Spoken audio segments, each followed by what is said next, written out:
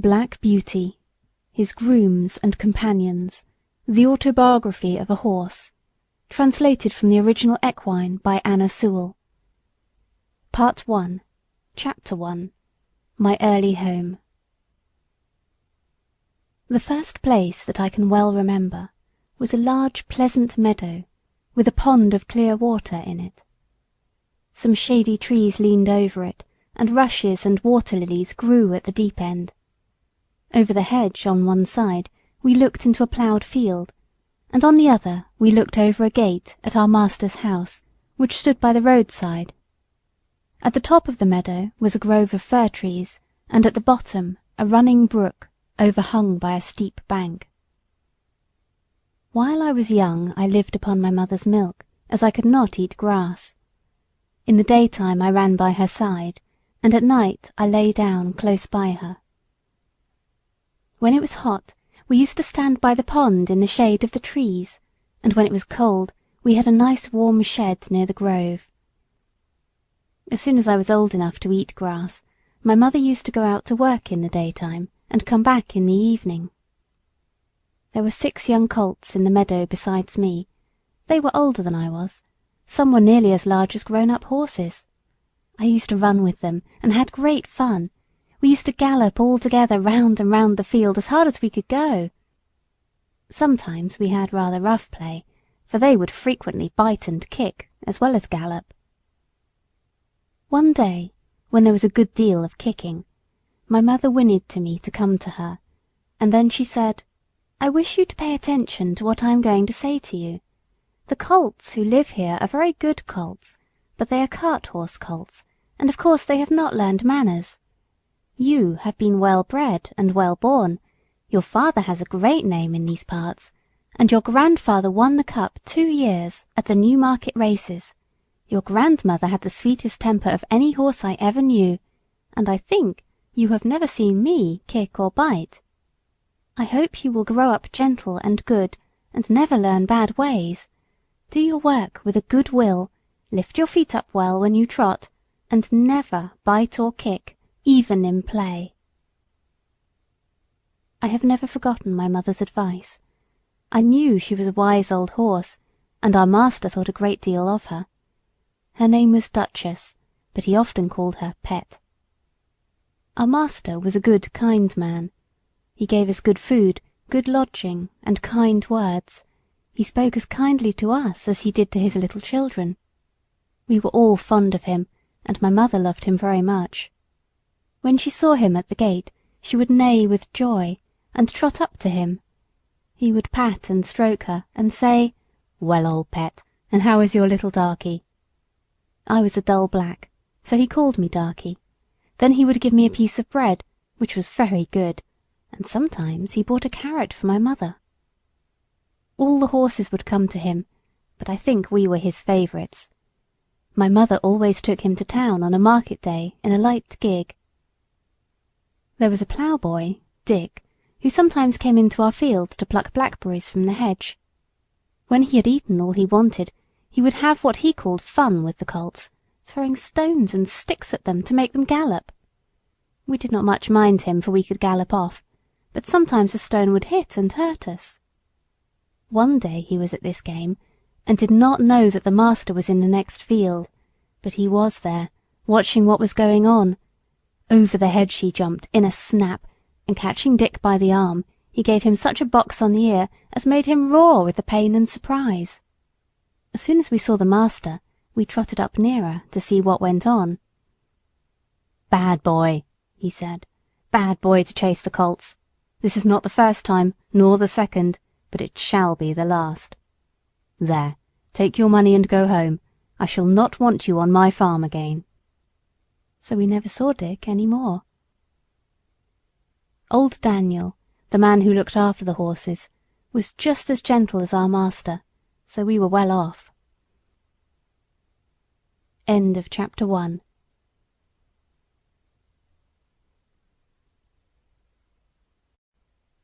Black Beauty by Anna Sewell. Chapter 2. The Hunt. Before I was 2 years old, a circumstance happened which I have never forgotten.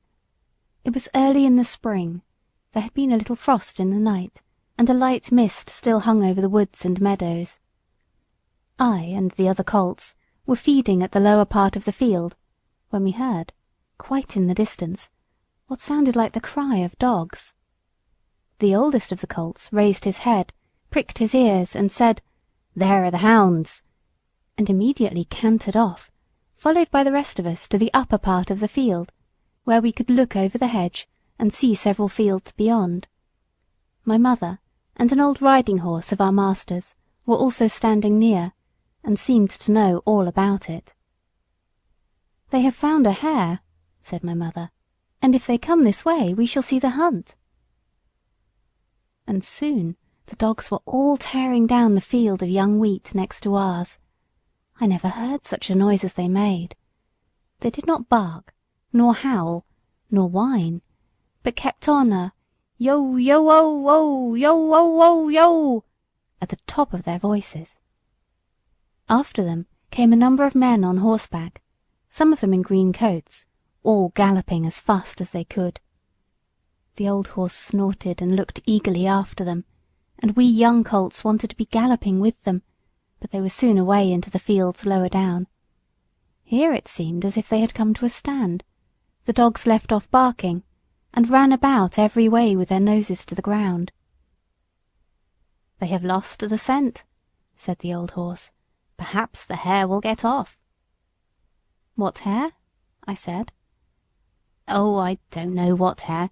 Likely enough it may be one of our own hares out of the woods. Any hare they can find will do for the dogs and men to run after." And before long the dogs began their yo yo wo wo again, and back they came all together at full speed, making straight for our meadow, at the part where the high bank and hedge overhang the brook. "Now we shall see the hare," said my mother, and just then a hare wild with fright rushed by and made for the woods. On came the dogs. They burst over the bank, leapt the stream, and came dashing across the field, followed by the huntsman. 6 or 8 men leaped their horses clean over, close upon the dogs.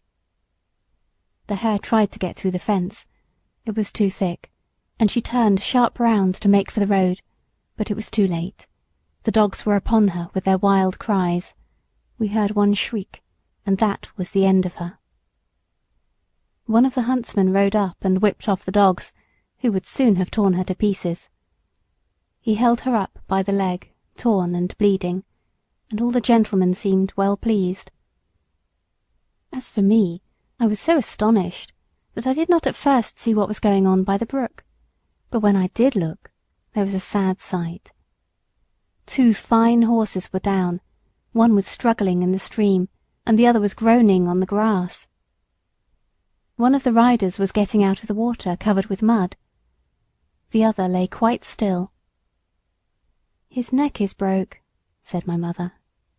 "And serve him right too," said one of the colts.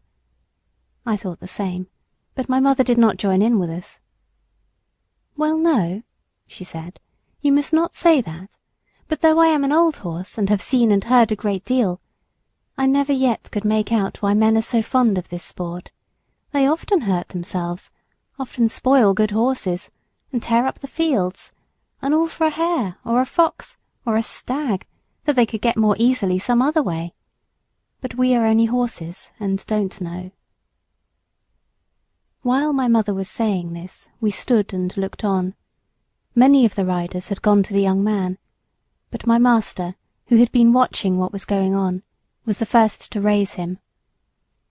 His head fell back, and his arms hung down, and everyone looked very serious. There was no noise now. Even the dogs were quiet, and seemed to know that something was wrong. They carried him to our master's house. I heard afterward that it was young George Gordon, the squire's only son, a fine, tall young man, and the pride of his family. There was now riding off in all directions to the doctor's, to the farrier's, and no doubt to Squire Gordon's, to let him know about his son. When Mr. Bond, the farrier, came to look at the black horse that lay groaning on the grass, he felt him all over, and shook his head. One of his legs was broken. Then someone ran to our master's house and came back with a gun.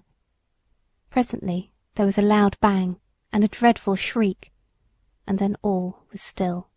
The black horse moved no more. My mother seemed much troubled. She said she had known that horse for years, and that his name was Rob Roy. He was a good horse, and there was no vice in him. She would never go to that part of the field afterward. Not many days after, we heard the church bell tolling for a long time, and looking over the gate, we saw a long, strange black coach that was covered with black cloth and was drawn by black horses. After that came another, and another, and another, and all were black, while the bell kept tolling, tolling. They were carrying young Gordon to the churchyard to bury him. He would never ride again. What they did with Rob Roy I never knew, but 'twas all for one little hare. End of chapter 2.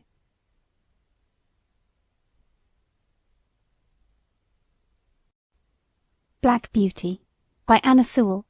Chapter 3. My Breaking In. I was now beginning to grow handsome.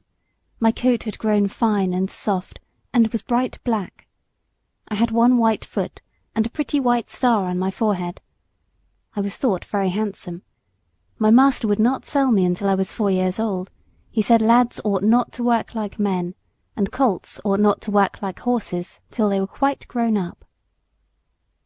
When I was 4 years old, Squire Gordon came to look at me. He examined my eyes, my mouth, and my legs. He felt them all down, and then I had to walk and trot and gallop before him. He seemed to like me, and said, "When he has been well broken in, he will do very well." My master said he would break me in himself, as he should not like me to be frightened or hurt, and he lost no time about it, for the next day we began. Everyone may not know what breaking in is, therefore I will describe it. It means to teach a horse to wear a saddle and bridle, and to carry on his back a man, woman, or child. To go just the way they wish, and to go quietly. Besides this, he has to learn to wear a collar, a crupper, and a breeching, and to stand still while they are put on. Then to have a cart or chaise fixed behind, so that he cannot walk or trot without dragging it behind him. And he must go fast or slow, just as his driver wishes. He must never start at what he sees, nor speak to other horses, nor bite, nor kick, nor have any will of his own, but always do his master's will, even though he be very tired or hungry. But the worst of all is, once his harness is on, he may neither jump for joy nor lie down for weariness. So you see, this breaking in is a great thing. I had of course long been used to a halter and a headstall, and to be led about in the fields and lanes quietly, but now I was to have a bit and bridle. My master gave me some oats as usual, and after a good deal of coaxing, he got the bit into my mouth and the bridle fixed, but it was a nasty thing. Those who have never had a bit in their mouths cannot think how bad it feels. A great piece of cold hard steel, as thick as a man's finger, to be pushed into one's mouth, between one's teeth and over one's tongue, with the ends coming out at the corner of your mouth, and held fast there by straps over your head, under your throat, round your nose, and under your chin, so that no way in the world can you get rid of the nasty hard thing. It is very bad. Yes, very bad. At least I thought so, but I knew my mother always wore one when she went out, and that all horses did when they were grown up, and so, what with the nice oats, and what with my master's pats, kind words, and gentle ways, I got to wear my bit and bridle. Next came the saddle, but that was not half so bad. My master put it on my back very gently, while old Daniel held my head. He then made the girths fast under my body, patting and talking to me all the time. Then I had a few oats, then a little leading about, and this he did every day, till I began to look for the oats and the saddle. At length, one morning, my master got on my back, and rode me round the meadow on the soft grass. It certainly did feel queer, but I must say I felt rather proud to carry my master, and, as he continued to ride me a little every day, I soon became accustomed to it. The next unpleasant business was putting on the iron shoes. That too was very hard at first. My master went with me to the smith's forge to see that I was not hurt or got any fright. The blacksmith took my feet in his hand, one after the other, and cut away some of the hoof. It did not pain me, so I stood still on 3 legs till he had done them all. Then he took a piece of iron the shape of my foot, and clapped it on, and drove some nails through the shoe quite into my hoof, so that the shoe was firmly on.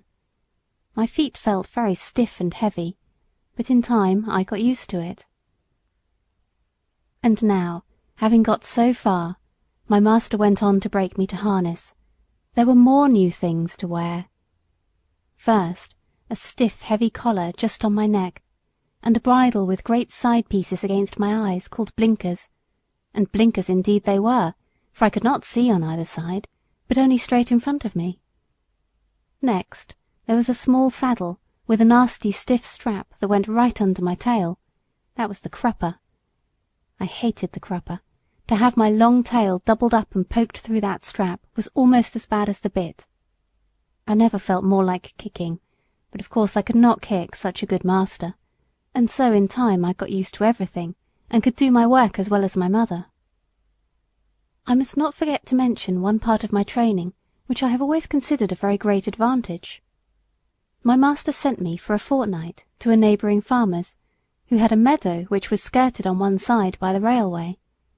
Here were some sheep and cows, and I was turned in among them.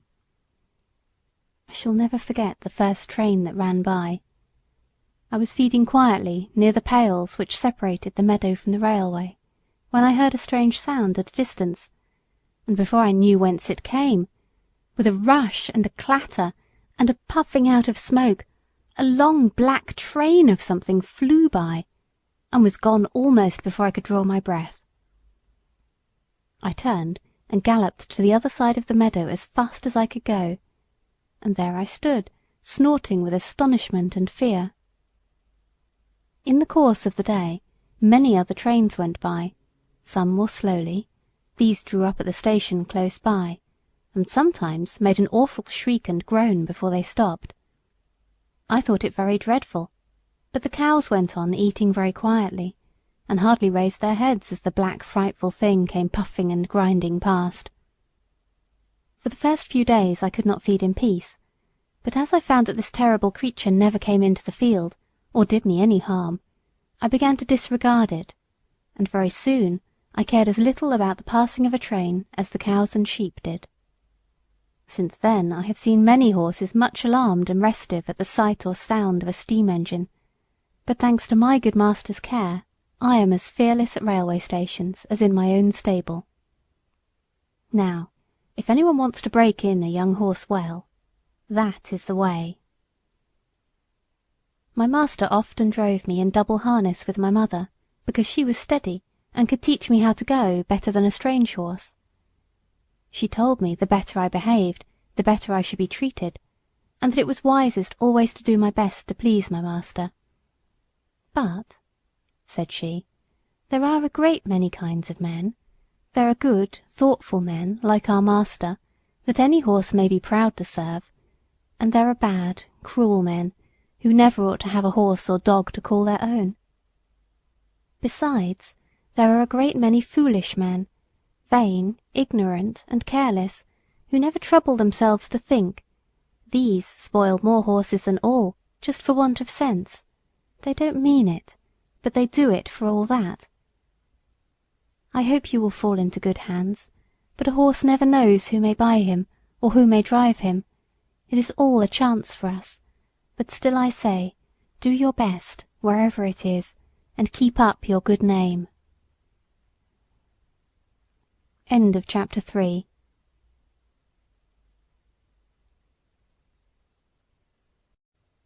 Black Beauty by Anna Sewell. Chapter 4. Berthwick Park.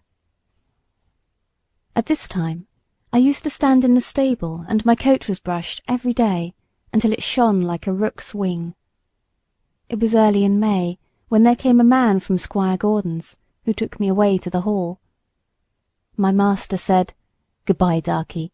Be a good horse, and always do your best." I could not say good-bye, so I put my nose into his hand, he patted me kindly, and I left my first home. As I lived some years with Squire Gordon, I may as well tell something about the place. Squire Gordon's park skirted the village of Berthwick. It was entered by a large iron gate, at which stood the first lodge, and then you trotted along on a smooth road between clumps of large old trees, then another lodge and another gate, which brought you to the house and the gardens. Beyond this lay the home paddock, the old orchard, and the stables. There was accommodation for many horses and carriages, but I need only describe the stable into which I was taken. This was very roomy, with 4 good stalls. A large swinging window opened into the yard, which made it pleasant and airy. The first stall was a large square one, shut in behind with a wooden gate. The others were common stalls, good stalls, but not nearly so large. It had a low rack for hay and a low manger for corn. It was called a loose box, because the horse that was put into it was not tied up, but left loose to do as he liked. It is a great thing to have a loose box. Into this fine box the groom put me. It was clean, sweet, and airy. I never was in a better box than that, and the sides were not so high but that I could see all that went on through the iron rails that were at the top. He gave me some very nice oats, he patted me, spoke kindly, and then went away. When I had eaten my corn, I looked around. In the stall next to mine stood a little fat grey pony with a thick mane and tail, a very pretty head, and a pert little nose. I put my head up to the iron rails at the top of my box and said, "How do you do? What is your name?" He turned round as far as his halter would allow, held up his head, and said, "My name is Merrylegs. I am very handsome. I carry the young ladies on my back, and sometimes I take our mistress out in the low chair. They think a great deal of me, and so does James. Are you going to live next door to me in the box?" I said, "Yes." "Well then," he said, "I hope you are good-tempered. I do not like anyone next door who bites." Just then a horse's head looked over from the stall beyond. The ears were laid back, and the eye looked rather ill-tempered. This was a tall chestnut mare, with a long, handsome neck. She looked across to me and said, "So it is you who have turned me out of my box. It is a very strange thing for a colt like you to come and turn a lady out of her own home." "I beg your pardon," I said. "I have turned no one out. The man who brought me put me here, and I had nothing to do with it. And as to my being a colt, I am turned 4 years old, and am a grown-up horse. I never had words yet with horse or mare, and it is my wish to live at peace." "Well," she said, "we shall see. Of course I do not want to have words with a young thing like you." I said no more. In the afternoon, when she went out, Merrylegs told me all about it. "The thing is this," said Merrylegs. "Ginger has a bad habit of biting and snapping. That is why they call her Ginger. And when she was in the loose box, she used to snap very much. One day she bit James in the arm and made it bleed, and so Miss Flora and Miss Jessie, who were very fond of me, were afraid to come into the stable. They used to bring me nice things to eat, an apple or a carrot or a piece of bread, but after Ginger stood in that box they dared not come, and I missed them very much. I hope they will now come again, if you do not bite or snap." I told him I never bit anything but grass, hay, and corn, and could not think what pleasure Ginger found it. "Well, I don't think she does find pleasure," says Merrylegs. "It is just a bad habit. She says no one was ever kind to her, and why should she not bite? Of course, it is a very bad habit, but I am sure, if all she says be true, she must have been very ill-used before she came here. John does all he can to please her, and James does all he can, and our master never uses a whip if a horse acts right, so I think she might be good-tempered here. You see," he said, with a wise look. "I am 12 years old. I know a great deal, and I can tell you there is not a better place for a horse all round the country than this. John is the best groom that ever was. He has been here 14 years, and you never saw such a kind boy as James is, so that it is all Ginger's own fault that she did not stay in that box."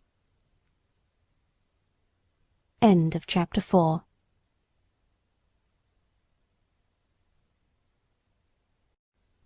Black Beauty by Anna Sewell. Chapter 5. A Fair Start. The name of the coachman was John Manley.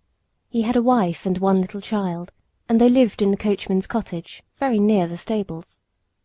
The next morning he took me into the yard and gave me a good grooming, and just as I was going into my box with my coat soft and bright, the Squire came in to look at me and seemed pleased.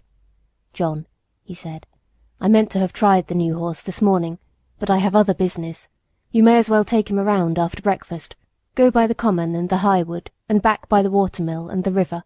That will show his paces." "I will, sir," said John. After breakfast he came and fitted me with a bridle.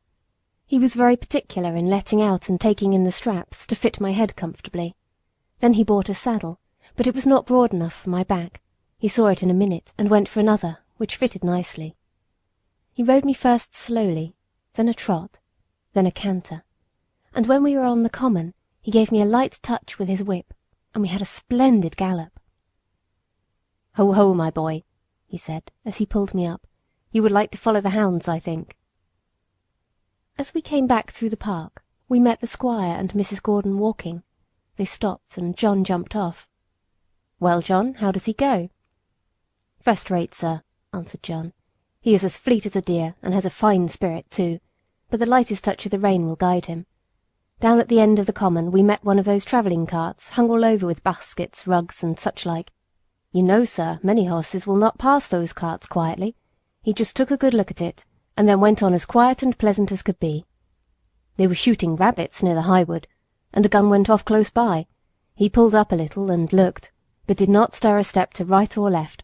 I just held the rein steady and did not hurry him, and it's my opinion he has not been frightened or ill-used while he was young." "That's well," said the Squire. "I will try him myself tomorrow." The next day I was brought up for my master. I remembered my mother's counsel, and my good old master's, and I tried to do exactly what he wanted me to do. I found he was a very good rider, and thoughtful for his horse too. When he came home, the lady was at the hall door as he rode up. "Well, my dear," she said, "how do you like him?" "He is exactly what John said," he replied. "A pleasanter creature I never wish to mount. What shall we call him?" "Would you like Ebony?" said she. "He is as black as Ebony." "No, not Ebony." "Will you call him Blackbird, like your uncle's old horse?" "No, he is far handsomer than old Blackbird ever was." "Yes," she said, "he really is quite a beauty, and he has such a sweet, good-tempered face, and such a fine, intelligent eye. What do you say to calling him Black Beauty?" "Black Beauty? Why, yes, I think that is a very good name. If you like, it shall be his name." And so it was. When John went into the stable, he told James that master and mistress had chosen a good, sensible English name for me that meant something, not like Marengo or Pegasus or Abdallah. They both laughed, and James said, "If it was not for bringing back the past, I should have named him Rob Roy, for I never saw two horses more alike." "That's no wonder," said John. "Didn't you know that Farmer Gray's old Duchess was the mother of them both?" I had never heard that before, and so poor Rob Roy, who was killed at that hunt, was my brother. I did not wonder that my mother was so troubled. It seems that horses have no relations, at least they never know each other after they are sold. John seemed very proud of me. He used to make my mane and tail almost as smooth as a lady's hair, and he would talk to me a great deal. Of course I did not understand all he said, but I learned more and more to know what he meant, and what he wanted me to do. I grew very fond of him. He was so gentle and kind. He seemed to know just how a horse feels, and when he cleaned me, he knew the tender places and the ticklish places. When he brushed my head, he went as carefully over my eyes as if they were his own, and never stirred up any ill temper. James Howard, the stable boy, was just as gentle and pleasant in his way, so I thought myself well off. There was another man who helped in the yard, but he had very little to do with Ginger and me. A few days after this I had to go out with Ginger in the carriage. I wondered how we should get on together, but except laying her ears back when I was led up to her, she behaved very well. She did her work honestly, and did her full share, and I never wished to have a better partner in double harness. When we came to a hill, instead of slackening her pace, she would throw her weight right into the collar and pull away straight up. We had both the same sort of courage at our work, and John had oftener to hold us in than to urge us forward. He never had to use the whip with either of us. Then our paces were much the same, and I found it very easy to keep step with her when trotting, which made it pleasant, and master always liked it when we kept step well, and so did John. After we had been out 2 or 3 times together, we grew quite friendly and sociable, which made me feel very much at home. As for Merrylegs, he and I soon became great friends. He was such a cheerful, plucky, good-tempered little fellow that he was a favourite with everyone, and especially with Miss Jessie and Flora, who used to ride him about in the orchard and have fine games with him and their little dog Frisky. Our master had 2 other horses that stood in another stable. One was Justice, a roan cob, used for riding or for the luggage cart. The other was an old brown hunter named Sir Oliver. He was past work now, but was a great favourite with the master, who gave him the run of the park.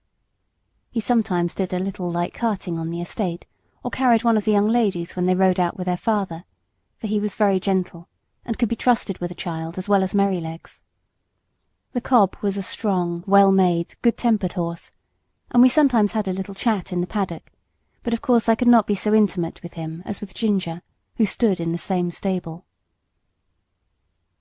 End of chapter 5.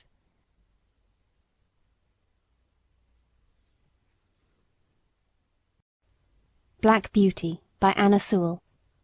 Chapter 6. Liberty.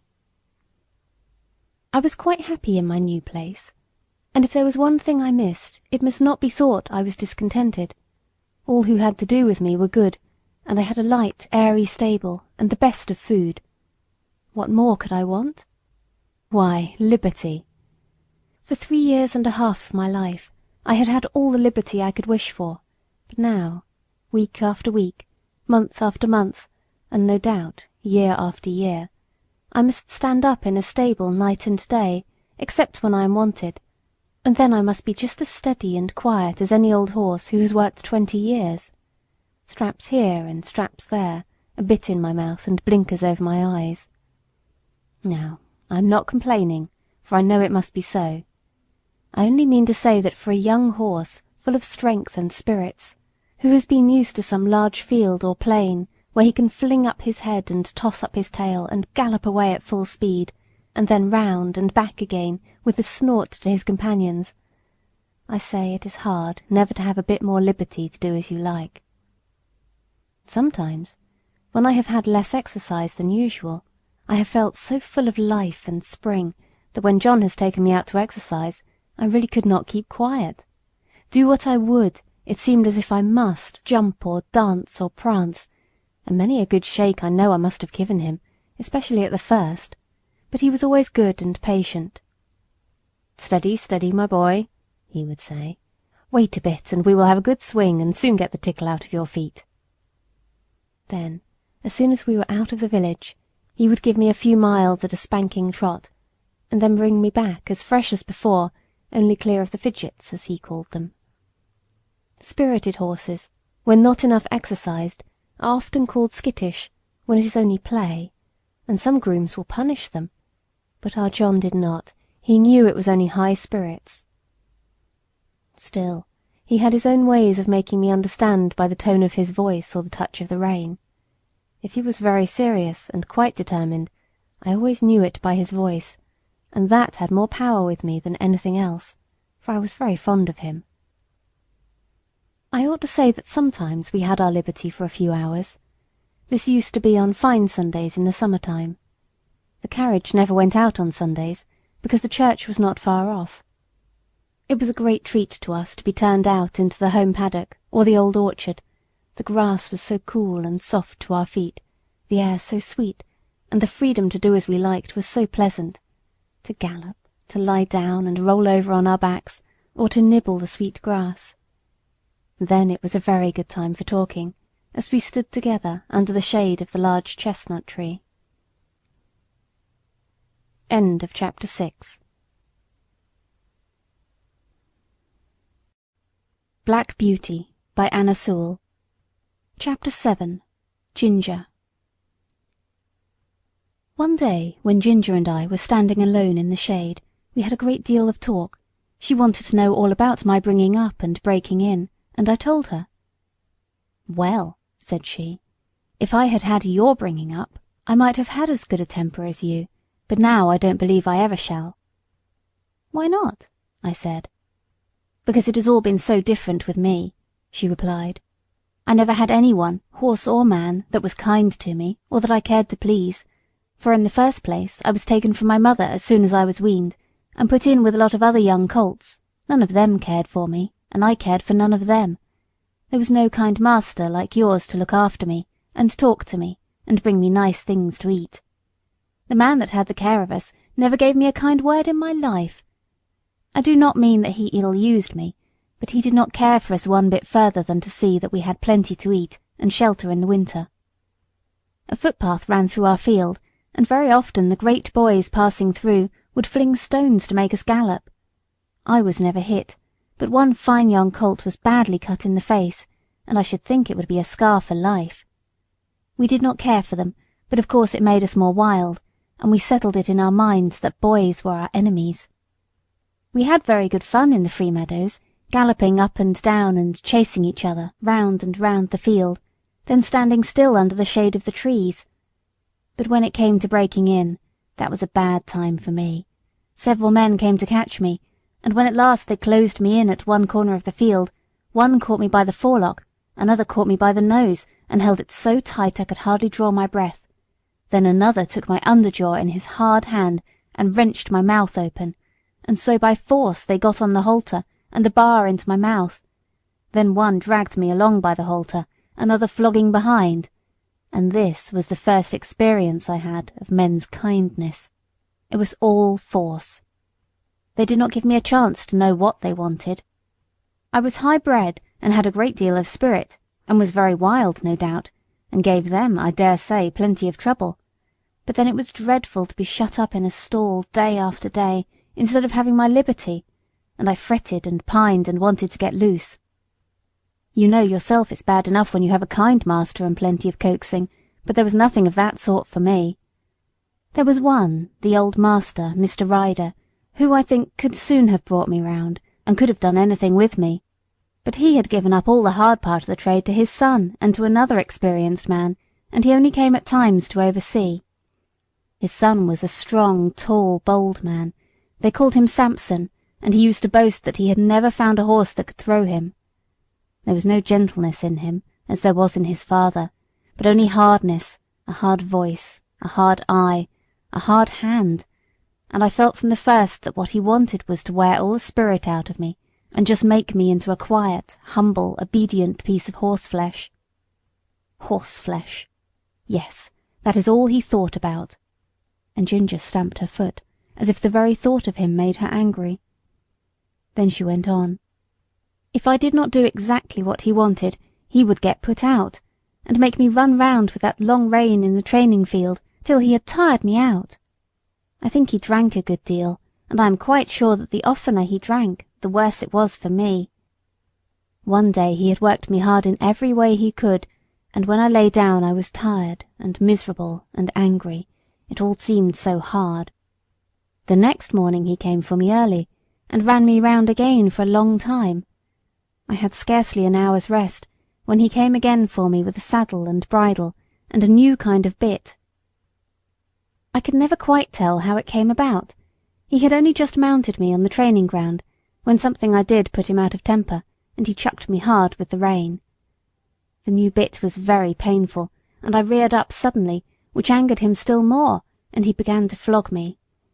I felt my whole spirit set against him, and I began to kick and plunge and rear as I had never done before, and we had a regular fight. For a long time he stuck to the saddle, and punished me cruelly with his whip and spurs, but my blood was thoroughly up, and I cared for nothing he could do, if only I could get him off. At last, after a terrible struggle, I threw him off backward. I heard him fall heavily on the turf, and without looking behind me, I galloped off to the other end of the field. There I turned round, and saw my persecutor slowly rising from the ground, and going into the stable. I stood under an oak tree and watched, but no one came to catch me. The time went on, and the sun was very hot. The flies swarmed around me, and settled on my bleeding flanks where the spurs had dug in. I felt hungry, for I had not eaten since the early morning, but there was not enough grass in that meadow for a goose to live on. I wanted to lie down and rest, but with the saddle strapped tightly on there was no comfort, and there was not a drop of water to drink. The afternoon wore on, and the sun got low. I saw the other colts led in, and I knew they were having a good feed. At last, just as the sun went down, I saw the old master come out with a sieve in his hand. He was a very fine old gentleman, with quite white hair, but his voice was what I should know him by among 1,000.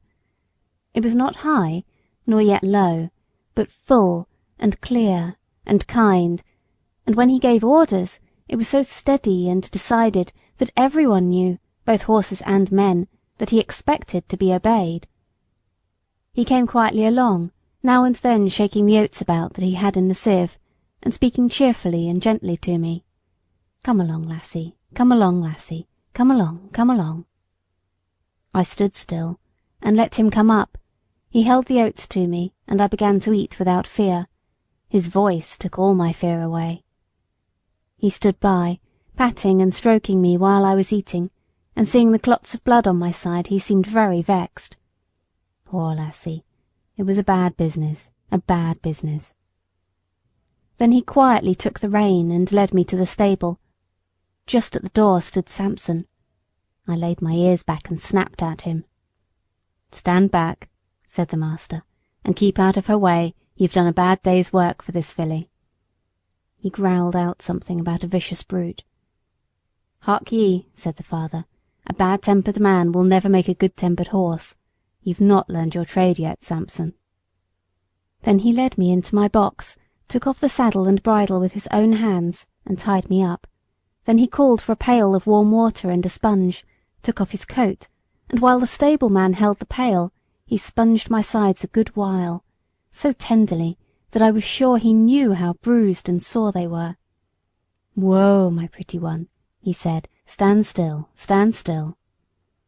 His very voice did me good, and the bathing was very comfortable. The skin was so broken at the corners of my mouth that I could not eat the hay, the stalks hurt me.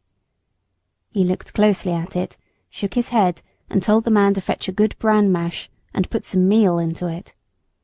How good that mash was, and so soft and healing to my mouth. He stood by all the time I was eating, stroking me and talking to the man.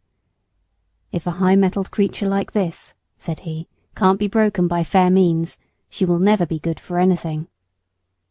After that he often came to see me, and when my mouth was healed, the other breaker, Job they called him, went on training me. He was steady and thoughtful, and I soon learned what he wanted. End of chapter 7.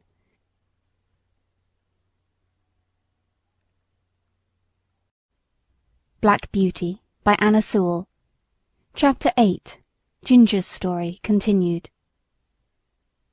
The next time that Ginger and I were together at the paddock, she told me about her first place. "After my breaking in," she said, "I was bought by a dealer to match another chestnut horse. For some weeks he drove us together, and then we were sold to a fashionable gentleman and were sent up to London. I had been driven with a check rein by the dealer, and I hated it worse than anything else, but in this place we were reined far tighter, the coachman and his master thinking we looked more stylish so. We were often driven about in the park and other fashionable places. You, who have never had a check-rein on, don't know what it is, but I can tell you it is dreadful. I like to toss my head about, and hold it as high as any horse. But fancy now, yourself, if you tossed your head up high, and were obliged to hold it there, and that for hours together, not able to move it at all, except with a jerk still higher, your neck aching till you did not know how to bear it. Besides that, to have 2 bits instead of 1, and mine was a sharp one, it hurt my tongue and my jaw, and the blood from my tongue coloured the froth that kept flying from my lips as I chafed and fretted at the bits and rein. It was worst when we had to stand by the hour, waiting for our mistress at some grand party or entertainment, and if I fretted or stamped with impatience, the whip was laid on. It was enough to drive one mad. "Did not your master take any thought for you?" I said. "No," said she, "he only cared to have a stylish turnout, as they call it. I think he knew very little about horses. He left that to his coachman, who told him I had an irritable temper, that I had not been well broken to the check-rein, but I should soon get used to it. But he was not the man to do it, for when I was in the stable, miserable and angry, instead of being smoothed and quieted by kindness, I got only a surly word or a blow. If he had been civil, I would have tried to bear it. I was willing to work, and ready to work hard too, but to be tormented for nothing but their fancies angered me. What right had they to make me suffer like that? Besides, the soreness in my mouth and the pain in my neck, it always made my windpipe feel bad, and if I had stopped there long, I know it would have spoiled my breathing. But I grew more and more restless and irritable. I could not help it, and I began to snap and kick when anyone came to harness me. For this the groom beat me, and one day, as they had just buckled us into the carriage, and were straining my head up with that rein, I began to plunge and kick with all my might. I soon broke a lot of harness, and kicked myself clear, so that was an end of that place. After this I was sent to Tattersall's to be sold. Of course I could not be warranted free from vice, so nothing was said about that. My handsome appearance and good paces soon brought a gentleman to bid for me, and I was bought by another dealer. He tried me in all kinds of ways and with different bits, and he soon found out what I could not bear. At last he drove me quite without a check-rein, and then sold me as a perfectly quiet horse to a gentleman in the country. He was a good master, and I was getting on very well, but his old groom left him, and a new one came. This man was as hard-tempered and hard-handed as Samson.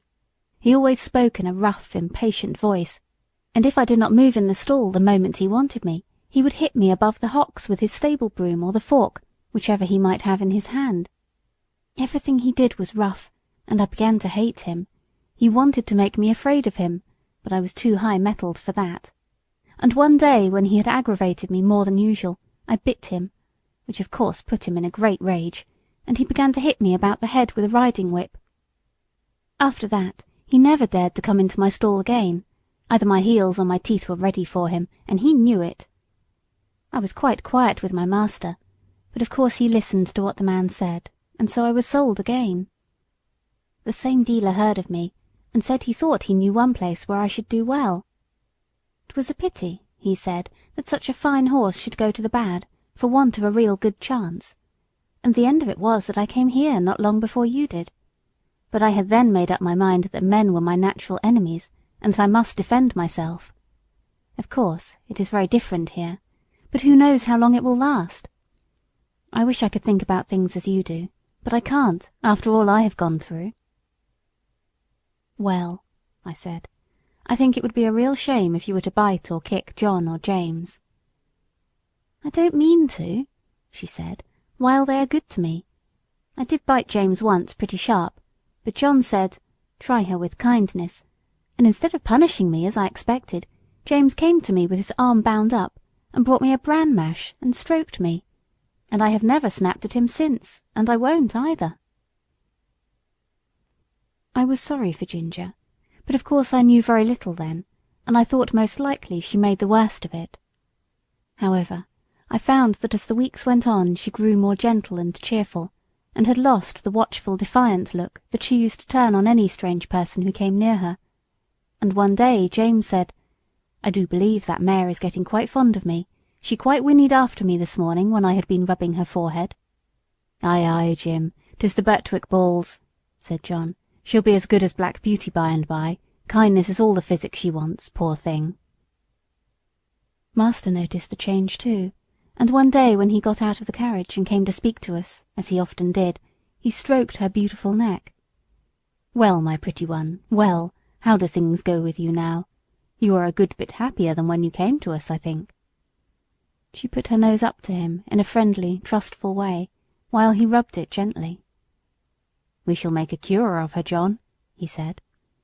"Yes, sir, she's wonderfully improved. She's not the same creature that she was. It's the Berthwick balls, sir," said John, laughing. This was a little joke of John's. He used to say that a regular course of the Berthwick horse balls would cure almost any vicious horse. These balls, he said, were made up of patience and gentleness, firmness and petting, 1 pound of each to be mixed up with half a pint of common sense, and given to the horse every day. End of chapter 8.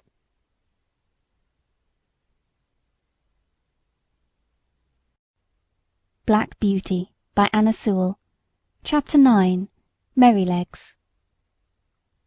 Mr. Bloomfield, the vicar, had a large family of boys and girls. Sometimes they used to come and play with Miss Jessie and Flora.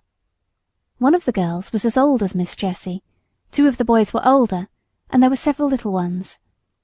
When they came there was plenty of work for Merrylegs, for nothing pleased them so much as getting on him by turns, and riding him all about the orchard and the home paddock, and this they would do by the hour together.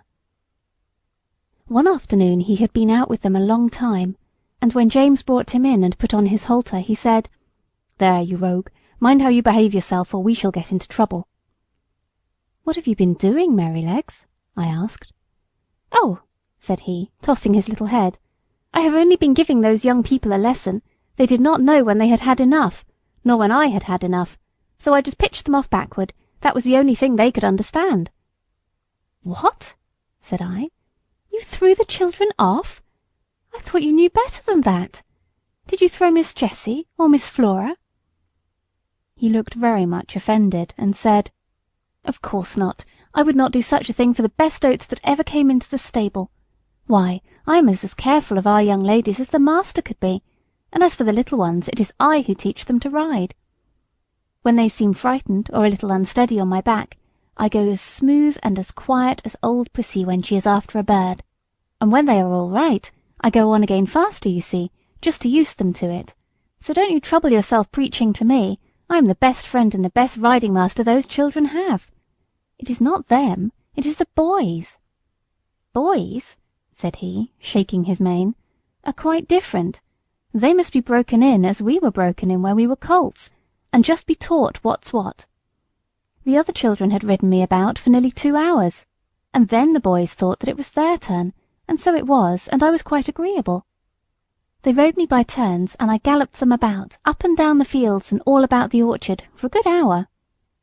They had each cut a great hazel stick for a riding whip, and laid it on a little too hard, but I took it in good part, till at last I thought we had had enough, so I stopped 2 or 3 times by way of a hint. Boys, you see, think a horse or a pony is like a steam engine or a thrashing machine, and can go on as long and as fast as they please. They never think that a pony can get tired or have any feelings. So, as the one who was whipping me could not understand, I just rose up on my hind legs and let him slip off behind. That was all. He mounted me again, and I did the same. Then the other boy got on, and as soon as he began to use his stick, I laid him on the grass, and so on, till they were able to understand. That was all. They are not bad boys. They don't wish to be cruel. I like them very well, but you see I had to give them a lesson. When they brought me to James and told him, I think he was very angry to see such big sticks. He said they were only fit for drovers or gypsies, and not for young gentlemen." "Had I been you," said Ginger, "I would have given those boys a good kick, and that would have given them a lesson." "No doubt you would," said Merrylegs, "but then I am not quite such a fool, begging your pardon, as to anger our master or make James ashamed of me. Besides, those children are under my charge when they are riding. I tell you they are entrusted to me. Why, only the other day I heard our master say to Mrs. Bloomfield, My dear madam, you need not be anxious about the children. My old Merrylegs will take as much care of them as you or I could. I assure you I would not sell that pony for any money. He is so perfectly good-tempered and trustworthy. And do you think I am such an ungrateful brute as to forget all the kind treatment I've had here for 5 years, and all the trust that they place in me, and turn vicious because a couple of ignorant boys used me badly? No, no. You never had a good place where they were kind to you, and so you don't know, and I'm sorry for you. But I can tell you good places make good horses. I wouldn't vex our people for anything. I love them, I do," said Merrylegs, and he gave a low ho-ho-ho through his nose, as he used to do in the morning when he heard James's footstep at the door. "Besides," he went on, "if I took to kicking, where should I be?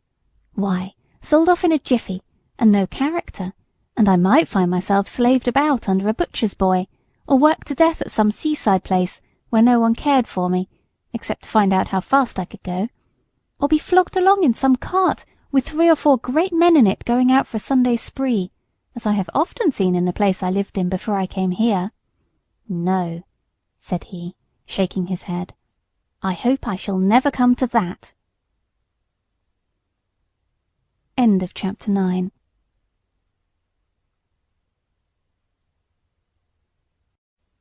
Black Beauty by Anna Sewell. Chapter 10. A Talk in the Orchard. Ginger and I were not of the regular tall carriage horse breed. We had more of the racing blood in us. We stood about 15½ hands high.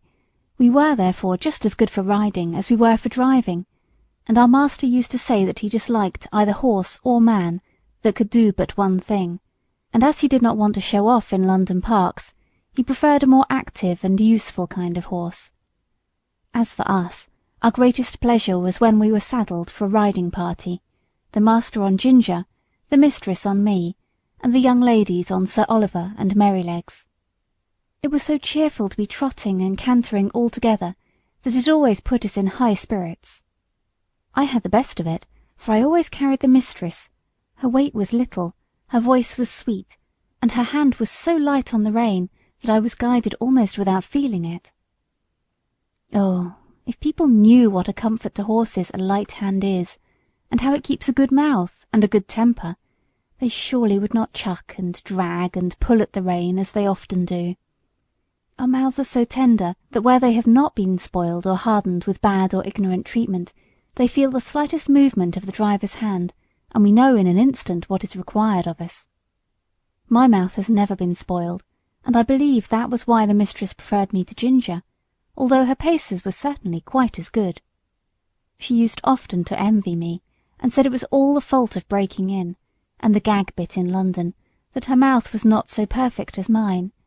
And then old Sir Oliver would say, "There, there, don't vex yourself. You have the greatest honour. A mare that can carry a tall man of our master's weight, with all your spring and sprightly action, does not need to hold her head down because she does not carry the lady. We horses must take things as they come, and always be contented and willing so long as we are kindly used." I had often wondered how it was that Sir Oliver had such a very short tail. It was really only 6 or 7 inches long, with a tassel of hair hanging from it, and on one of our holidays in the orchard I ventured to ask him by what accident it was that he had lost his tail. "Accident!" he snorted, with a fierce look. "It was no accident. It was a cruel, shameful, cold-blooded act. When I was young, I was taken to a place where these cruel things were done. I was tied up and made fast so that I could not stir, and then they came and cut off my long and beautiful tail, through the flesh and through the bone, and took it away." "How dreadful!" I exclaimed. "Dreadful? Ah, it was dreadful, but it was not only the pain, though that was terrible and lasted a long time. It was not only the indignity of having my best ornament taken from me, though that was bad, but it was this: how could I ever brush the flies off my sides and my hind legs any more? You who have tails just whisk the flies off without thinking about it, and you can't tell what a torment it is to have them settle upon you and sting, and have nothing in the world to lash them off with.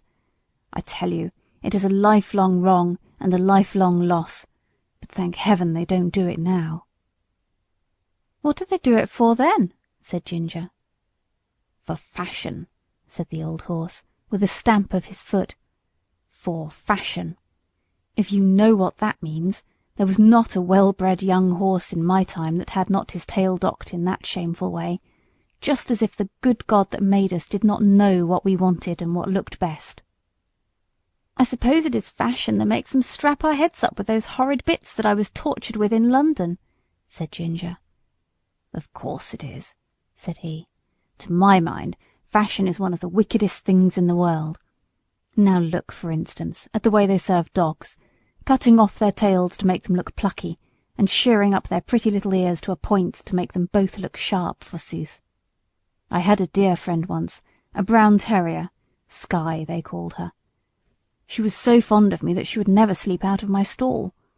She made her bed under the manger, and there she had a litter of 5 as pretty little puppies as need be. None were drowned, for they were a valuable kind, and how pleased she was with them. And when they got their eyes open and crawled about, it was a real pretty sight. But one day the man came and took them all away. I thought he might be afraid I should tread upon them. But it was not so. In the evening poor Skye brought them back again, one by one, in her mouth, not the happy little things that they were, but bleeding and crying pitifully. They had all had a piece of their tails cut off, and the soft flap of their pretty little ears was cut quite off. How their mother licked them, and how troubled she was, poor thing! I never forgot it. They healed in time, and they forgot the pain, but the nice soft flap, that of course was intended to protect the delicate part of their ears from dust and injury, was gone for ever. Why don't they cut their own children's ears into points to make them look sharp? Why don't they cut the end off their noses to make them look plucky? One would be just as sensible as the other. What right have they to torment and disfigure God's creatures? Sir Oliver, though he was so gentle, was a fiery old fellow, and what he said was all so new to me and so dreadful that I found a bitter feeling towards men rise up in my mind that I had never had before. Of course Ginger was very much excited.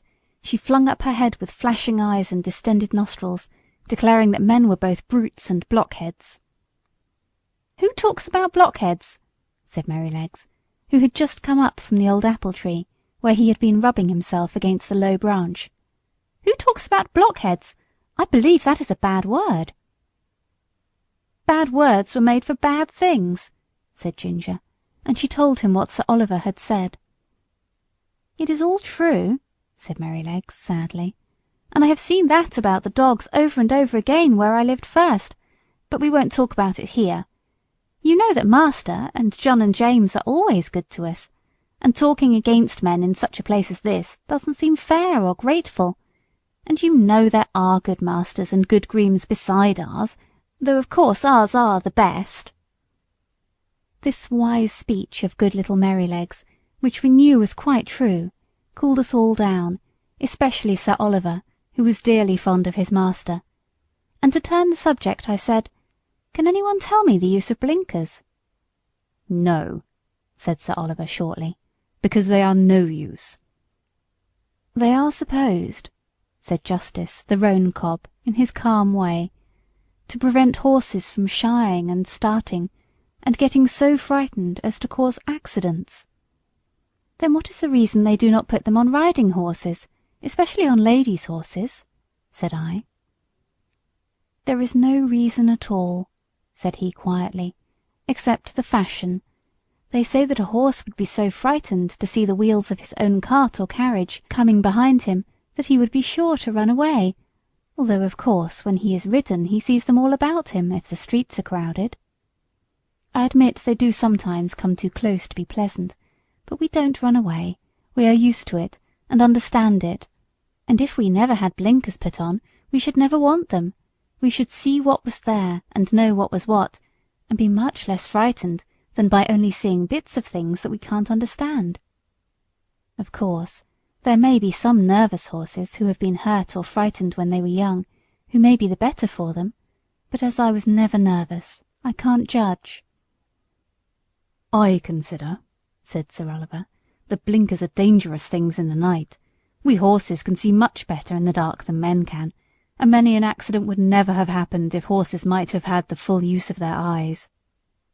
Some years ago, I remember, there was a hearse with 2 horses returning one dark night, and just by Farmer Sparrow's house, where the pond is close to the road, the wheels went too near the edge, and the hearse was overdrowned into the water. Both the horses were drowned, and the driver hardly escaped. Of course, after this accident, a stout white rail was put up that might be easily seen, but if those horses had not been partly blinded, they would have themselves kept further from the edge, and no accident would have happened. When our master's carriage was overturned, before you came here, it was said that if the lamp on the left side had not gone out, John would have seen the great hole that the road-makers had left. And so he might, but if old Colin had not had blinkers on, he would have seen it, lamp or no lamp, for he was far too knowing an old horse to run into danger. As it was, he was very much hurt, the carriage was broken, and how John escaped nobody knew." "I should say," said Ginger, curling her nostril, "that these men, who are so wise, had better give orders that in the future all foals should be born with their eyes set just in the middle of their foreheads, instead of on the side. They always think they can improve upon nature and mend what God has made." Things were getting rather sore again, when Merrylegs held up his knowing little face and said, "I'll tell you a secret. I believe John does not approve of blinkers. I heard him talking with Master about it one day. The Master said that, if horses had been used to them, it might be dangerous in some cases to leave them off. And John said he thought it would be a good thing if all colts were broken in without blinkers, as was the case in some foreign countries. So let us cheer up, and have a run to the other end of the orchard. I believe the wind has blown down some apples, and we might just as well eat them as the slugs." Merrylegs could not be resisted, so we broke off our long conversation and got up our spirits by munching some very sweet apples, which lay scattered on the grass. End of Chapter 10.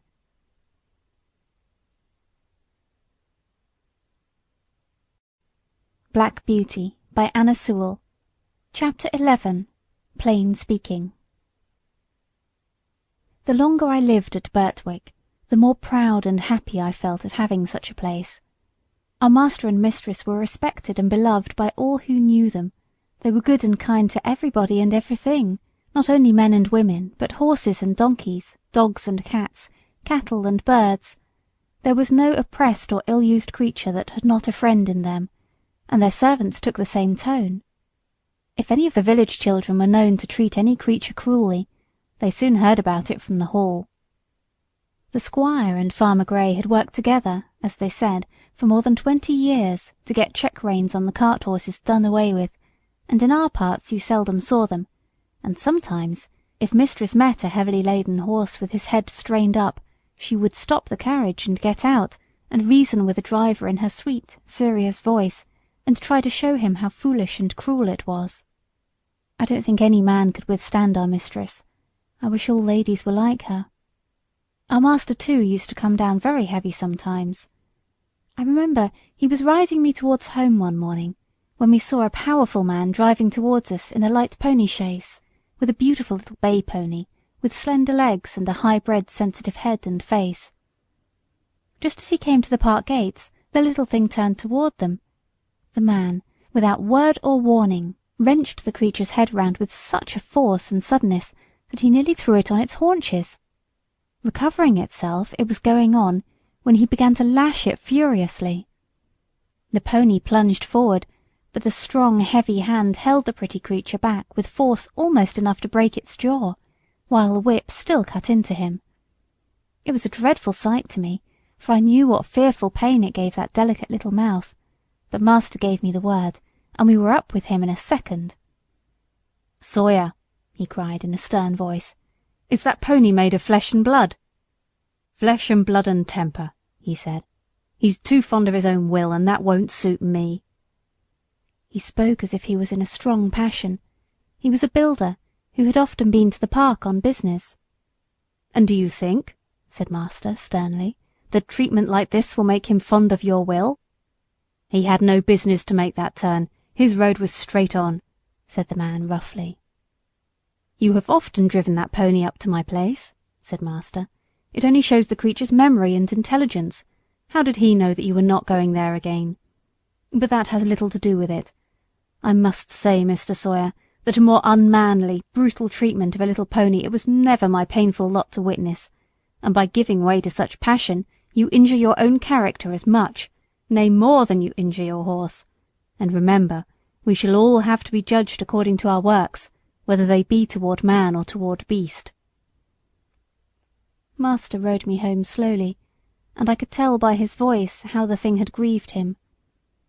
He was just as free to speak to gentlemen of his own rank as to those below him, for another day, when we were out, we met a Captain Langley, a friend of our master's. He was driving a splendid pair of greys in a kind of break. After a little conversation, the captain said, "What do you think of my new team, Mr. Douglas? You know, you are the judge of horses in these parts, and I should like your opinion." The master backed me a little, so as to get a good view of them. "They are an uncommonly handsome pair," he said, "and if they are as good as they look, I am sure you need not wish for anything better. But I see you still hold that pet scheme of yours for worrying your horses and lessening their power." "What do you mean?" said the other. "The check reins? I know that's a hobby of yours. Well, the fact is I like to see my horses hold their head up." "So do I," said master, "as well as any man, but I don't like to see them held up. That takes all the shine out of it. Now, you are a military man, Langley, and no doubt like to see your regiment look well on parade, heads up and all that. But you would not take much credit for your drill if all your men had their heads tied to a backboard. It might not be much harm on parade, except to worry and fatigue them, but how would it be in a bayonet charge against the enemy, when they want the free use of every muscle, and all their strength thrown forward? I would not give much for their chance of victory. And it is just the same with horses. You fret and worry their tempers, and decrease their power. You will not let them throw their weight against their work, and so they have to do too much with their joints and muscles, and of course it wears them up faster. You may depend upon it, horses were intended to have their heads free as men's are, and if we could all act a little more according to common sense, and a good deal less according to fashion, we should find many things work easier. Besides, you know as well as I that if a horse makes a false step, he has much less chance of recovering himself if his head and neck are fastened back. And now," said the master, laughing, "I have given my hobby a good trot out. Can't you make up your mind to mount him too, Captain? Your example would go a long way." "I believe you are right in theory," said the other, "and that's rather a hard hit about the soldiers, but, well, I'll think about it." And so they parted. End of chapter 11.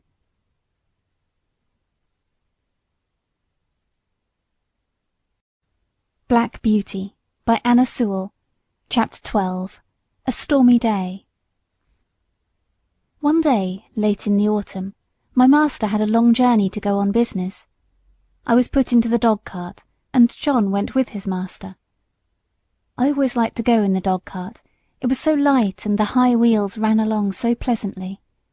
There had been a great deal of rain, and now the wind was very high, and blew the dry leaves across the road in a shower. We went along merrily till we came to the toll-bar and the low wooden bridge. The river-banks were rather high, and the bridge, instead of rising, went across just level, so that in the middle, if the river was full, the water would be nearly up to the woodwork and planks. But as there were good substantial rails on each side, people did not mind it. The man at the gate said the river was rising fast, and he feared it would be a bad night. Many of the meadows were under water, and in one low part of the road the water was halfway up to my knees. The bottom was good, and master drove gently, so it was no matter. When we got to the town, of course, I had a good bait, but as the master's business engaged him a long time, we did not start for home until rather late in the afternoon. The wind was then much higher, and I heard the master say to John that he had never been out in such a storm, and so I thought, as we went along the skirts of a wood, where the great branches were swaying about like twigs, and the rushing sound was terrible. "I wish we were well out of this wood," said my master. "Yes, sir," said John, It would be rather awkward if one of these branches came down on us." The words were scarcely out of his mouth when there was a groan and a crack and a splitting sound, and tearing, crashing down among the other trees came an oak torn up by the roots, and it fell right across the road just before us. I will never say I was not frightened, for I was. I stopped still, and I believe I trembled. Of course I did not turn round or run away. I was not brought up to that. John jumped out, and was in a moment at my head. "That was a very near touch," said my master. "What's to be done now?" "Well, sir, we can't drive over that tree, nor yet get round it. There will be nothing for it but to go back to the 4 crossways, and that will be a good 6 miles before we get round to the wooden bridge again. It will make us late, but the horse is fresh." So back we went and round by the crossroads, but by the time we got to the bridge it was very nearly dark. We could just see that the water was over the middle of it, but as that happened sometimes when the floods were out, master did not stop. We were going along at a good pace, but the moment my feet touched the first part of the bridge, I felt sure there was something wrong. I dare not go forward, and I made a dead stop. "Go on, Beauty," said my master, and he gave me a touch with the whip, but I dare not stir. He gave me a sharp cut. I jumped, but I dare not go forward. "There's something wrong, sir," said John, and he sprang out of the dog-cart and came to my head, and looked all about. He tried to lead me forward. "Come on, Beauty, what's the matter?" Of course I could not tell him, but I knew very well that the bridge was not safe. Just then the man at the toll-gate on the other side ran out of the house, tossing a torch about like one mad. "Hoi, hoi, hoi! Halloo! Stop!" he cried. "What's the matter?" shouted my master. "The bridge is broken in the middle, and part of it is carried away. If you come on, you'll be into the river." "Thank God," said my master. "You beauty," said John, and took the bridle and gently turned me round to the right-hand road by the riverside. The sun had set some time. The wind seemed to have lulled off since that furious blast which tore up the tree. It grew darker and darker, stiller and stiller. I trotted quietly along, the wheels hardly making a sound on the soft road. For a good while neither master nor John spoke, and then master began in a serious voice. I could not understand much of what they said, but I found they thought if I had gone on as the master wanted me, most likely the bridge would have given way under us, and horse, chaise, master, and man would have fallen into the river, and as the current was flowing very strongly, and there was no light and no help at hand, it was more than likely we should all have been drowned. Master said God had given men reason by which they could find out things for themselves, but he had given animals knowledge which did not depend on reason, and which was much more prompt and perfect in its way, and by which they had often saved the lives of men. John had many stories to tell of dogs and horses and the wonderful things they had done. He thought people did not value their animals half enough, nor make friends of them as they ought to do. I am sure he makes friends of them if ever a man did. At last we came to the park gates, and found the gardener looking out for us. He said that mistress had been in a dreadful way ever since dark, fearing some accident had happened, and that she had sent James off on Justice, the roan cob, toward the wooden bridge to make inquiry after us. We saw a light at the hall door and at the upper windows, and as we came up mistress ran out saying, "Are you really safe, my dear? Oh, I have been so anxious, fancying all sorts of things. Have you had no accident?" "No, my dear, but if your black beauty had not been wiser than we were, we should all have been carried down the river at the wooden bridge." I heard no more as they went into the house, and John took me to the stable. Oh, what a good supper he gave me that night, a good bran mash and some crushed beans with my oats, and such a thick bed of straw, and I was glad of it, for I was tired. End of chapter 12.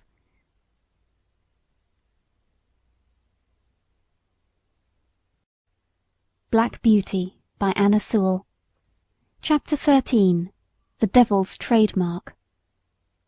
One day, when John and I had been out on some business of our master's, and were returning gently on a long straight road. At some distance we saw a boy trying to leap a pony over a gate. The pony would not take the leap, and the boy cut him with the whip, but he only turned off on one side. He whipped him again, but the pony turned off on the other side. Then the boy got off and gave him a hard thrashing, and knocked him about the head. Then he got up again and tried to make him leap the gate, kicking him all the time shamefully, but still the pony refused. When we were nearly at the spot, the pony put down his head and threw up his heels, and sent the boy neatly over into a broad quickset hedge, and with the rein dangling from his head he set off home at a full gallop. John laughed out quite loud. "Served him right," he said. "Oh, oh, oh!" cried the boy as he struggled about among the thorns. "I say, come and help me out." "Thank ye," said John. "I think you are quite in the right place, and maybe a little scratching will teach you not to leap a pony over a gate that is too high for him." And so with that John rode off. "It may be," said he to himself. "That young feller is a liar as well as a cruel one. We'll just go home by Farmer Bushby's, Beauty, and then if anyone wants to know, you and I can tell 'em, you see." So we turned off to the right, and soon came up to the stackyard, and within sight of the house. The farmer was hurrying out into the road, and his wife was standing at the gate, looking very frightened. "Have you seen my boy?" said Mr. Busby, as we came up. "He went out an hour ago on my black pony, and the creature is just come back without a rider." "I should think, sir," said John, "he had better be without a rider, unless he can be ridden properly." "What do you mean?" said the farmer. "Well, sir, I saw your son whipping and kicking and knocking that good little pony about shamefully, because he would not leap a gate that was too high for him. The pony behaved well, sir, and showed no vice, but at last he just threw up his heels and tipped the young gentleman into the thorn hedge. He wanted me to help him out, but I hope you will excuse me, sir, I did not feel inclined to do so. There's no bones broken, sir, he'll only get a few scratches. I love horses, and it riles me to see them badly used. It is a bad plan to aggravate an animal until he uses his heels. The first time is not always the last." During this time the mother began to cry. "Oh, my poor Bill, I must go and meet him, he must be hurt." "You had better go into the house, wife," said the farmer. "Bill wants a lesson about this, and I must see that he gets it. This is not the first time, nor the second, that he has ill-used that pony, and I shall stop it. I am much obliged to you, Manley. Good evening." So we went on, John chuckling all the way home. Then he told James about it, who laughed and said, "Serve him right. I knew that boy at school. He took great airs on himself because he was a farmer's son. He used to swagger about and bully the little boys. Of course, we elder ones would not have any of that nonsense, and let him know that in the school and in the playground, farmers' sons and labourers' sons were all alike. I well remember one day, just before afternoon school, I found him at the large window catching flies and pulling off their wings. He did not see me, and I gave him a box on the ears that laid him sprawling on the floor. Well, angry as I was almost frightened. He roared and bellowed in such a style. The boys rushed in from the playground, and the master ran in from the road to see who was being murdered. Of course I said fair and square at once what I had done and why. Then I showed the master the flies, some crushed and some crawling about helpless, and I showed him the wings on the window-sill. I never saw him so angry before.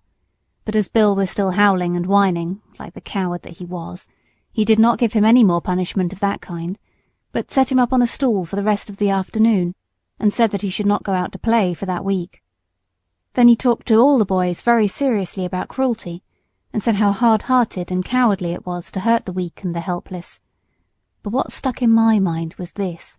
He said that cruelty was the devil's own trademark, and if we saw anyone who took pleasure in cruelty, we might know who he belonged to, for the devil was a murderer from the beginning, and a tormentor to the end. On the other hand, where we saw people who loved their neighbours, and were kind to man and beast, we might know that was God's mark. "Your master never taught you a truer thing," said John. "There is no religion without love, and people may talk as much as they like about their religion, but if it does not teach them to be good and kind to man and beast, it is all a sham, James, and it won't stand when things come to be turned inside out." End of chapter 13.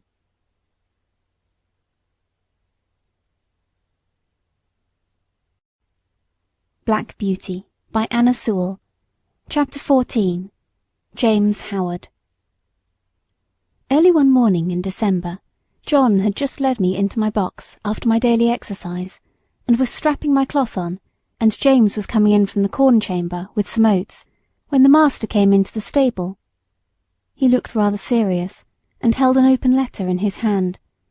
John fastened the door of my box, touched his cap, and waited for orders. "Good morning, John," said the master. "I want to know if you have any complaint to make of James." "Complaint, sir? No, sir." "Is he industrious at his work and respectful to you?" "Yes, sir, always." "You never find he slights his work when your back is turned?" "Never, sir." "That's well, but I must put another question.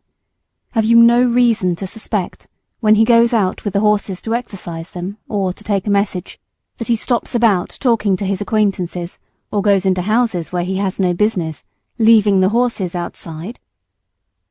"No, sir, certainly not, and if anybody has been saying that about James, I don't believe it, and I don't mean to believe it unless I have it fairly proved before witnesses. It's not for me to say who has been trying to take away James's character, but I will say this, sir, that a steadier, pleasanter, honester, smarter young fellow I never had in this stable. I can trust his word, and I can trust his work. He is gentle and clever with the horses, and I would rather have them in charge with him than with half the young fellows I know of in laced hats and liveries, and whoever wants a character of James Howard," said John, with a decided jerk of his head, "let them come to John Manley." The master stood all this time grave and attentive, but as John finished his speech, a broad smile spread over his face, and looking kindly across at James, who all this time had stood still at the door, he said, "James, my lad, set down the oats and come here. I'm very glad to find that John's opinion of your character agrees so exactly with my own. John is a cautious man," he said with a droll smile, "and it is not always easy to get his opinion about people. So I thought if I beat the bush on this side, the birds would fly out, and I should learn what I wanted to know quickly. So now we will come to business. I have a letter from my brother-in-law, Sir Clifford Williams, of Clifford Hall. He wants me to find him a trustworthy young groom, about 20 or 21, who knows his business. His old coachman, who has lived with him 30 years, is getting feeble, and he wants a man to work with him and get into his ways, who would be able, when the old man was pensioned off, to step into his place. He would have 18 shillings a week at first, a stable suit, a driving suit, a bedroom over the coach-house, and a boy under him. Sir Clifford is a good master, and if you could get the place it would be a good start for you. I don't want to part with you, and if you left us I know John would lose his right hand." "That I should, sir," said John, "but I would not stand in his light for all the world." "How old are you, James?" said master. 19 next May, sir." "That's young. What do you think, John?" "Well, sir, it is young, but he is as steady as a man, and is strong and well grown, and though he has not had much experience in driving, he has a light firm hand and a quick eye, and he is very careful, and I am quite sure no horse of his will be ruined for want of leaving his feet and shoes looked after." "Your word will go the furthest, John," said the master, "for Sir Clifford adds in a postscript, 'If I could find a man trained by your John, I should like him better than any other.' So, James, lad, think it over, talk to your mother at dinner time, and then let me know what you wish." In a few days after this conversation, it was fully settled that James should go to Clifford Hall, in a month or 6 weeks, as it suited his master, and in the meantime he was to get all the practice in driving that could be given to him. I never knew the carriage to go out so often before.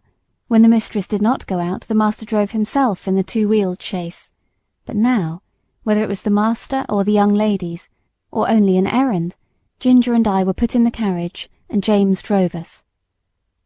At the first John rode with him on the box, telling him this and that, and after that James drove alone. Then it was wonderful what a number of places the master would go to in the city on Saturday, and what queer streets we were driven through. He was sure to go to the railway station, just as the train was coming in, and cabs and carriages, carts and omnibuses were all trying to get over the bridge together. That bridge wanted good horses and good drivers when the railway bell was ringing, for it was narrow, and there was a very sharp turn up to the station, where it would not have been at all difficult for people to run into each other if they did not look sharp and keep their wits about them. End of chapter 14.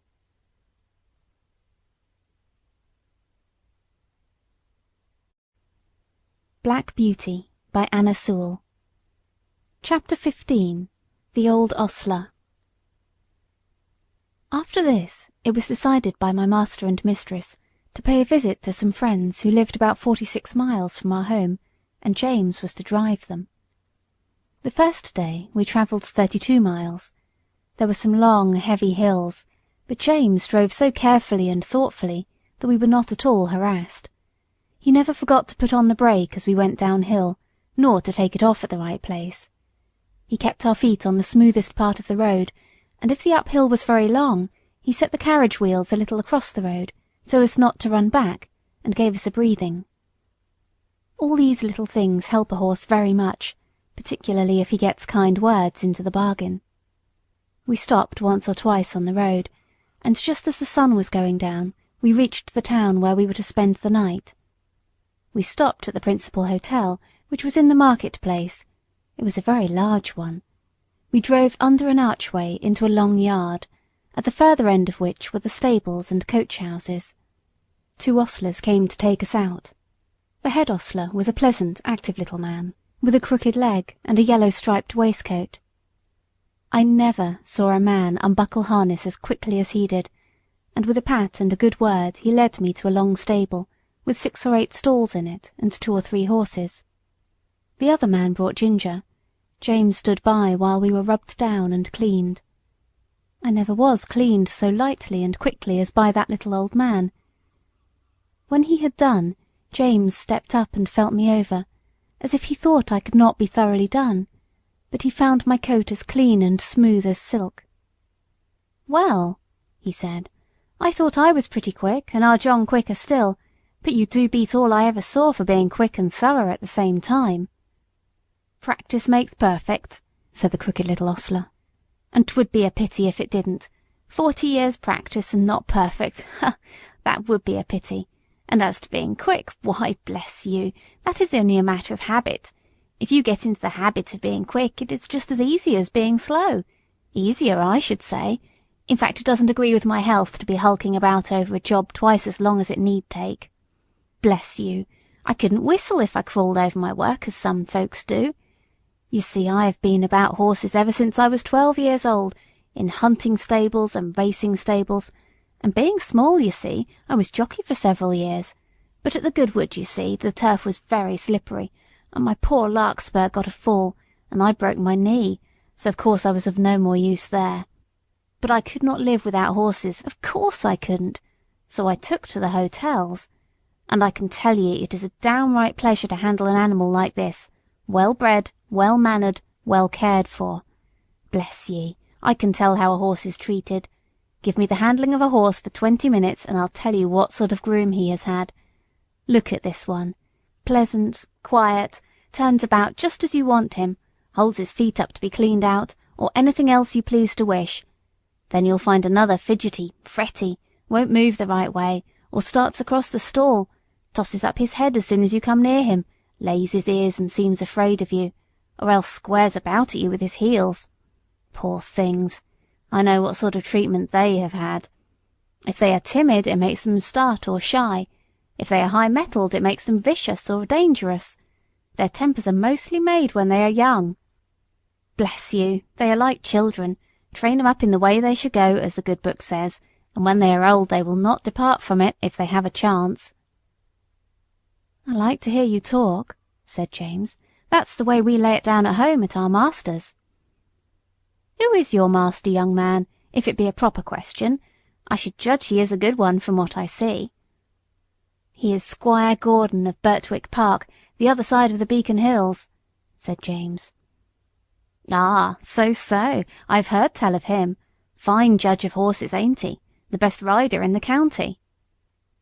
"I believe he is," said James, "but he rides very little now, since the poor young master was killed." "Ah, poor gentleman. I read all about it in the paper at the time. A fine horse killed too, wasn't there?" "Yes," said James. "He was a splendid creature, brother to this one, and just like him." "Pity, pity," said the old man. "'Twas a bad place to leap, if I remember. A thin fence at top, a steep bank down to the stream, wasn't it? No chance for a horse to see where he is going. Now, I am for bold riding as much as any man, but still there are some leaps that only a very knowing old huntsman has any right to take. A man's life and a horse's life are worth more than a fox's tail. At least I should say they ought to be." During this time the other man had finished Ginger, and had brought our corn, and James and the old man left the stable together. End of chapter 15.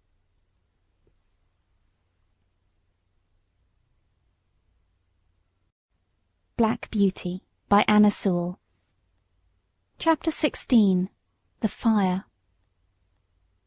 Later on in the evening a traveller's horse was brought in by the second ostler, and while he was cleaning him, a young man with a pipe in his mouth lounged into the stable to gossip. "I say, Towler," said the ostler, "just run up the ladder into the loft and put some hay down into this horse's rack, would you? Only lay down your pipe." "All right," said the other, and went up through the trap-door, and I heard him step across the floor overhead and put down the hay. James came in to look at us the last thing, and then the door was locked. I cannot say how long I had slept, nor what time in the night it was, but I woke up very uncomfortable, though I hardly knew why. I got up. The air seemed all thick and choking. I heard Ginger coughing, and one of the other horses seemed very restless. It was quite dark, and I could see nothing, but the stable seemed full of smoke, and I hardly knew how to breathe. The trap-door had been left open, and I thought that was the place it came through. I listened, and heard a soft rushing sort of noise, and a low crackling and snapping. I did not know what it was, but there was something in the sound so strange that it made me tremble all over. The other horses were all awake. Some were pulling at their halters, others stamping. At last I heard steps outside, and the ostler who had put up the traveller's horse burst into the stable with a lantern, and began to untie the horses and try to lead them out. But he seemed in such a hurry, and so frightened himself, that he frightened me still more. The first horse would not go with him. He tried the second and third, and they too would not stir. He came to me next, and tried to drag me out of the stall by force. Of course that was no use. He tried us all by turns, and then left the stable. No doubt we were very foolish, but danger seemed to be all round, and there was nobody we knew to trust in, and all was strange and uncertain. The fresh air that had come in through the open door made it easier to breathe, but the rushing sound overhead grew louder, and as I looked upward through the bars of my empty rack, I saw a red light flickering on the wall. Then I heard a cry of "Fire!" outside, and the old ostler quietly and quickly came in. He got one horse out, and went to another, but the flames were playing round the trap-door, and the roaring overhead was dreadful. The next thing I heard was James's voice, quiet and cheery as it always was. "Come, my beauties, it is time for us to be off, so wake up and come along." I stood nearest the door, so he came to me first, patting me as he came in. "Come, Beauty, on with your bridle, my boy. We'll soon be out of this smother." It was on in no time. Then he took the scarf off his neck and tied it lightly over my eyes, and patting and coaxing he led me out of the stable. Safe in the yard, he slipped the scarf off my eyes and shouted, "Here, somebody, take this horse while I go back for the other." A tall, broad man stepped forward and took me, and James darted back into the stable. I set up a shrill whinny as I saw him go. Ginger told me afterward that whinny was the best thing I could have done for her, for had she not heard me outside, she would never have had courage to come out.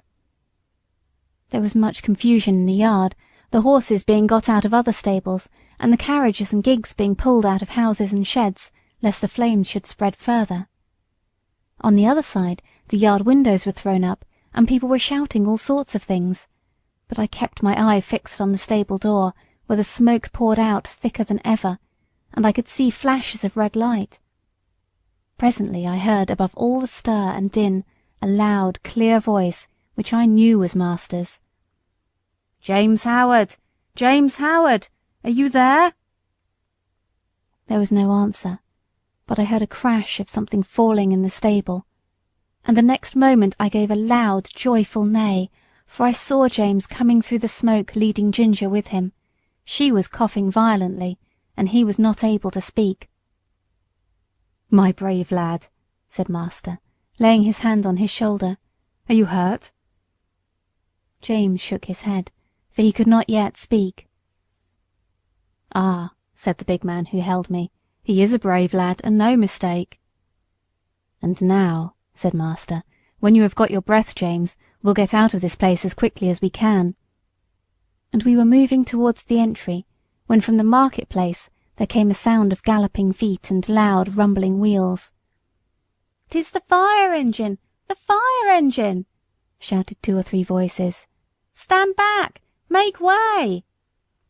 And clattering and thundering over the stones, 2 horses dashed into the yard with a heavy engine behind them. The firemen leaped to the ground. There was no need to ask where the fire was. It was rolling up in a great blaze from the roof. We got out as fast as we could into the broad, quiet market-place. The stars were shining, and except the noise behind us, all was still. Master led the way to a large hotel on the other side, and as soon as the ostler came, he said, "James, I must now hasten to your mistress. I trust the horses entirely to you. Order whatever you think is needed." And with that he was gone. The master did not run, but I never saw mortal man walk so fast as he did that night. There was a dreadful sound before we got into our stalls, the shrieks of those poor horses that were left burning to death in the stable. It was very terrible, and made both Ginger and me feel very bad. We, however, were taken in and well done by. The next morning the master came to see how we were, and to speak to James. I did not hear much, for the ostler was rubbing me down, but I could see that James looked very happy, and I thought the master was proud of him. Our mistress had been so much alarmed in the night that the journey was put off till the afternoon, so James had the morning on hand, and went first to the inn to see about our harness and the carriage, and then to hear more about the fire. When he came back, we heard him tell the ostler about it. At first no one could guess how the fire had been caused, but at last a man said he saw Dick Towler go into the stable with a pipe in his mouth, and when he came out he had not one, and went to the tap for another. Then the under ostler said that he had asked Dick to go up the ladder to put down some hay, but told him to lay down his pipe first. Dick denied taking the pipe with him, but no one believed him. I remember our John Manley's rule never to allow a pipe in the stable, and thought it ought to be the rule everywhere. James said the roof and floor had all fallen in, and that only the black walls were standing. The 2 poor horses that could not be got out were buried under the burnt rafters and tiles. End of chapter 16.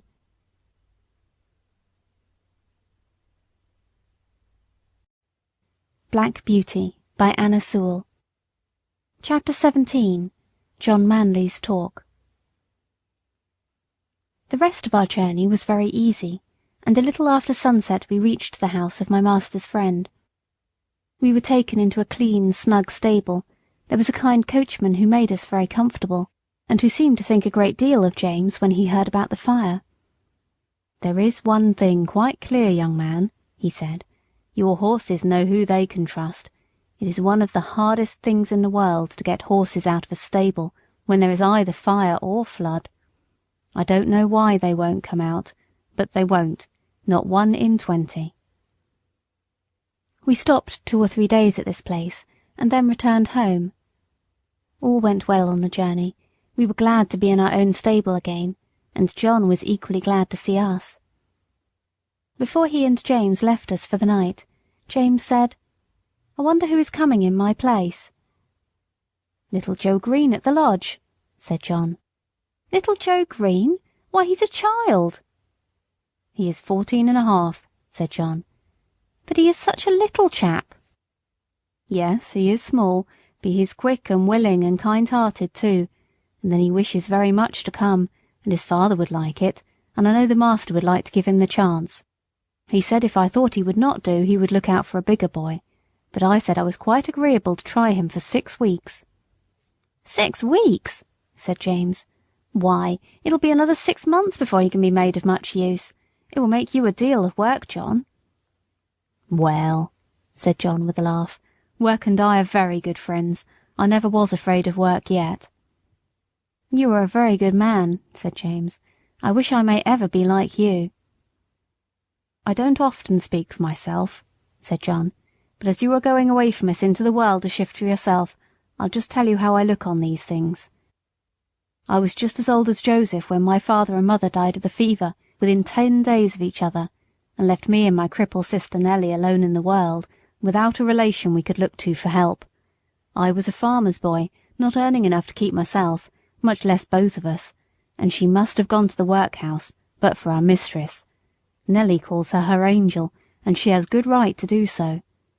She went and hired a room for her with old Willow Mallet, and she gave her knitting and needlework to do when she was able to do it, and when she was ill she sent her dinners and many nice comfortable things, and was like a mother to her.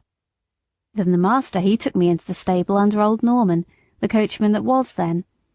I had my food at the house and my bed in the loft, and a suit of clothes and 3 shillings a week so that I could help Nellie. Then there was Norman. He might have turned around and said at his age he could not be troubled with a raw boy from the plough-tail, but he was like a father to me, and took no end of pains with me. When the old man died, some years after, I stepped into his place, and now of course I have top wages, and can lay by for a rainy day or a sunny day as it may happen, and Nellie is as happy as a bird. So you see, James, I am not the man that should turn up his nose at a little boy, and vex a good, kind master. No, no, I shall miss you very much, James, but we shall pull through, and there's nothing like doing a kindness when 'tis put in your way, and I am glad I can do it." "Then," said James, "you don't hold with that saying, 'Everybody look after himself and take care of number one'?" "No, indeed," said John. "Where should I and Nellie be if master and mistress and old Norman had only taken care of number one? Why, she in the workhouse and I hoeing turnips. Where would Black Beauty and Ginger be if you had only thought of number one? Why, roasted to death. No, Jim, no, that is a selfish, heathenish saying, whoever uses it, and any man who thinks he has nothing to do but take care of number one, why, it's a pity but what he had been drowned like a kitten or a puppy before he got his eyes open. That's what I think," said John, with a very decided jerk of his head. James laughed at this, but there was a thickness in his voice when he said, "You have been my best friend except my mother. I hope you won't forget me." "No, lad, no," said John, "and if ever I can do you a good turn, I hope you won't forget me." The next day Joe came to the stables to learn all he could before James left. He learned to sweep the stable, to bring in the straw and hay.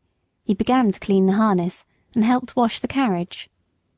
As he was quite too short to do anything in the way of grooming Ginger and me, James taught him upon Merrylegs, for he was to have full charge of him under John. He was a nice little bright fellow, and always came whistling to his work. Merrylegs was a good deal put out at being mauled about, as he said, by a boy who knows nothing. But toward the end of the second week he told me confidentially that he thought the boy would turn out well. At last the day came when James had to leave us. Cheerful as he always was, he looked quite downhearted that morning. "You see," he said to John, "I'm leaving a great deal behind. My mother and Betsy and you and a good master and mistress, and then the horses, and my old Merrylegs. At the new place there will not be a soul that I shall know. If it were not that I shall get a higher place, and be able to help my mother better, I don't think I should have made up my mind to it, It is a real pinch, John." "Aye, James, lad, that it is, but I should not think so much of you if you could leave your home for the first time and not feel it. Cheer up, you'll make friends there, and if you get on well, as I am sure you will, it will be a fine thing for your mother, and she will be proud enough that you have got into such a good place as that." So John cheered him up, but everyone was sorry to lose James. As for Merrylegs, he pined after him for several days, and quite went off his appetite. So John took him out several mornings with a leading rein, when he exercised me, and, trotting and galloping by my side, got up the little fellow's spirits again, and he was soon all right. Joe's father would often come in and give a little help, as he understood the work, and Joe took a great deal of pains to learn, and John was quite encouraged about him. End of chapter 17.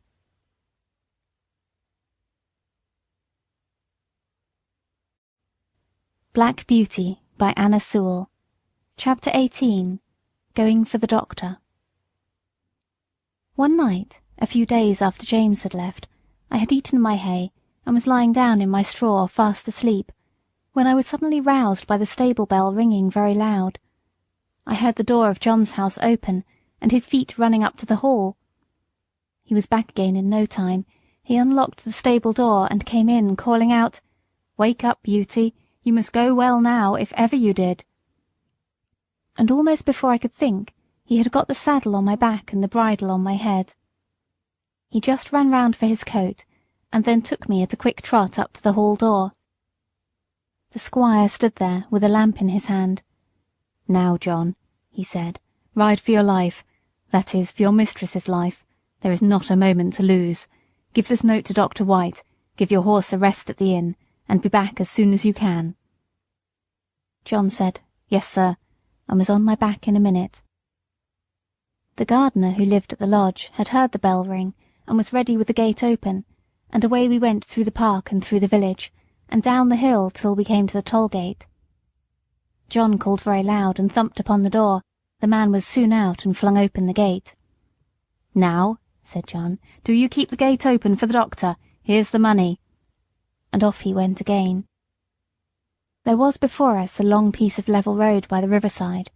John said to me, "Now, Beauty, do your best." And so I did. I wanted no whip nor spur, and for 2 miles I galloped as fast as I could lay my feet to the ground. I don't believe that my old grandfather, who won the race at Newmarket, could have gone faster. When we came to the bridge, John pulled me up a little and patted my neck. "Well done, Beauty. Good old fellow," he said. He would have let me go slower, but my spirit was up, and I was off again as fast as before. The air was frosty, the moon was bright, it was very pleasant. We came through a village, then through a dark wood, then uphill, then downhill, till after 8 miles' run we came to the town, through the streets and into the market-place.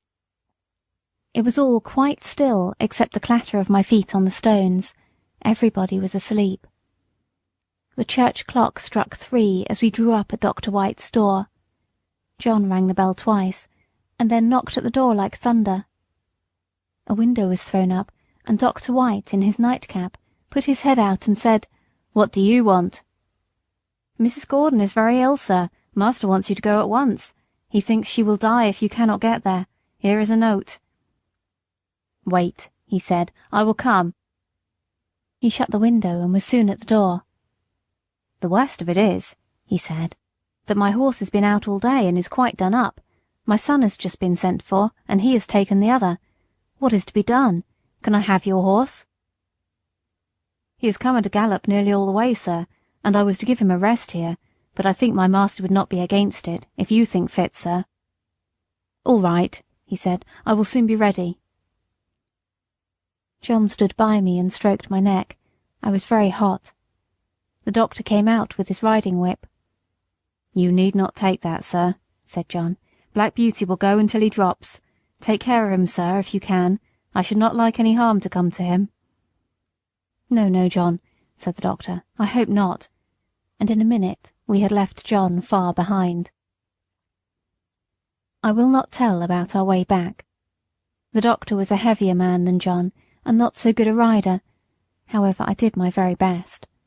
The man at the toll gate had it open. When we came to the hill, the doctor drew me up. "Now, my good fellow," he said, "take some breath." I was glad he did, for I was nearly spent, but that breathing helped me on, and soon we were in the park. Joe was at the lodge gate, my master was at the hall door, for he had heard us coming. He spoke not a word, the doctor went into the house with him, and Joe led me to the stable. I was glad to get home, my legs shook under me, and I could only stand and pant. I had not a dry hair on my body, the water ran down my legs, and I steamed all over, Joe used to say, like a pot on the fire. Poor Joe, he was young and small, and as yet he knew very little, and his father, who would have helped him, had been sent to the next village. But I am sure he did the very best he knew. He rubbed my legs and my chest, but he did not put my warm cloth on me. He thought I was so hot I should not like it. Then he gave me a pail full of water to drink. It was cold and very good, and I drank it all. Then he gave me some hay and some corn, and thinking he had done right, he went away. Soon I began to shake and tremble, and turned deadly cold. My legs ached, my loins ached, and my chest ached, and I felt sore all over. Oh, how I wished for my warm, thick cloth, as I stood and trembled. I wished for John, but he had 8 miles to walk, so I lay down in my straw and tried to go to sleep. After a long while I heard John at the door. I gave a low moan, for I was in great pain. He was at my side in a moment, stooping down by me. I could not tell him how I felt, but he seemed to know it all. He covered me up with 2 or 3 warm cloths, and then ran to the house for some hot water. He made me some warm gruel, which I drank, and then I think I went to sleep.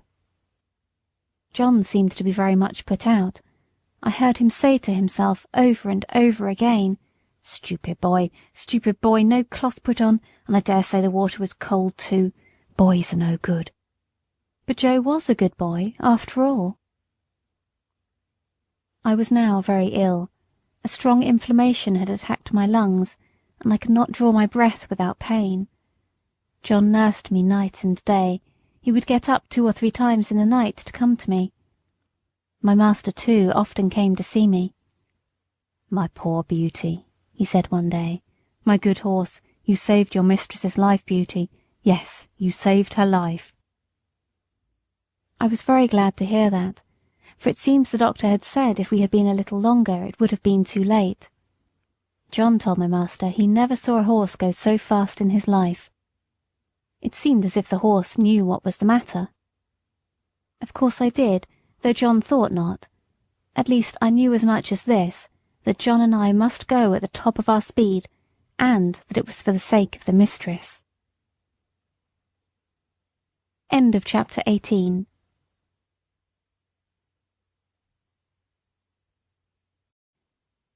Black Beauty by Anna Sewell. Chapter 19. Only Ignorance. I do not know how long I was ill. Mr. Bond, the horse doctor, came every day. One day he bled me. John held a pail for the blood. I felt very faint after it, and thought I should die, and I believe they all thought so too.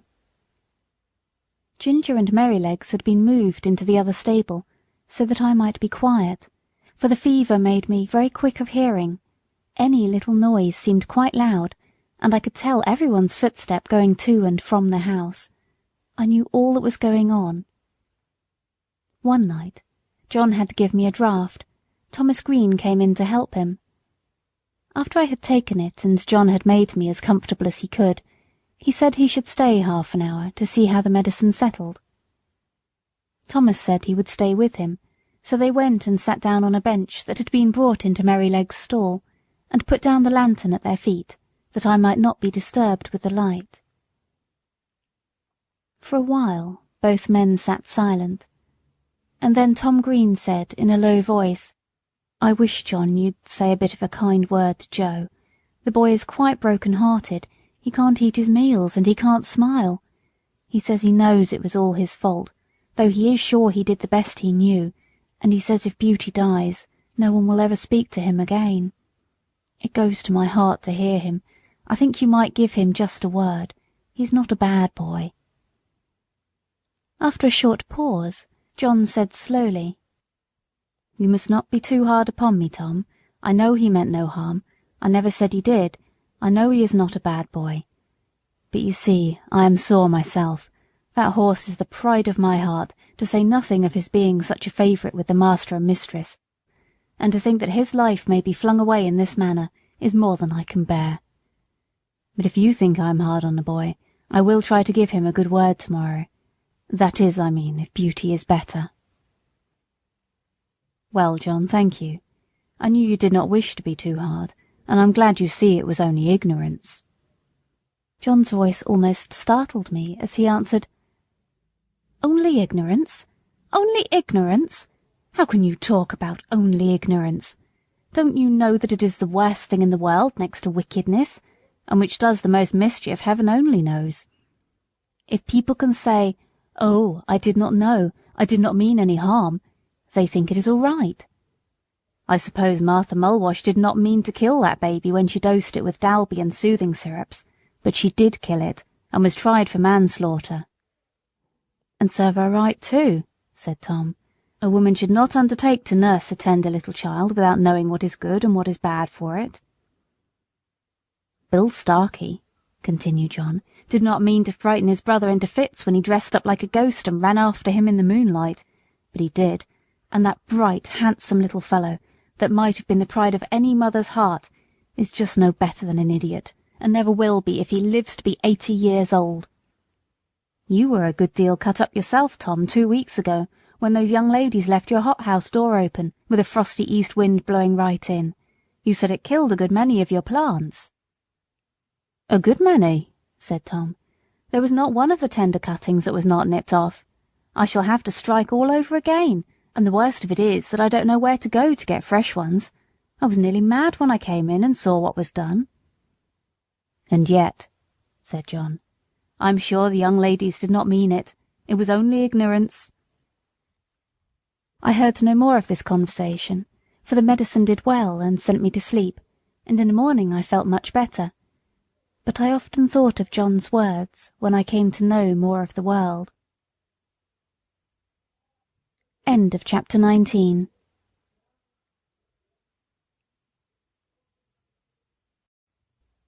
Black Beauty by Anna Sewell.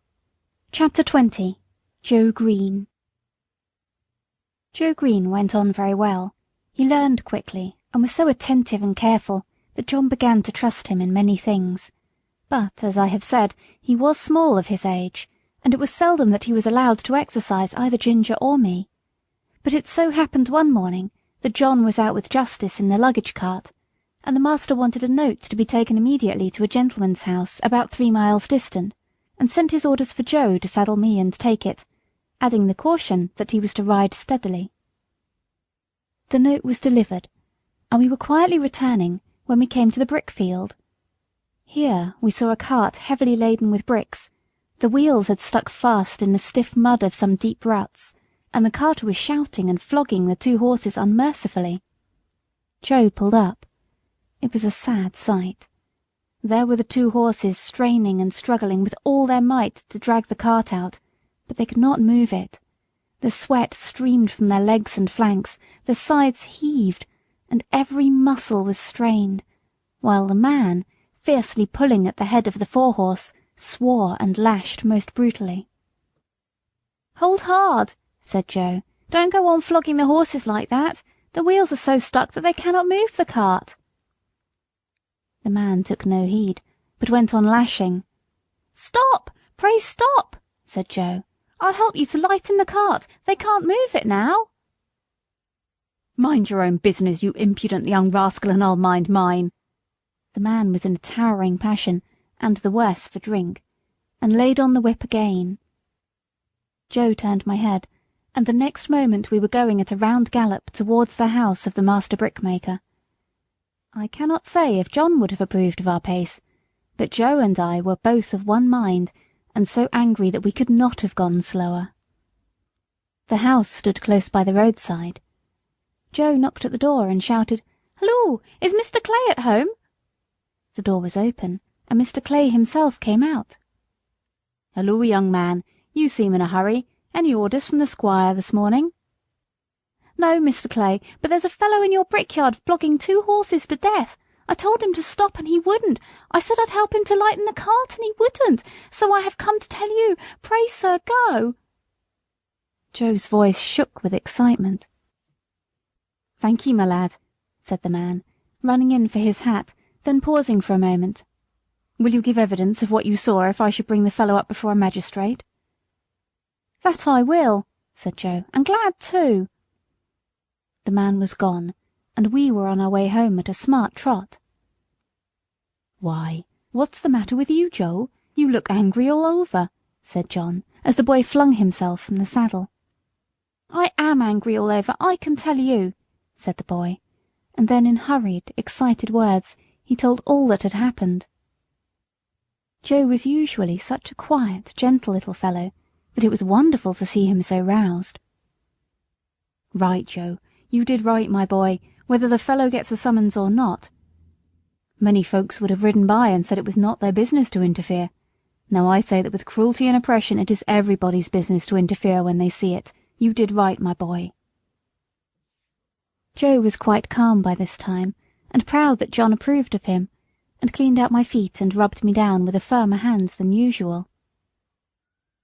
They were just going home to dinner when the footman came down to the stable to say that Joe was wanted directly in master's private room. There was a man brought up for ill-using horses, and Joe's evidence was wanted. The boy flushed up to his forehead, and his eyes sparkled. "They shall have it," said he. "Put yourself a bit straight," said John. Joe gave a pull at his necktie and a twitch at his jacket, and was off in a moment. Our master being one of the county magistrates, cases were often brought to him to settle, or say what should be done. In the stable we heard no more for some time, as it was the men's dinner hour, but when Joe came next into the stable, I saw he was in high spirits. He gave me a good-natured slap, and said, "We won't see such things done, will we, old fellow?" We heard afterward that he had given his evidence so clearly, and the horses were in such an exhausted state, bearing marks of such brutal usage, that the carter was committed to take his trial, and might possibly be sentenced to 2 or 3 months in prison. It was wonderful what a change had come over Joe. John laughed and said he had grown an inch taller in that week, and I believe he had. He was just as kind and gentle as before, but there was more purpose and determination in all that he did, as if he had jumped at once from a boy into a man. End of chapter 20.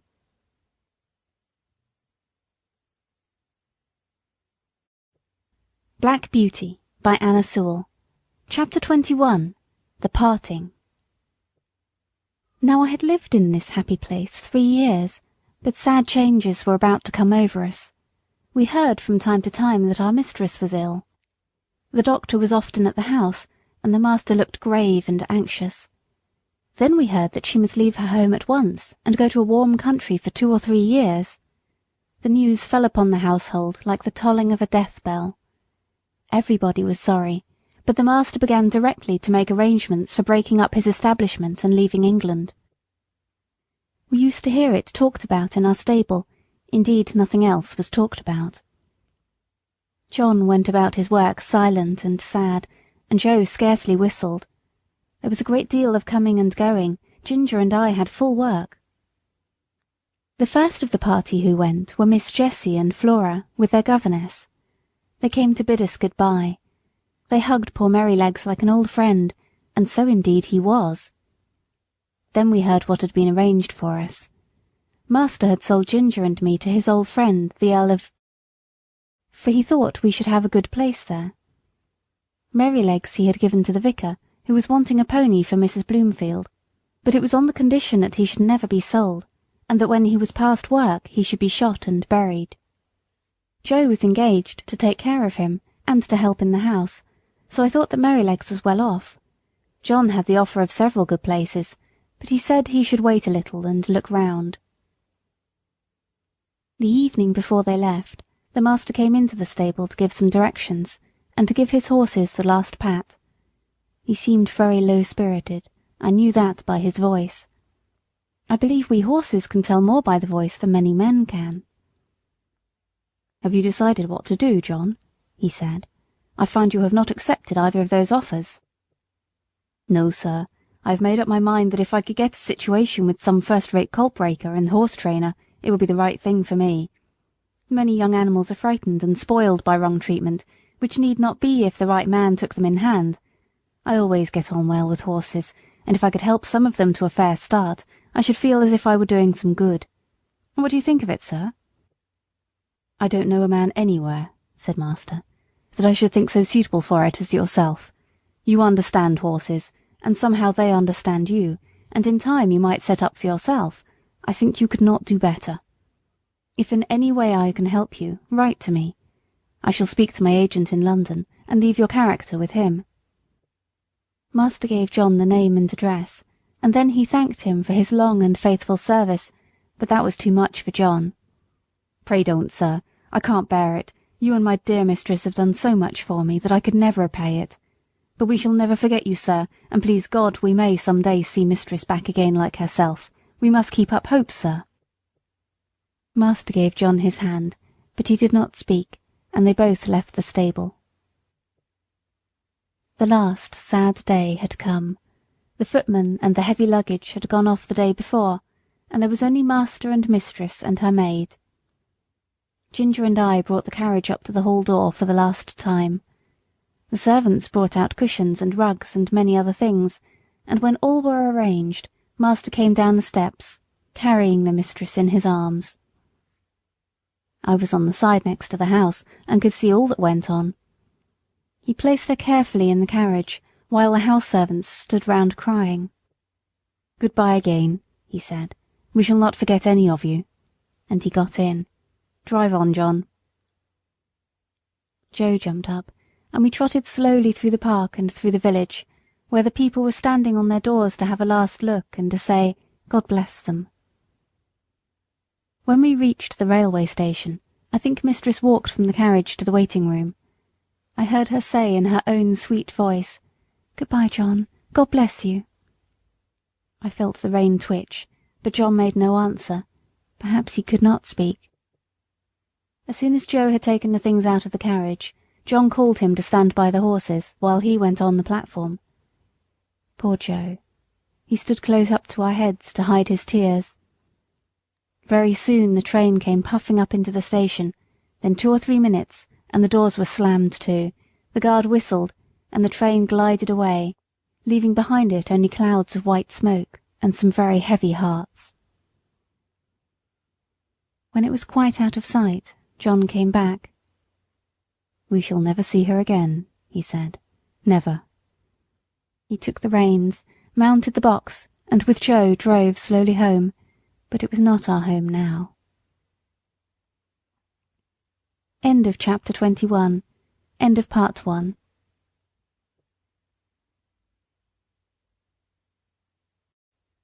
Black Beauty by Anna Sewell. Part 2.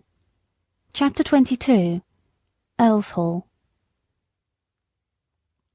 The next morning after breakfast, Joe put Merrylegs into the mistress's low chaise to take him to the vicarage.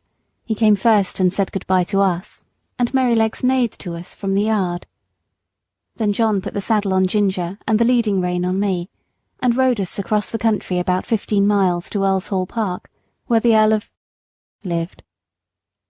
There was a very fine house and a great deal of stabling. We went into the yard through a stone gateway, and John asked for Mr. York. It was some time before he came. He was a fine-looking, middle-aged man, and his voice said at once that he expected to be obeyed. He was very friendly and polite to John, and after giving us a slight look, he called a groom to take us to our boxes, and invited John to take some refreshment. We were taken to a light, airy stable, and placed in boxes adjoining each other, where we were rubbed down and fed. In about half an hour John and Mr. York, who was to be our new coachman, came in to see us. "Now, Mr. Manley," he said, after carefully looking at us both, I can see no fault in these horses, but we all know that horses have their peculiarities as well as men, and that sometimes they need different treatment. I should like to know if there is anything particular in either of these that you would like to mention." "Well," said John, "I don't believe there is a better pair of horses in the country, and right grieved I am to part with them, but they are not alike. The black one is the most perfect temper I ever knew. I suppose he has never known a hard word or blow since he was foaled, and all his pleasure seems to be to do what you wish. But the chestnut, I fancy, must have had bad treatment. We heard as much from the dealer. She came to us snappish and suspicious, but when she found what sort of place ours was, it all went off by degrees. For 3 years I have never seen the smallest sign of temper, and if she is well treated, there is not a better, more willing animal than she is. But she is naturally a more irritable constitution than the black horse. Flies tease her more, anything wrong in the harness frets her more, and if she were ill-used or unfairly treated, she would not be unlikely to give tit for tat. You know that many high-mettled horses will do so." "Of course," said York, "I quite understand, but you know it is not easy in stables like these to have all the grooms just what they should be. I do my best, and there I must leave it. I'll remember what you have said about the mare." They were going out of the stable when John stopped and said, "I had better mention that we have never used the check-rein with either of them. The black horse never had one on, and the dealer said it was the gag-bit that spoiled the other's temper." "Well," said York, "if they come here they must wear the check-rein. I prefer a loose rein myself, and his lordship is always very reasonable about horses, but my lady, that's another thing. She will have style, and if her carriage horses are not reined up tight she wouldn't look at them. I always stand out against the gag-bit, and shall do so, but it must be tight up when my lady rides." "I am sorry for it, very sorry," said John, "but I must go now, or I shall lose the train." He came round to each of us to pat and speak to us for the last time. His voice sounded very sad. I held my face close to him.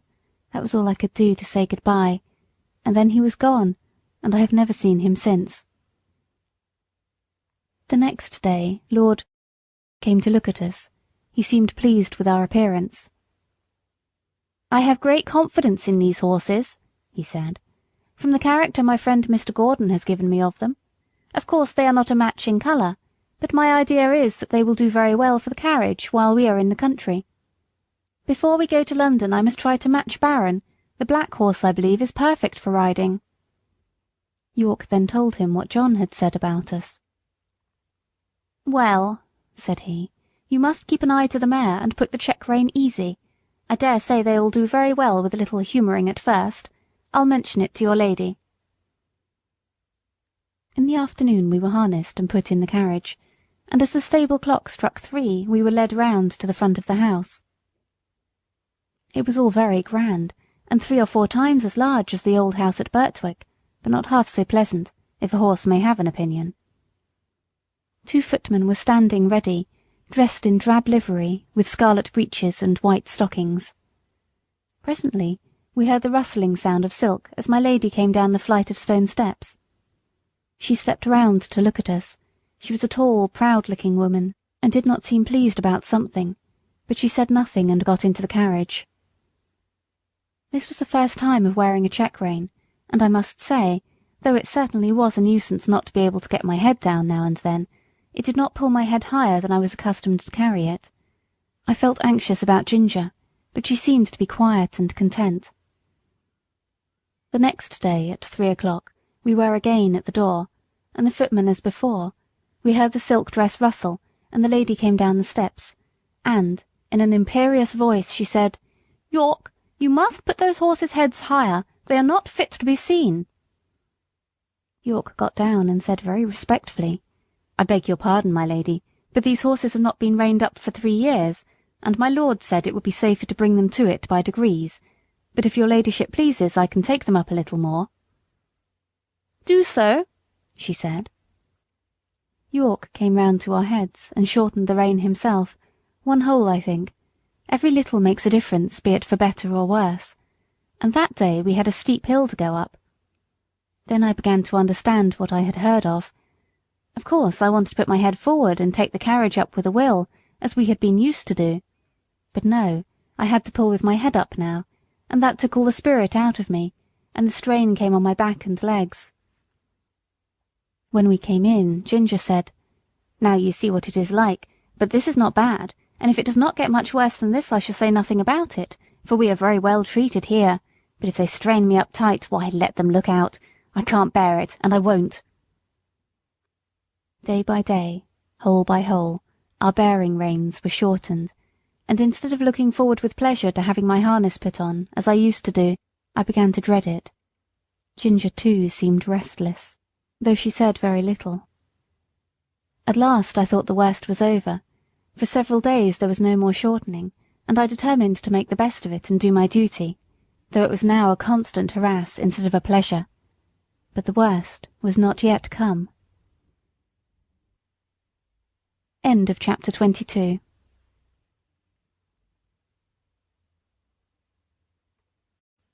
Black Beauty by Anna Sewell.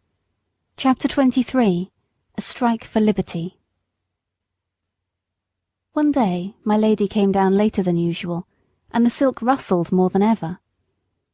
"Drive to the Duchess of B.'s," she said, and then, after a pause, "Are you never going to get those horses' heads up, York?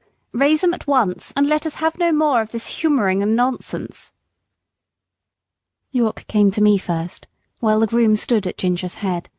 He drew my head back and fixed the rein so tight that it was almost intolerable. Then he went to Ginger, who was impatiently jerking her head up and down against the bit, as was her way now. She had a good idea of what was coming, and the moment York took the rein off the terret in order to shorten it, she took her opportunity, and reared up so suddenly that York had his nose roughly hit and his hat knocked off. The groom was nearly thrown off his legs. At once they both flew to her head, but she was a match for them, and went on plunging, rearing, and kicking in a most desperate manner.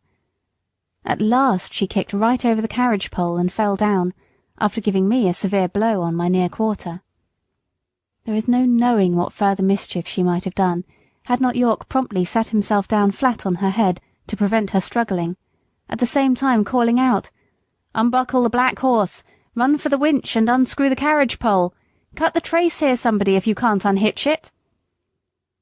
One of the footmen ran for the winch, and another brought a knife from the house. The groom soon set me free from Ginger and the carriage, and led me to my box. He just turned me in as I was, and ran back to York. I was much excited by what had happened, and if I had ever been used to kick or rear I am sure I should have done it then, but I never had, and there I stood, angry, sore in my leg, my head still strained up to the terret on the saddle, and no power to get it down. I was very miserable, and felt much inclined to kick the first person who came near me. Before long, however, Ginger was led in by two grooms, a good deal knocked about and bruised. York came with her and gave his orders, and then came to look at me. In a moment he let down my head. "Confound these check reins," he said to himself. "I thought we should have some mischief soon. Master will be sorely vexed. But there, if a woman's husband can't rule her, of course a servant can't, so I wash my hands of it. And if she can't get to the Duchess's garden party, I can't help it." York did not say this before the men. He always spoke respectfully when they were by. Now he felt me all over, and soon found the place above my hock where I had been kicked. It was swelled and painful.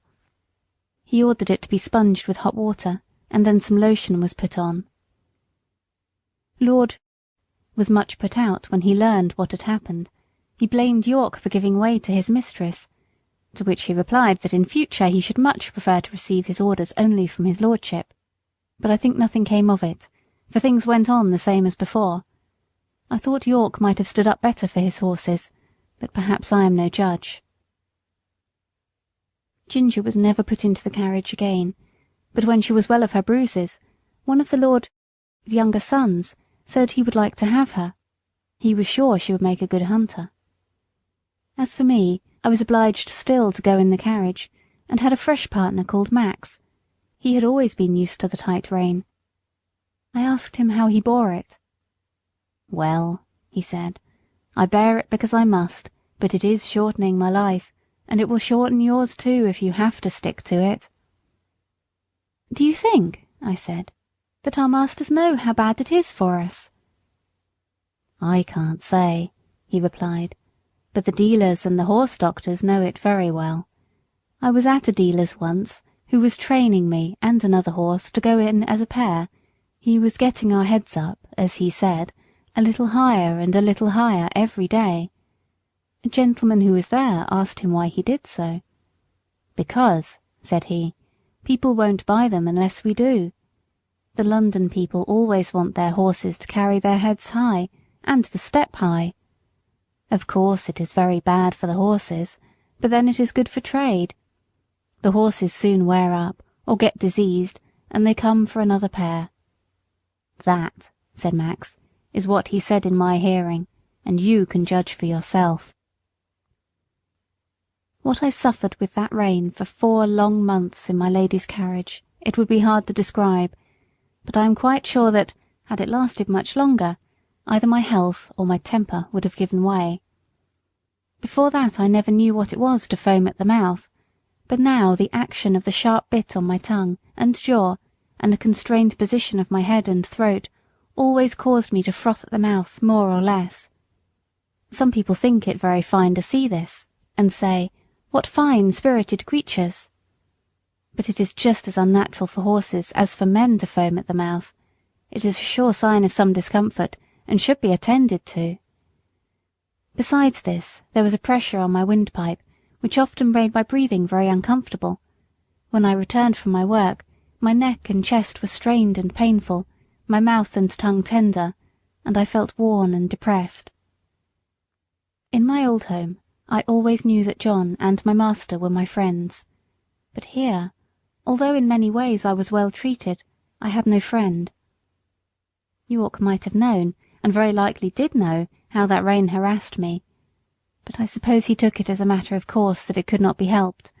At any rate, nothing was done to relieve me. End of chapter 23.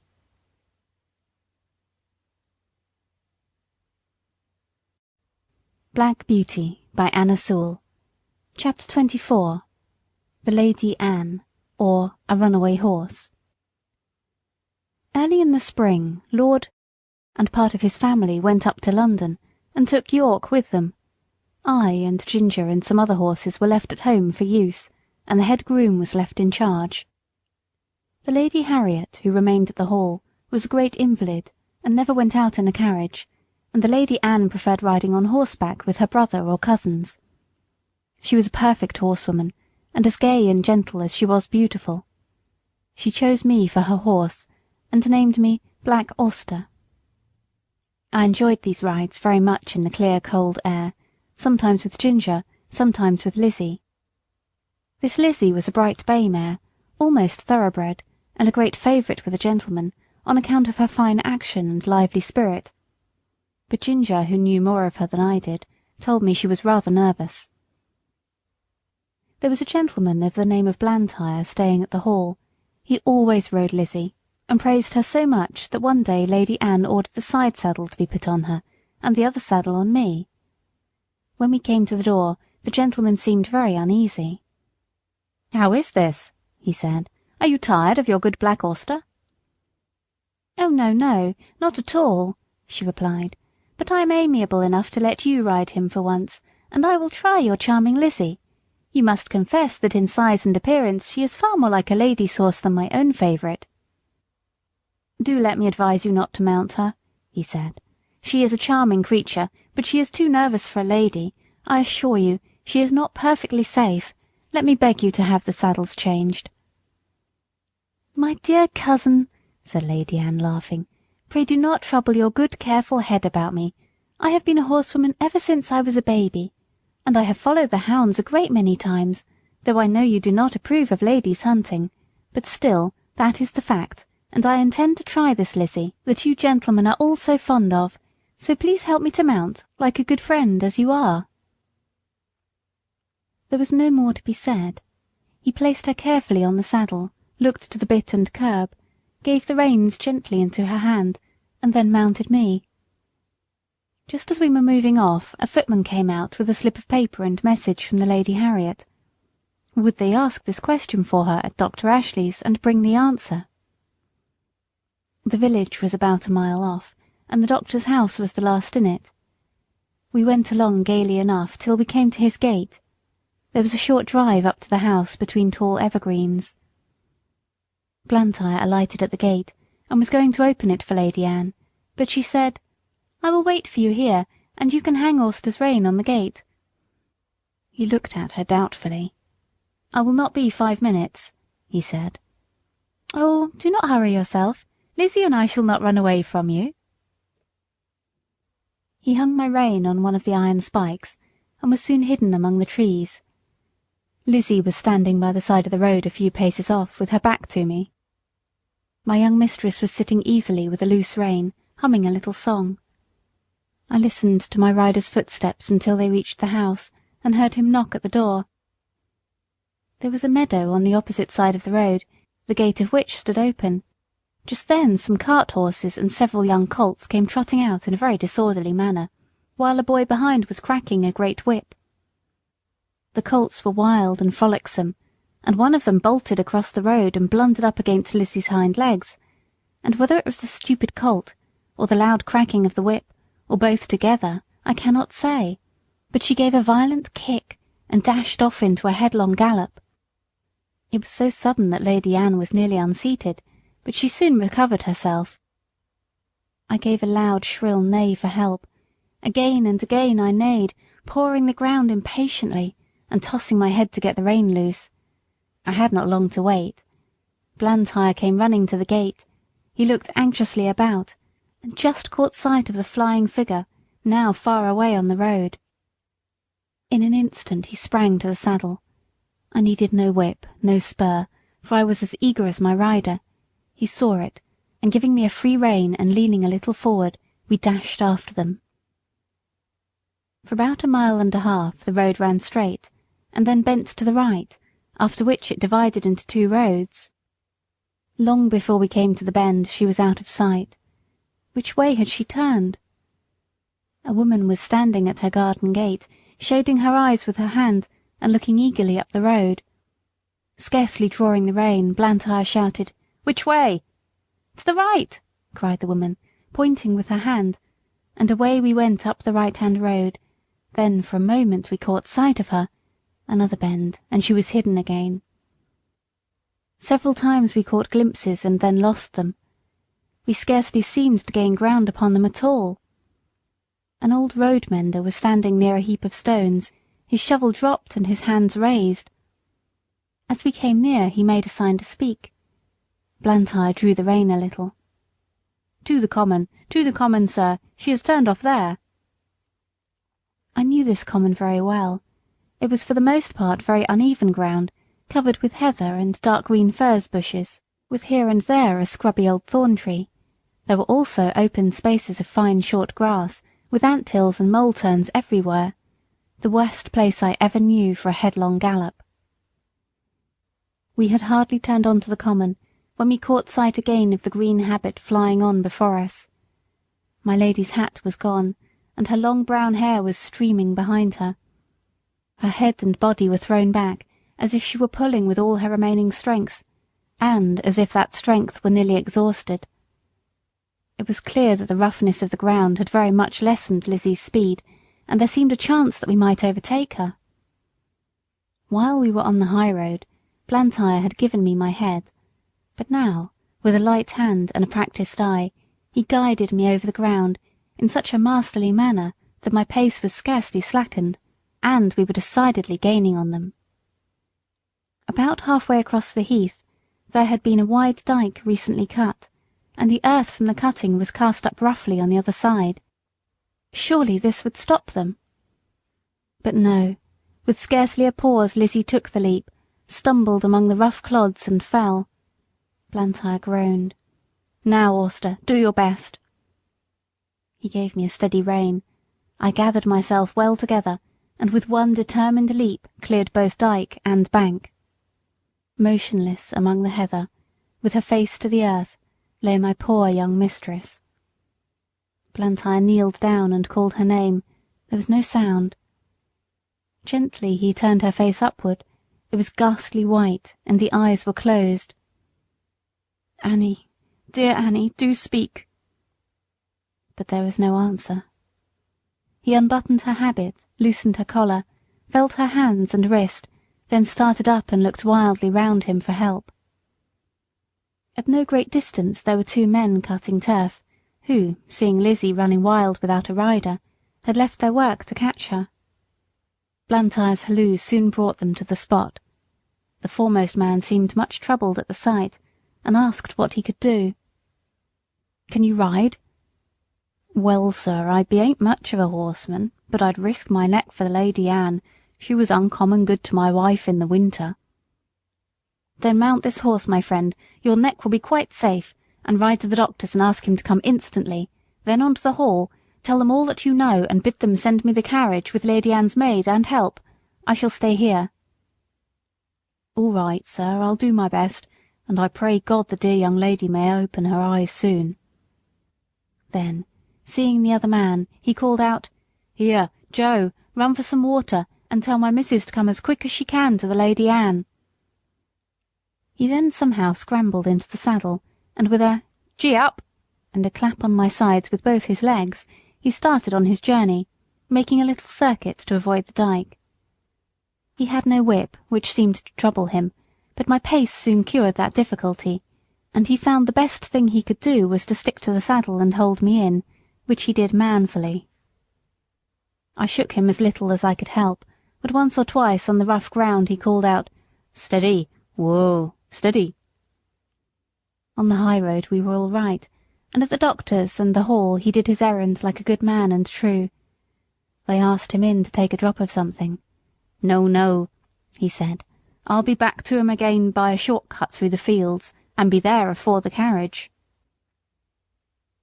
There was a great deal of hurry and excitement after the news became known.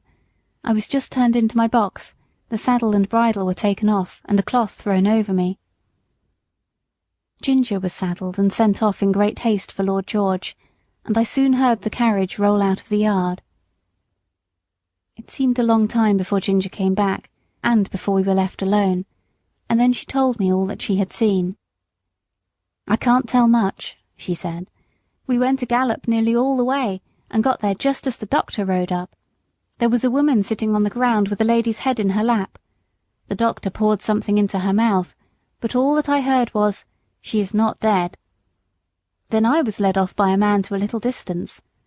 After a while she was taken to the carriage, and we came home together. I heard my master say to a gentleman who stopped him to inquire that he hoped no bones were broken, but that she had not spoken yet." When Lord George took Ginger for hunting, York shook his head.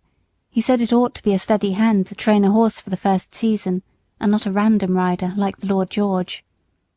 Ginger used to like it very much, but sometimes, when she came back, I could see that she had been very much strained, and now and then she gave a short cough. She had too much spirit to complain, but I could not help feeling anxious about her. 2 days after the accident, Blantyre paid me a visit. He patted me and praised me very much. He told Lord George that he was sure the horse knew of Annie's danger as well as he did. "I could not have held him in if I would," said he. "She ought never to ride any other horse." I found by their conversation that my young mistress was now out of danger, and would soon be able to ride again. This was good news to me, and I looked forward to a happy life. End of chapter 24.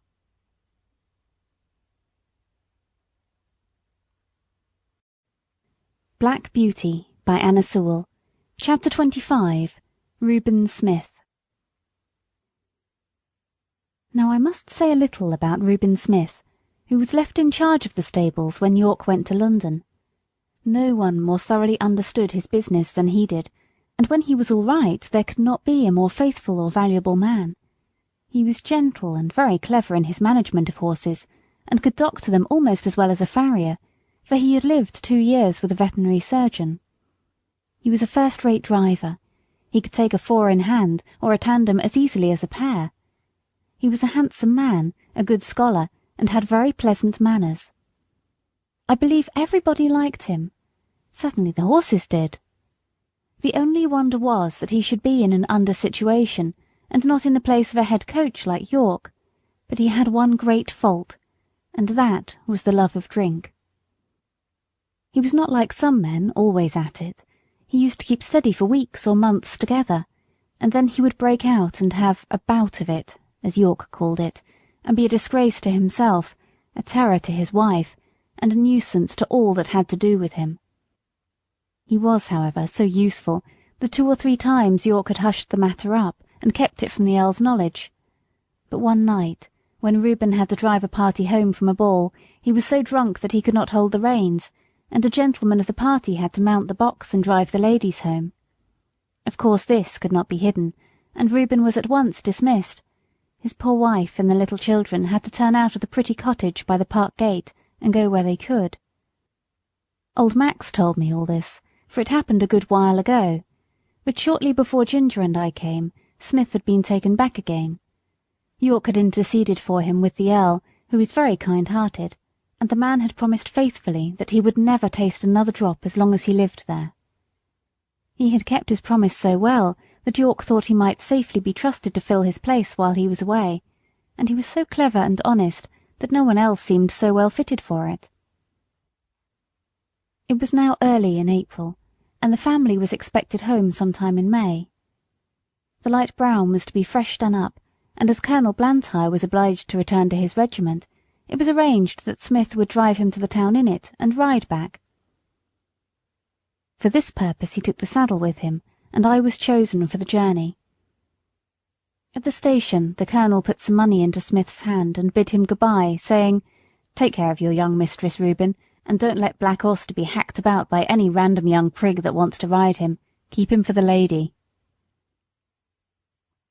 We left the carriage at the maker's, and Smith rode me to the White Lion, and ordered the hostler to feed me well, and have me ready for him at 4 o'clock.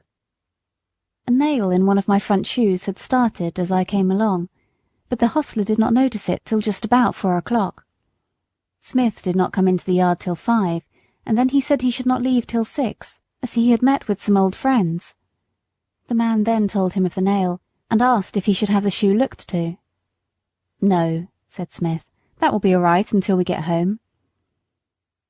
He spoke in a very loud, off-hand way, and I thought it very unlike him not to see about the shoe, as he was generally wonderfully particular about loose nails in our shoes. He did not come at 6, nor 7, nor 8, and it was nearly 9 o'clock before he called for me, and then it was with a loud, rough voice. He seemed in a very bad temper, and abused the hostler, though I could not tell what for. The landlord stood at the door and said, "Have a care, Mr. Smith." But he answered angrily with an oath, and almost before he was out of the town he began to gallop, frequently giving me a sharp cut with his whip, though I was going at full speed. The moon had not yet risen, and it was very dark. The roads were stony, having been recently mended. Going over them at this pace, my shoe became looser, and as we neared the turnpike gate it came off. If Smith had been in his right senses, he would have been sensible of something wrong in my pace, but he was too drunk to notice. Beyond the turnpike was a long piece of road, upon which fresh stones had just been laid, large, sharp stones, over which no horse could be driven quickly without risk of danger. Over this road, with one shoe gone, I was forced to gallop at my utmost speed, my rider meanwhile cutting into me with his whip, and with wild curses urging me to go still faster. Of course my shoeless foot suffered dreadfully. The hoof was broken and split down to the very quick, and the inside was terribly cut by the sharpness of the stones. This could not go on. No horse could keep his footing under such circumstances. The pain was too great. I stumbled, and fell with violence on both my knees. Smith was flung off by my fall, and owing to the speed I was going at, he must have fallen with great force. I soon recovered my feet, and limped to the side of the road, where it was free from stones. The moon had just risen above the hedge, and by its light I could see Smith lying a few yards beyond me. He did not rise. He made one slight effort to do so, and then there was a heavy groan. I could have groaned too, for I was suffering intense pain, both from my feet and knees, But horses are used to bear their pain in silence. I uttered no sound, but I stood there and listened. One more heavy groan from Smith, but though he now lay in the full moonlight, I could see no motion. I could do nothing for him nor myself, but oh, how I listened for the sound of horse or wheels or footsteps. The road was not much frequented, and at this time of the night we might stay for hours before help came to us. I stood watching and listening. It was a calm, sweet April night. There were no sounds, but a few low notes of a nightingale, and nothing moved but the white clouds near the moon, and a brown owl that flitted over the hedge. It made me think of the summer nights, long ago, when I used to lie beside my mother in the green, pleasant meadow at Farmer Gray's. End of chapter 25.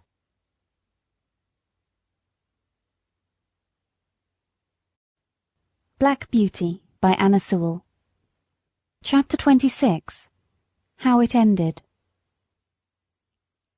It must have been nearly midnight when I heard at a great distance the sound of a horse's feet. Sometimes the sound died away, then it grew clearer again and nearer. The road to Earl's Hall led through woods that belonged to the Earl. The sound came in that direction, and I hoped it might be someone coming in search of us. As the sound came nearer and nearer, I was almost sure I could distinguish Ginger's step. A little nearer still, and I could tell she was in the dog-cart. I neighed loudly, and was overjoyed to hear an answering neigh from Ginger, and men's voices. They came slowly over the stones, and stopped at the dark figure that lay upon the ground. One of the men jumped out and stooped down over it. "It is Reuben," he said, "and he does not stir." The other man followed and bent over him. "He's dead," he said. "Feel how cold his hands are." They raised him up, but there was no life, and his hair was soaked with blood. They laid him down again and came and looked at me. They soon saw my cut knees. "Why, the horse has been down and thrown him. Who would have thought the black horse would have done that? Nobody thought he could fall. Reuben must have been lying here for hours. Odd, too, that the horse has not moved from the place." Robert then attempted to lead me forward. I made a step, but almost fell again. "Halloo, he's bad in his foot as well as his knees. Look here, his hoof is cut all to pieces. He might well come down, poor fellow. I tell you what, Ned, I'm afraid it hasn't been all right with Reuben. Just think of his riding a horse over these stones without a shoe. Why, if he had been in his right senses, he would just as soon have tried to ride him over the moon. I'm afraid it has been the old thing over again. Poor Susan. She looked awfully pale when she came to my house to ask if he had not come home. She made believe she was not a bit anxious, and talked of a lot of things that might have kept him. But for all that she begged me to go and meet him. But what must we do? There's the horse to get home as well as the body, and that will be no easy matter." Then followed a conversation between them, till it was agreed that Robert, as the groom, should lead me, and that Ned must take the body. It was a hard job to get it into the dog-cart, for there was no one to hold Ginger, but she knew as well as I did what was going on, and stood as still as a stone. I noticed that because, if she had a fault, it was that she was impatient in standing. Ned started off very slowly with his sad load, and Robert came and looked at my foot again. Then he took his handkerchief and bound it closely round, and so he led me home. I shall never forget that night walk. It was more than 3 miles. Robert led me on very slowly, and I limped and hobbled on as well as I could with great pain. I am sure he was sorry for me, for he often patted and encouraged me, talking to me in a pleasant voice. At last I reached my own box and had some corn, and after Robert had wrapped up my knees in wet cloths, he tied up my foot in a bran poultice to draw out the heat and cleanse it before the horse doctor saw it in the morning, and I managed to get myself down on the straw and slept in spite of the pain. The next day, after the farrier had examined my wounds, he said he hoped the joint was not injured, and if so I should not be spoiled for work, but I should never lose the blemish. I believe they did the best to make a good cure, but it was a long and painful one. Proud flesh, as they called it, came up in my knees, and was burned out with caustic, and when at last it was healed, they put a blistering fluid over the front of both knees to bring all the hair off. They had some reason for this, and I suppose it was all right. As Smith's death had been so sudden, and no one was there to see it, there was an inquest held. The landlord and hostler at the White Lion, with several other people, gave evidence that he was intoxicated when he started from the inn. The keeper of the toll gate said he rode at a hard gallop through the gate, and my shoe was picked up among the stones, so that the case was quite plain to them, and I was cleared of all blame. Everybody pitied Susan. She was nearly out of her mind. She kept saying over and over again, "Oh, he was so good, so good. It was all that cursed drink. Why will they sell that cursed drink? Oh, Reuben, Reuben." So she went on till after he was buried, and then, as she had no home or relations, she, with her 6 little children, was obliged once more to leave the pleasant home by the tall oak trees, and go into that great, gloomy Union House. End of chapter 26.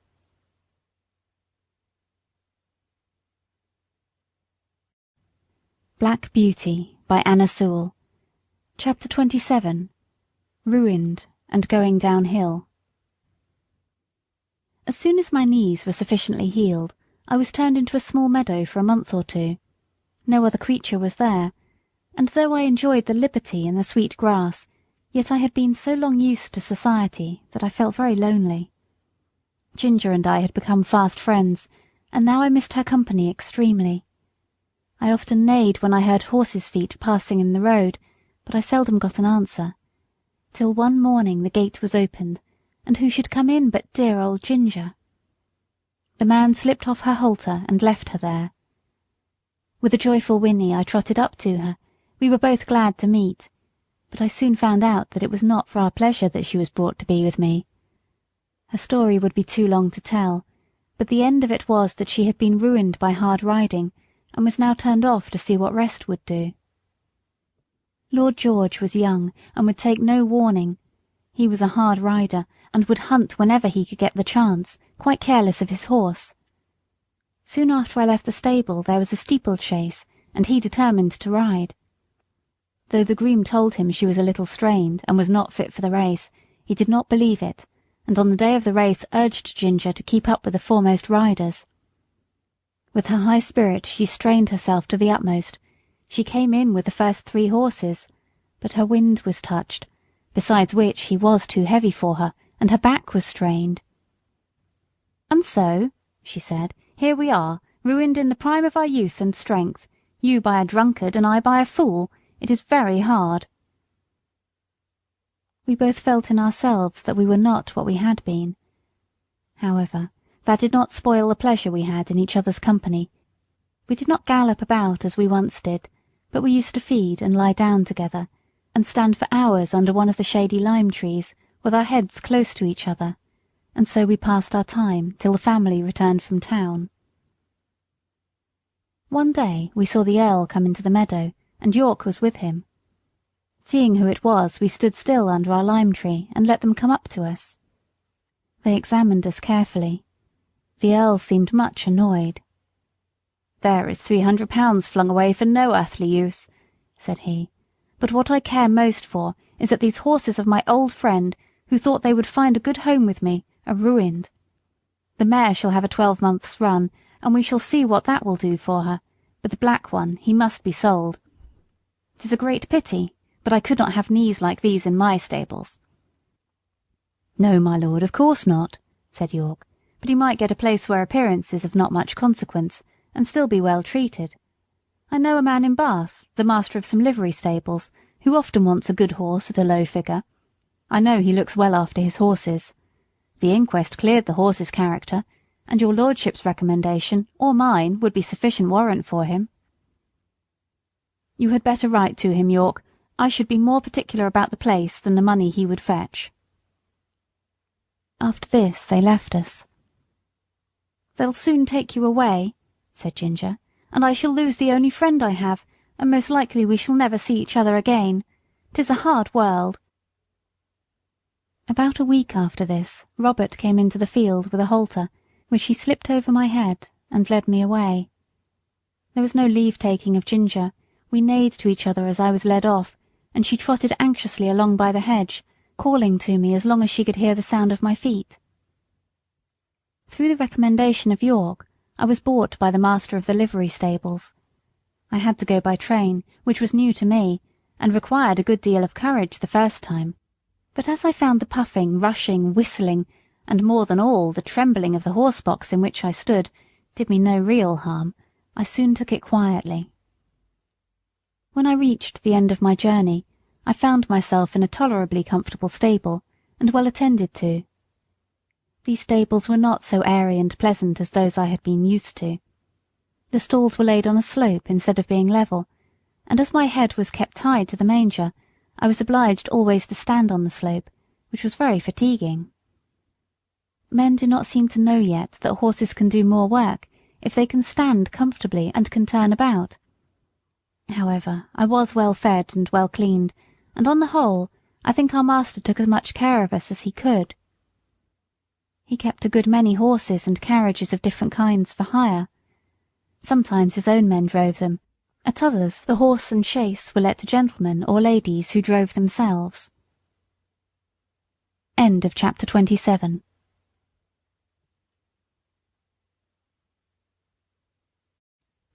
Black Beauty by Anna Sewell. Chapter 28. A Job Horse and His Drivers.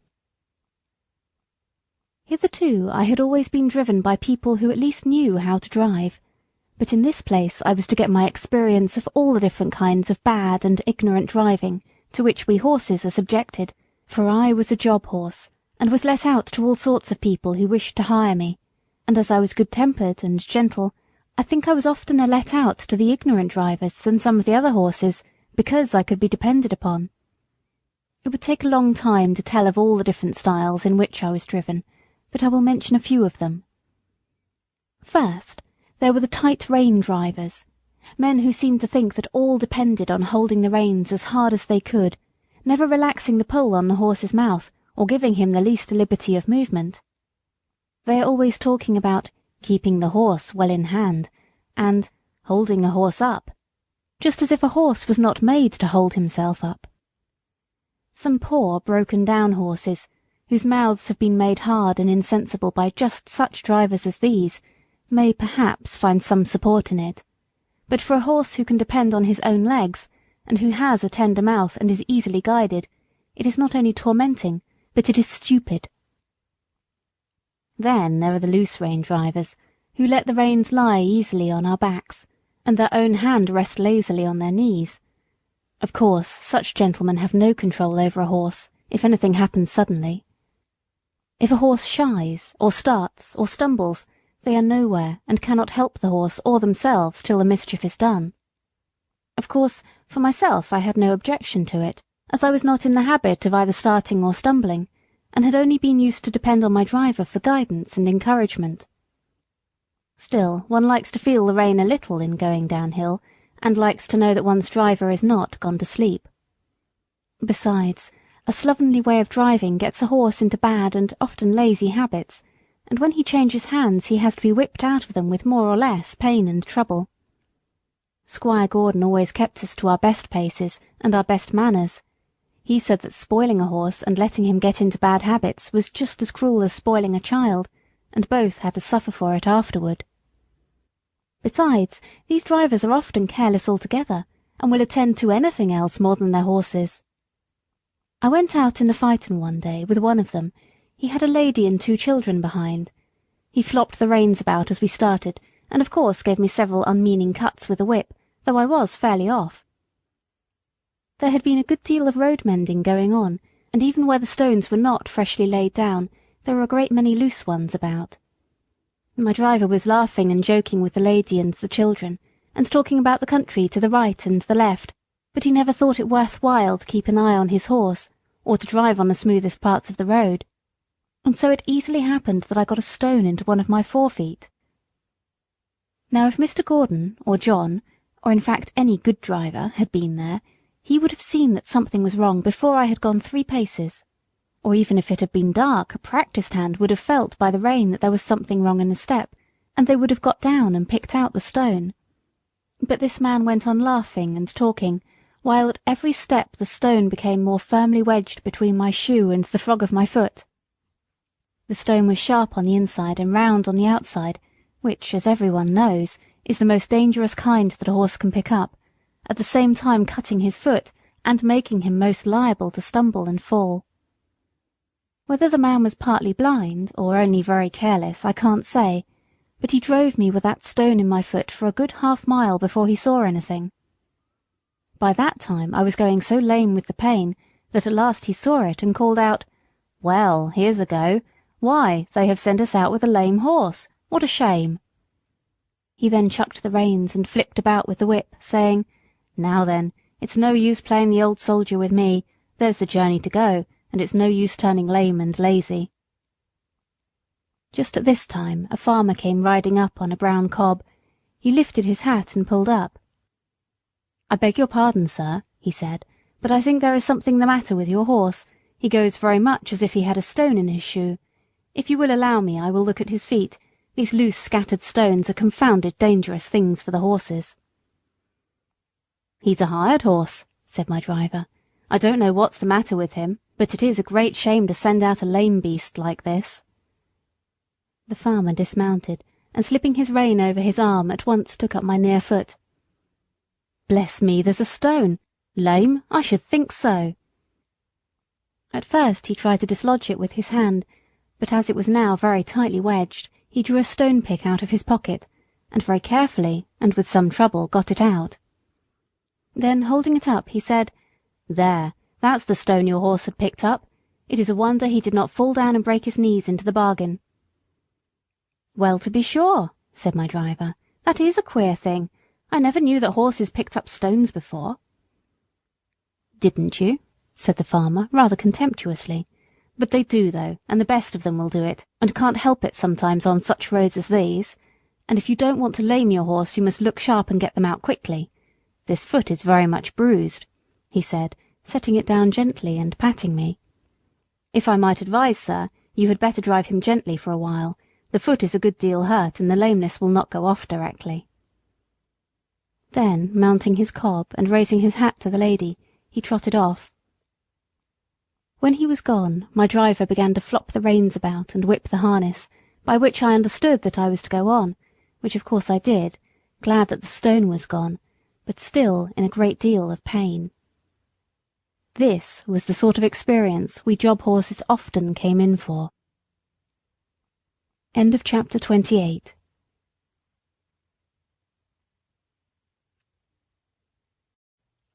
Black Beauty by Anna Sewell. Chapter 29. Cockneys. Then there is the steam engine style of driving. These drivers were mostly people from towns, who never had a horse of their own and generally travelled by rail. They always seemed to think that a horse was something like a steam engine, only smaller. At any rate, they think that if only they pay for it, a horse is bound to go just as far and just as fast and with just as heavy a load as they please. And be the roads heavy and muddy or dry and good, be they stony or smooth, uphill or downhill, it is all the same. On one must go, at the same pace, with no relief and no consideration. These people never think of getting out to walk up a steep hill. Oh no, they have paid to ride, and ride they will. The horse? Oh, he's used to it. What were horses made for, if not to drag people uphill? Walk, a good joke indeed. And so the whip is plied, and the rein is chucked, and often a rough, scolding voice cries out, "Go along, you lazy beast." And then another slash of the whip, when all the time we are doing our very best to get along, uncomplaining and obedient, though often sorely harassed and downhearted. This steam engine style of driving wears us up faster than any other kind. I would far rather go 20 miles with a good considerate driver than I would go 10 with some of these. It would take less out of me. Another thing, they scarcely ever put on the brake, however steep the downhill may be, and thus bad accidents sometimes happen, or if they do put it on, They often forget to take it off at the bottom of the hill, and more than once I have had to pull halfway up the next hill, with one of the wheels held by the brake, before my driver chose to think about it, and that is a terrible strain on a horse. Then these cockneys, instead of starting at an easy pace, as a gentleman would do, generally set off at full speed from the very stable yard, and when they want to stop, they first whip us, then pull up so suddenly that we are nearly thrown on our haunches, and our mouths jagged with the bit. They call that pulling up with a dash, and when they turn a corner, they do it as sharply as if there were no right side or wrong side of the road. I well remember one spring evening I and Rory had been out for the day. Rory was the horse that mostly went with me when a pair was ordered, and a good honest fellow he was. We had our own driver, and as he was always considerate and gentle with us, we had a very pleasant day.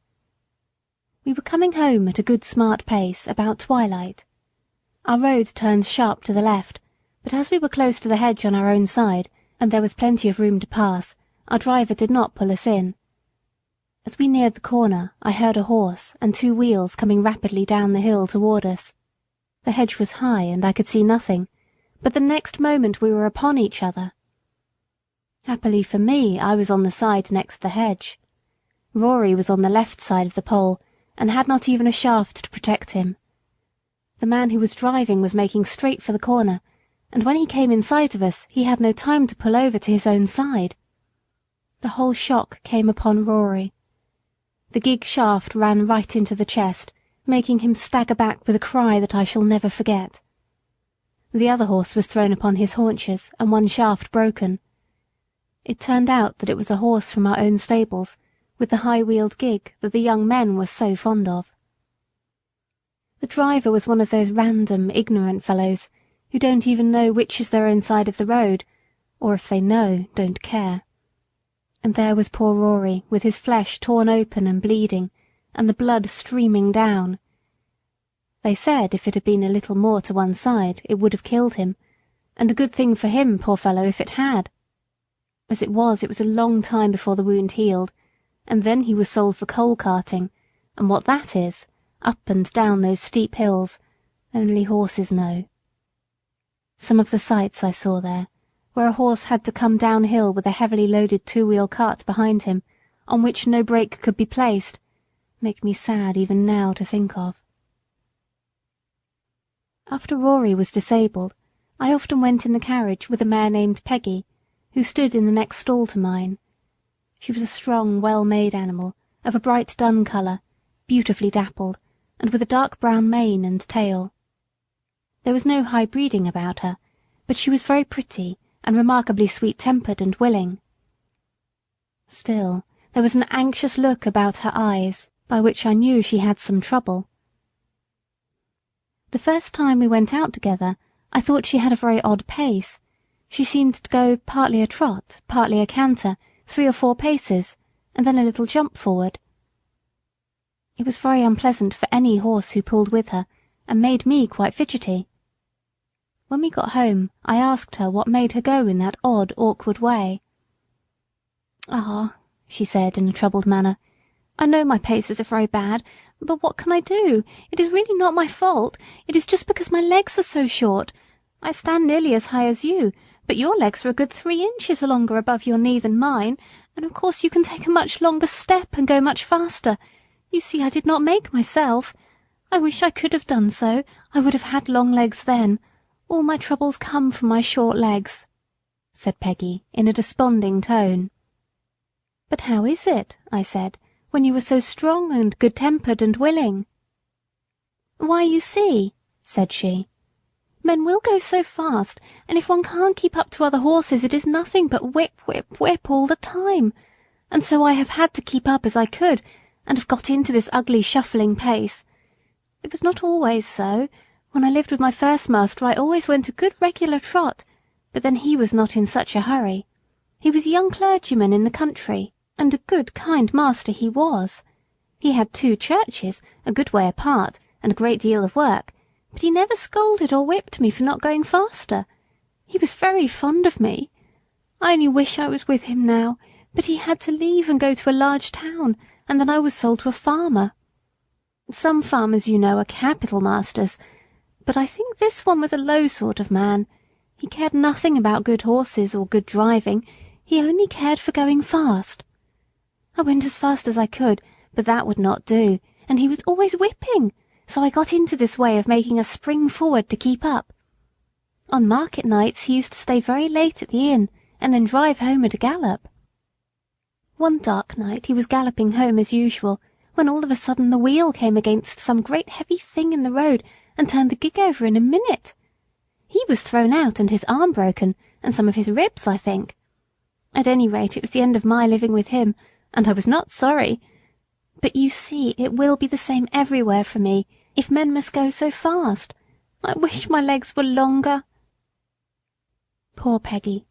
I was very sorry for her, and I could not comfort her, for I knew how hard it was upon slow-paced horses to be put with fast ones. All the whipping comes to their share, and they can't help it.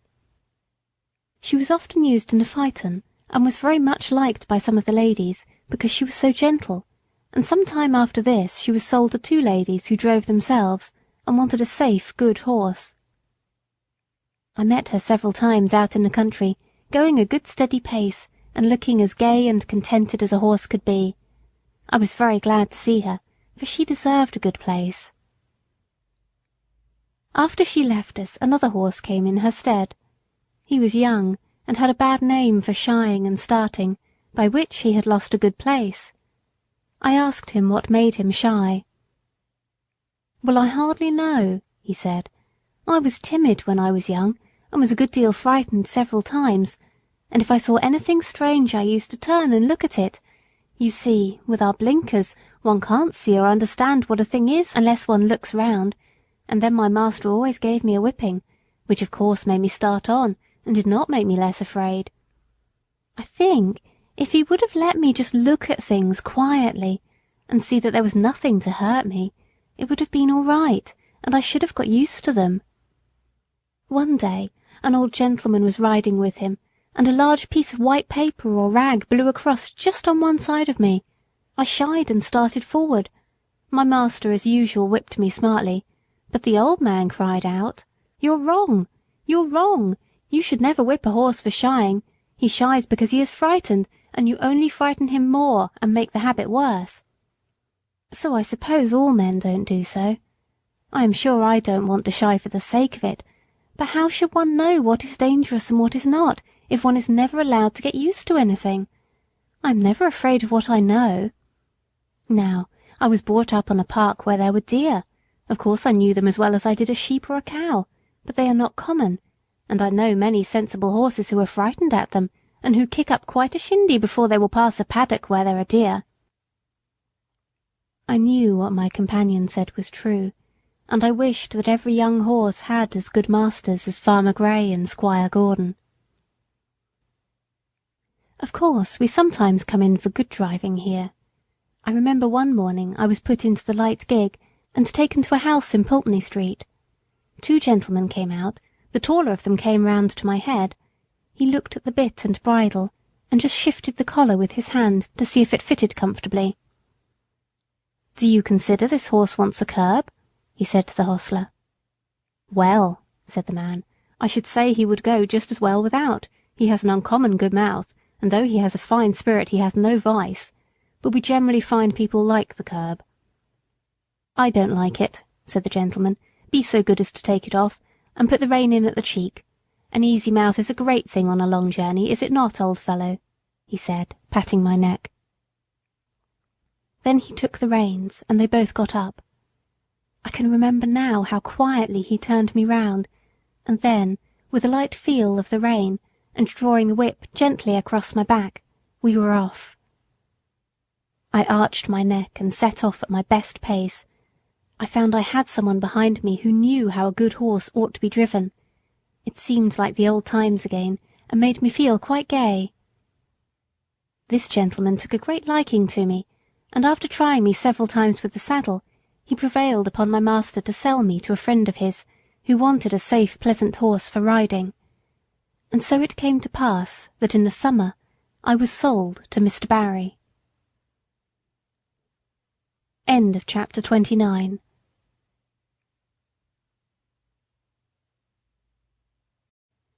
Black Beauty by Anna Sewell. Chapter 30. A Thief. My new master was an unmarried man. He lived at Bath and was much engaged in business. His doctor advised him to take horse exercise, and for this purpose he bought me. He hired a stable a short distance from his lodgings, and engaged a man named Filcher as groom. My master knew very little about horses, but he treated me well, and I should have had a good and easy place, but for circumstances of which he was ignorant. He ordered the best hay with plenty of oats, crushed beans and bran, with vetches or rye-grass as the man might think needful. I heard the master give the order, so I knew there was plenty of good food, and I thought I was well off. For a few days all went on well. I found that my groom understood his business. He kept the stable clean and airy, and he groomed me thoroughly, and was never otherwise than gentle. He had been a hostler in one of the great hotels in Bath. He had given that up, and now cultivated fruit and vegetables for the market, and his wife bred and fattened poultry and rabbits for sale. After a while it seemed to me that my oats came very short. I had the beans, but bran was mixed with them instead of oats, of which there were very few, certainly not more than a quarter of what there should have been. In 2 or 3 weeks this began to tell upon my strength and spirits. The grass food, though very good, was not the thing to keep up my condition without corn. However, I could not complain, nor make known my wants. So it went on for about 2 months, and I wondered that my master did not see that something was the matter. However, one afternoon he rode out into the country to see a friend of his, a gentleman farmer, who lived on the road to Wells. This gentleman had a very quick eye for horses, and after he had welcomed his friend, he said, casting his eye over me, "It seems to me, Barry, that your horse does not look so well as he did when you first had him. Has he been well?"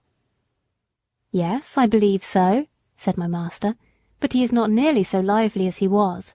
My groom tells me that horses are always dull and weak in the autumn, and that I must expect it." "Autumn, fiddlesticks!" said the farmer.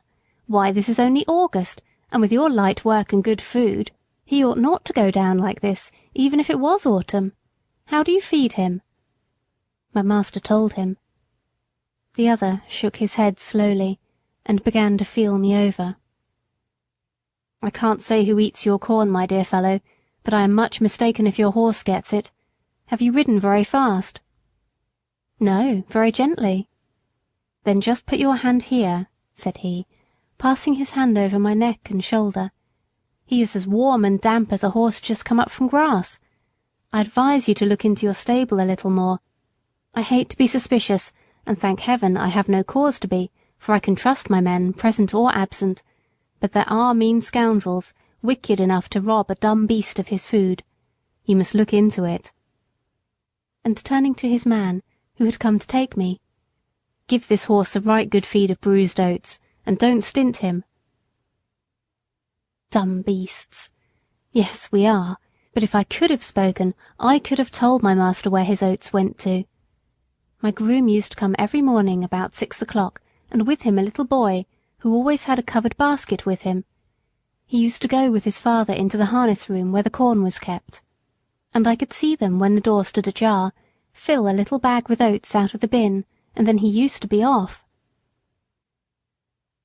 5 or 6 mornings after this, just as the boy had left the stable, the door was pushed open, and a policeman walked in, holding the child tight by the arm. Another policeman followed, and locked the door on the inside, saying, "Show me the place where your father keeps his rabbit's food." The boy looked very frightened, and began to cry, but there was no escape, and he led the way to the corn bin. Here the policeman found another empty bag like that which was found full of oats in the boy's basket. Filcher was cleaning my feet at the time, but they soon saw him, and though he blustered a good deal, they walked him off to the lock-up, and his boy with him. I heard afterward that the boy was not held to be guilty, but the man was sentenced to prison for 2 months. End of chapter 30.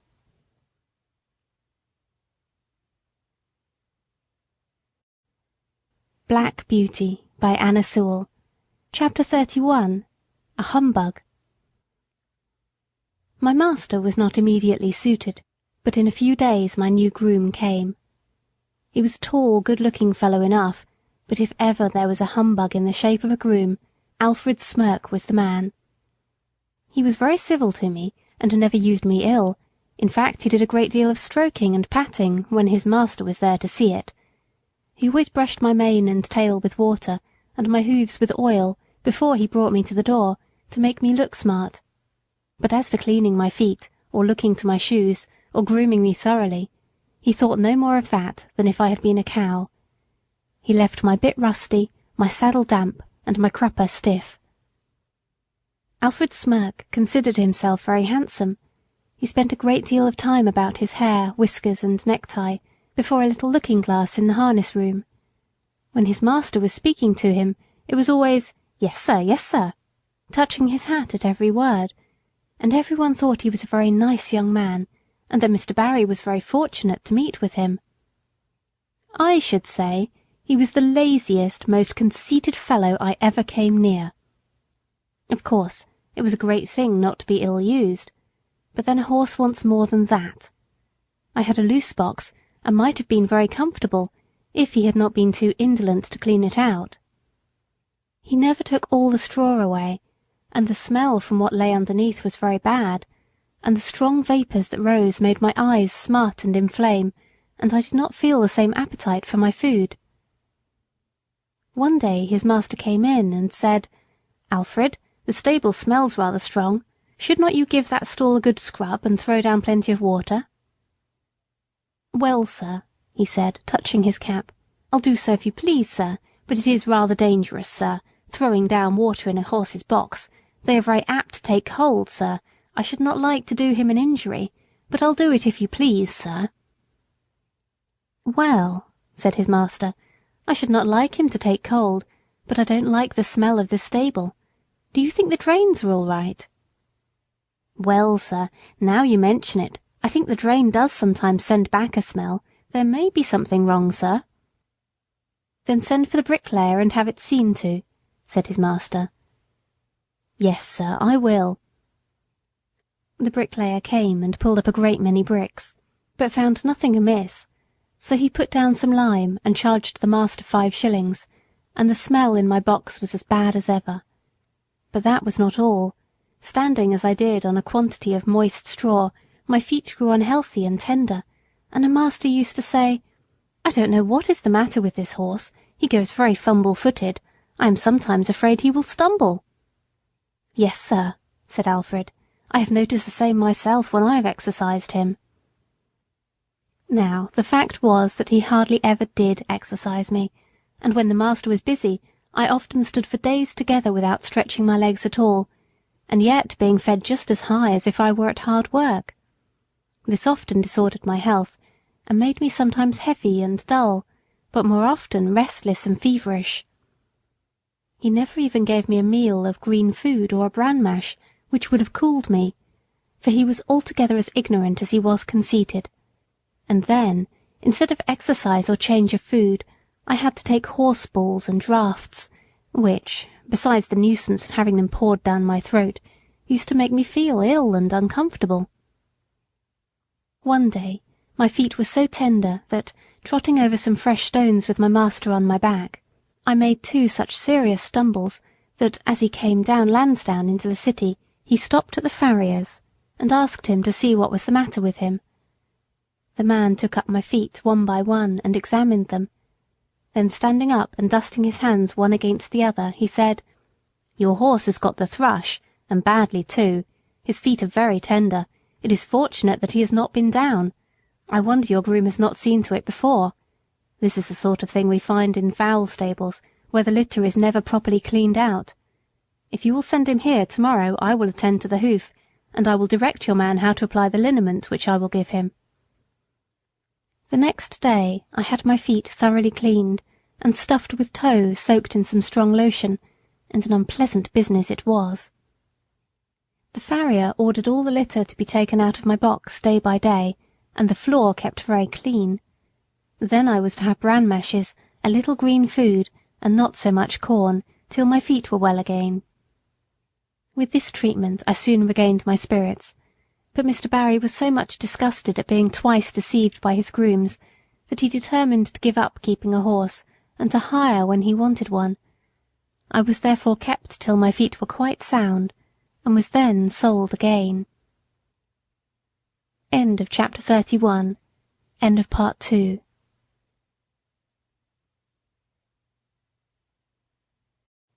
Black Beauty by Anna Sewell. Part 3. Chapter 32. A Horse Fair. No doubt a horse fair is a very amusing place to those who have nothing to lose. At any rate there is plenty to see.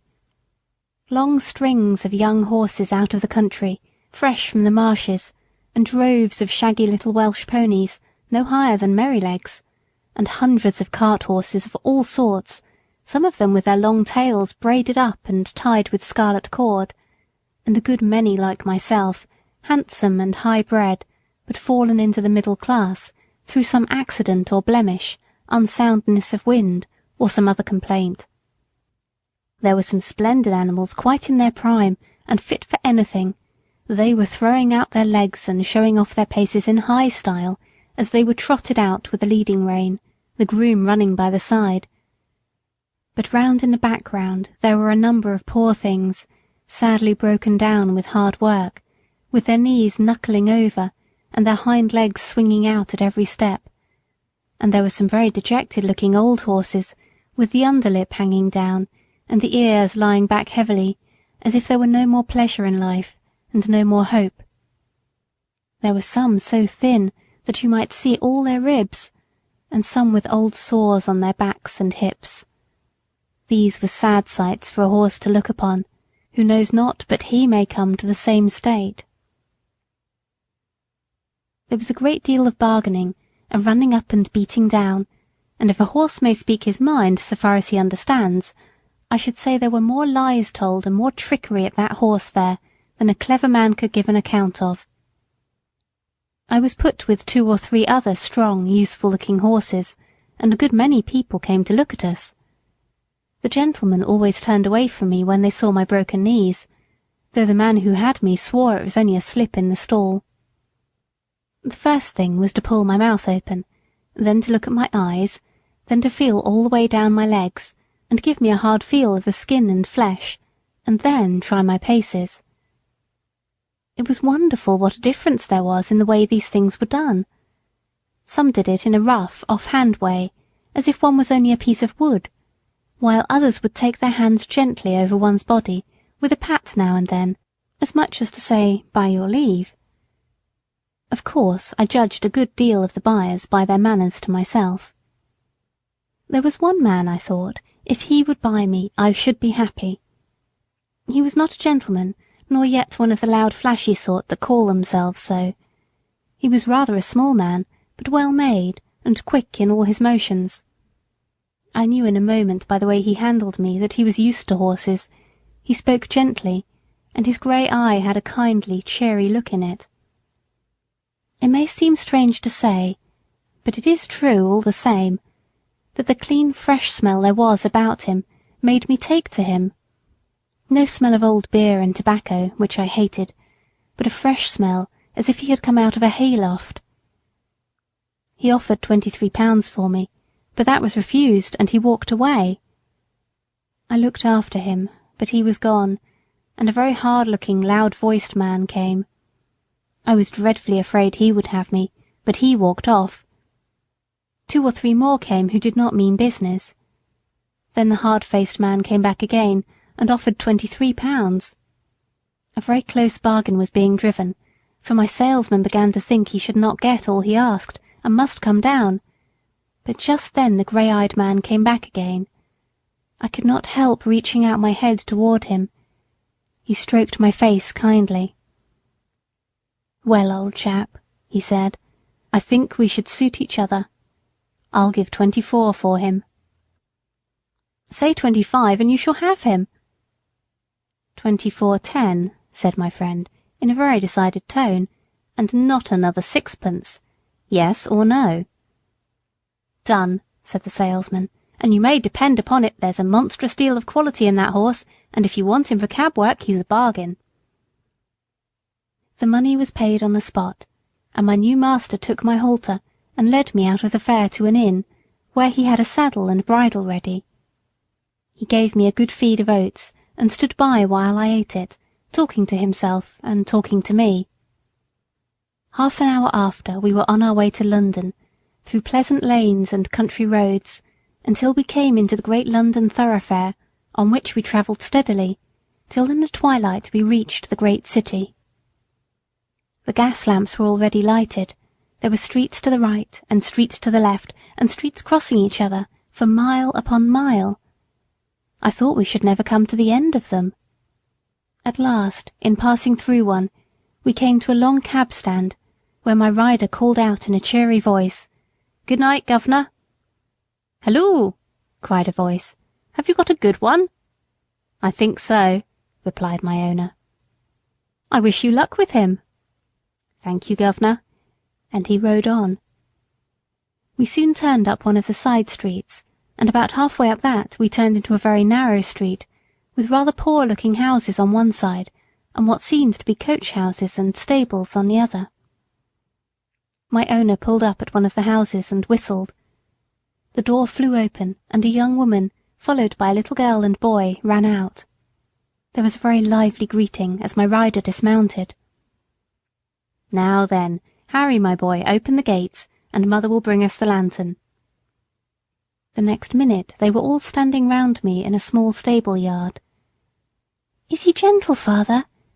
"Yes, Dolly, as gentle as your own kitten. Come and pat him." At once the little hand was patting about all over my shoulder without fear. How good it felt. "Let me get him a bran mash while you rub him down," said the mother. "Do, Polly, it's just what he wants, and I know you've got a beautiful mash ready for me." "Sausage dumpling and apple turnover," shouted the boy, which set them all laughing. I was led into a comfortable, clean-smelling stall, with plenty of dry straw, and after a capital supper I lay down, thinking I was going to be happy. End of chapter 32.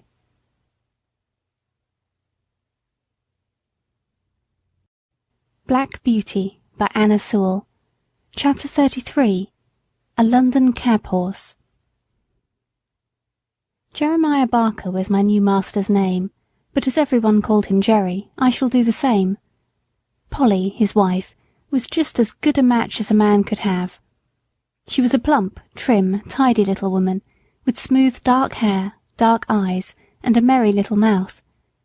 The boy was 12 years old, a tall, frank, good-tempered lad, and little Dorothy, Dolly they called her, was her mother all over again at 8 years old. They were all wonderfully fond of each other. I never knew such a happy, merry family before or since. Jerry had a cab of his own, and 2 horses which he drove and attended to himself. His other horse was a tall, white, rather large-boned animal called Captain. He was old now, but when he was young he must have been splendid. He still had a proud way of holding his head and arching his neck. In fact, he was a high-bred, fine-mannered, noble old horse, every inch of him. He told me that in his early youth he went to the Crimean War. He belonged to an officer in the cavalry, and used to lead the regiment.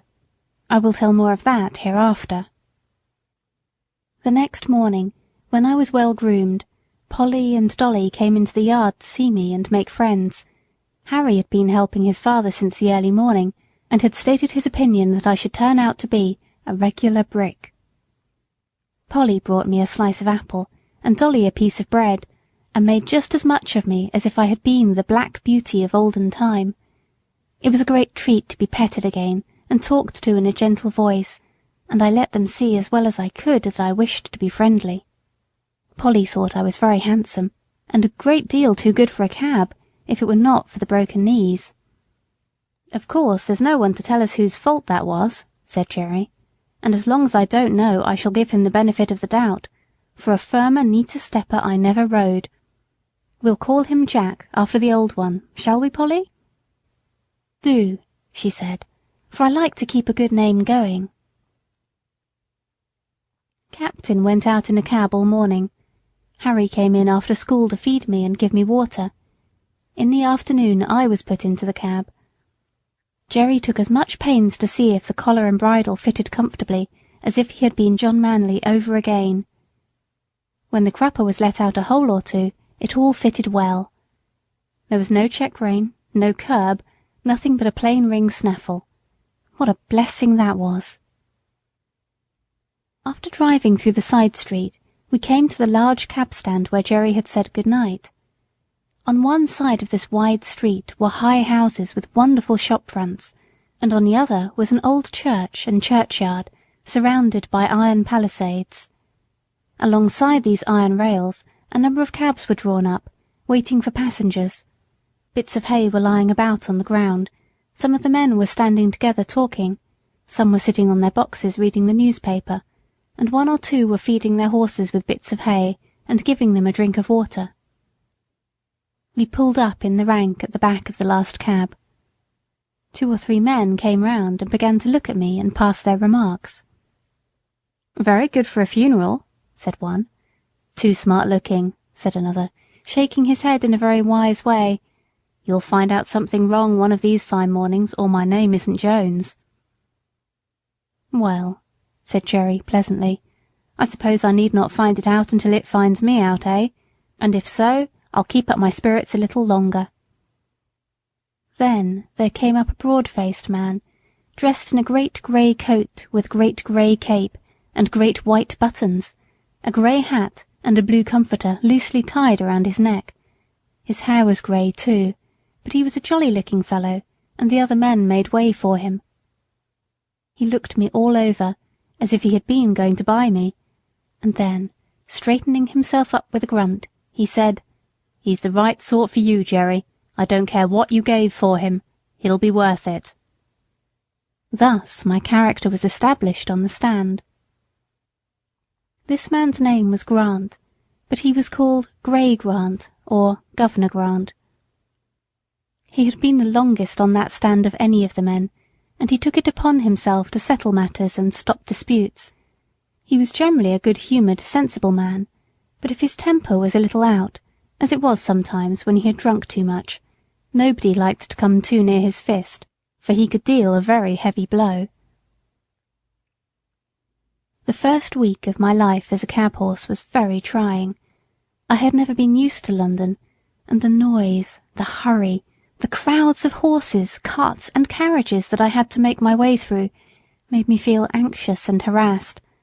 But I soon found that I could perfectly trust my driver, and then I made myself easy and got used to it. Jerry was as good a driver as I have ever known, and what was better, he took as much thought for his horses as he did for himself. He soon found out that I was willing to work and do my best, and he never laid the whip on me unless it was gently drawing the end of it over my back when I was to go on. But generally I knew this quite well by the way in which he took up the reins, and I believe his whip was more frequently stuck up by his side than in his hand.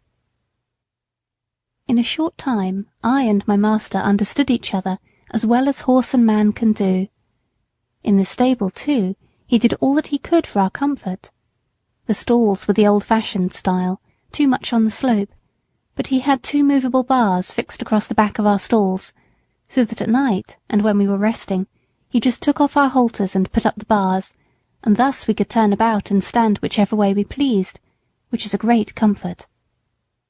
Jerry kept us very clean, and gave us as much change of food as he could, and always plenty of it. And not only that, but he always gave us plenty of fresh, clean water, which he allowed to stand by us both night and day, except, of course, when we came in warm. Some people say that a horse ought not to drink all he likes, but I know if we are allowed to drink when we want, we drink only a little at a time, and it does us a good deal more good than swallowing down half a bucketful at a time, because we have been left without till we are thirsty and miserable. Some grooms will go home to their beer, and leave us for hours with our dry hay and oats, and nothing to moisten them. Then, of course, we gulp down too much at once, which helps to spoil our breathing, and sometimes chills our stomachs. But the best thing we had here was our Sundays for rest. We worked so hard in the week that I do not think we could have kept up to it but for that day. Besides, we had then time to enjoy each other's company. It was on these days that I learned my companion's history. End of chapter 33.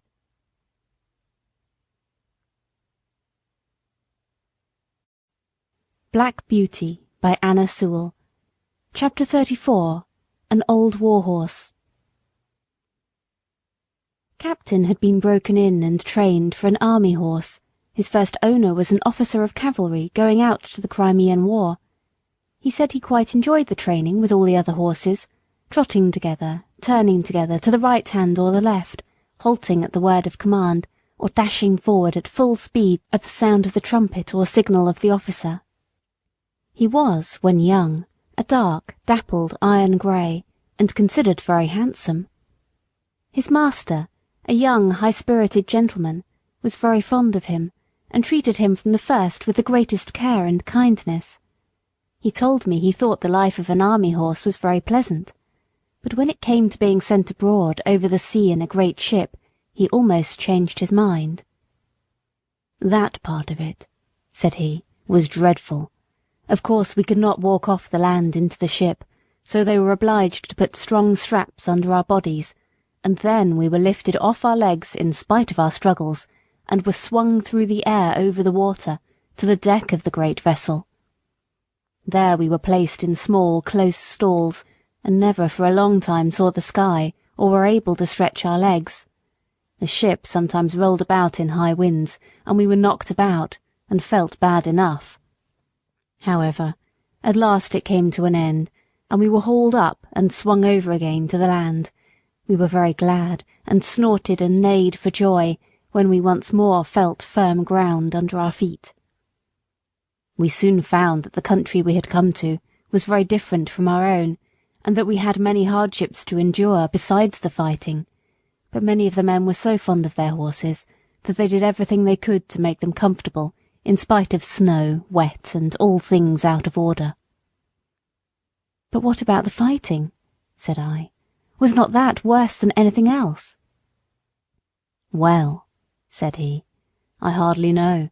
We always liked to hear the trumpet sound and be called out, and were impatient to start off, though sometimes we had to stand for hours, waiting for the word of command. And when the word was given, we used to spring forward as gaily and as eagerly as if there were no cannonballs, bayonets, or bullets. I believe, so long as we felt our rider firm in the saddle, and his hand steady on the bridle, not one of us gave way to fear, not even when the terrible bombshells whirled through the air and burst into 1,000 pieces. I, with my noble master, went into many actions together without a wound, and though I saw horses shot down with bullets, pierced through with lances, and gashed with fearful sabre cuts, though we left them dead on the field, or dying in the agony of their wounds, I don't think I feared for myself. My master's cheery voice, as he encouraged his men, made me feel as if he and I could not be killed. I had such perfect trust in him that while he was guiding me I was ready to charge up to the very cannon's mouth. I saw many brave men cut down, many fall mortally wounded from their saddles. I had heard the cries and groans of the dying. I had cantered over ground slippery with blood, and frequently had to turn aside to avoid trampling on wounded man or horse. But, until one dreadful day, I had never felt terror. That day I shall never forget. Here old Captain paused for a while, and drew a long breath. I waited, and he went on. It was one autumn morning, and as usual, an hour before daybreak, our cavalry had turned out, ready caparisoned for the day's work, whether it might be fighting or waiting. The men stood by their horses waiting, ready for orders. As the light increased, there seemed to be some excitement among the officers, and before the day was well begun, we heard the firing of the enemy's guns. Then one of the officers rode up and gave the word for the men to mount, and in a second every man was in his saddle, and every horse stood expecting the touch of the rein or the pressure of his rider's heels, all animated, all eager, but still we had been trained so well that, except by the champing of our bits and the restive tossing of our heads from time to time, It could not be said that we stirred. My dear master and I were at the head of the line, and as all sat motionless and watchful, he took a little stray lock of my mane, which had turned over on the wrong side, laid it over on the right, and smoothed it down with his hand. Then patting my neck, he said, "We shall have a day of it today, Bayard, my beauty, but we'll do our duty as we have done." He stroked my neck that morning more, I think, than he had ever done before, quietly on and on, as if he were thinking of something else. I loved to feel his hand on my neck, and arched my crest proudly and happily. But I stood very still, for I knew all his moods, and when he liked me to be quiet and when gay. I cannot tell all that happened on that day, but I will tell of the last charge that we made together. It was across a valley, right in front of the enemy's cannon. By this time we were well used to the roar of heavy guns, the rattle of musket fire, and the flying of shot near us, but never had I been under such a fire as we rode through on that day. From the right, from the left, and from the front, shot and shell poured in upon us. Many a brave man went down. Many a horse fell, flinging his rider to the earth. Many a horse without a rider ran wildly out of the ranks, then, terrified at being alone, with no hand to guide him, came pressing in among his old companions, to gallop with them to the charge. Fearful as it was, no one stopped, no one turned back. Every moment the ranks were thinned, but as our comrades fell, we closed in to keep them together, and instead of being shaken or staggered in our pace, our gallop became faster and faster as we neared the cannon. My master, my dear master, was cheering on his comrades with his right arm raised on high, when one of the balls whizzing close to my head struck him. I felt him stagger with the shock, though he uttered no cry. I tried to check my speed, but the sword dropped from his right hand, the rein fell loose from the left, and sinking backward from the saddle he fell to the earth. The other riders swept past us, and by the force of their charge I was driven from the spot. I wanted to keep my place by his side, and not leave him under that rush of horses' feet, but it was in vain. And now, without a master or a friend, I was alone on that great slaughter ground. Then fear took hold on me too, and I trembled as I had never trembled before, and I too, as I had seen other horses do, tried to join in the ranks and gallop with them, but I was beaten off by the swords of the soldiers. Just then a soldier whose horse had been killed under him caught at my bridle and mounted me, and with this new master I was again going forward. But our gallant company was cruelly overpowered, and those who remained alive after the fierce fight for the guns came galloping back over the same ground. Some of the horses had been so badly wounded that they could scarcely move from the loss of blood.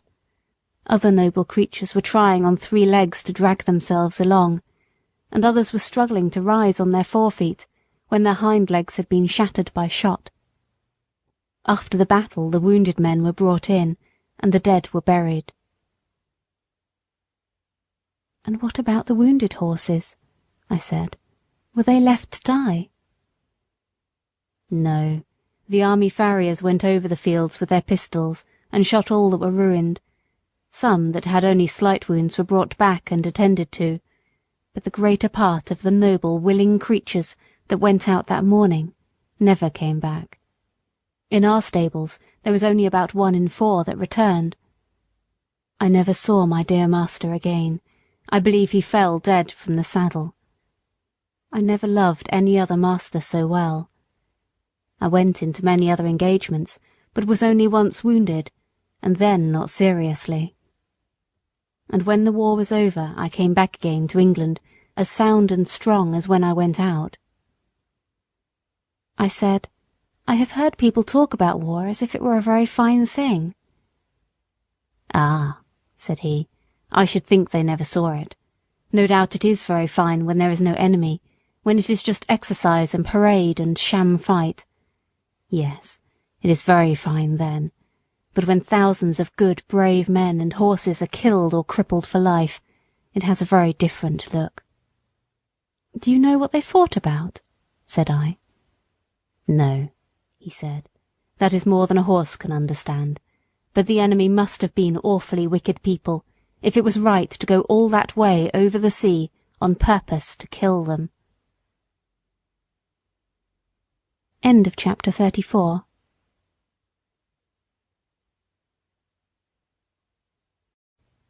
Black Beauty by Anna Sewell.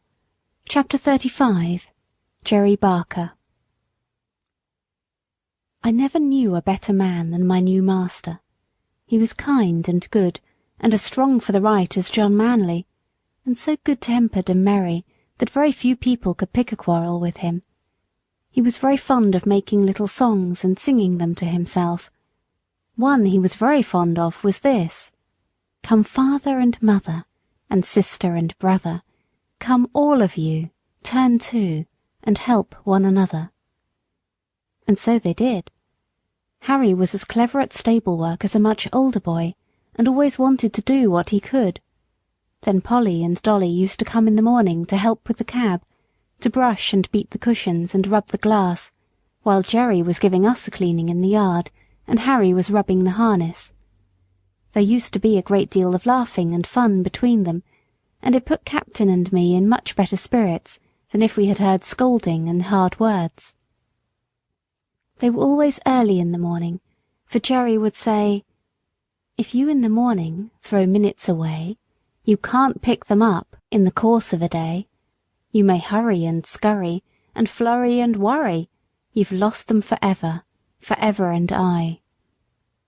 He could not bear any careless loitering and waste of time, and nothing was so near making him angry as to find people who were always late wanting a cab-horse to be driven hard to make up for their idleness. One day, 2 wild-looking young men came out of a tavern close to the stand and called Jerry. "Here, cabby, look sharp, we are rather late. Put on the steam, will you, and take us to the Victoria in time for the 1 o'clock train. You shall have a shilling extra." "I will take you at the regular pace, gentlemen. Shillings don't pay for putting on the steam like that." Larry's cab was standing next to ours. He flung open the door and said, "I'm your man, gentlemen. Take my cab, my horse will get you there all right." And as he shut them in, with a wink toward Jerry, said, "It's against his conscience to go beyond a jog-trot." Then slashing his jaded horse, he set off as hard as he could. Jerry patted me on the neck. "No, Jack, a shilling would not pay for that sort of thing, would it, old boy?" Although Jerry was determinedly set against hard driving to please careless people, he always went a good fair pace, and was not against putting on the steam, as he said, if only he knew why. I well remember one morning, as we were on the stand waiting for a fare, that a young man, carrying a heavy portmanteau, trod on a piece of orange peel which lay on the pavement, and fell down with great force. Jerry was the first to run and lift him up. He seemed much stunned, and as they led him into a shop he walked as if he were in great pain. Jerry, of course, came back to the stand, but in about 10 minutes one of the shopmen called him, so he drew up to the pavement. "Can you take me to the South Eastern Railway?" said the young man. "This unlucky fall has made me late, I fear, but it is of great importance that I should not lose the 12 o'clock train.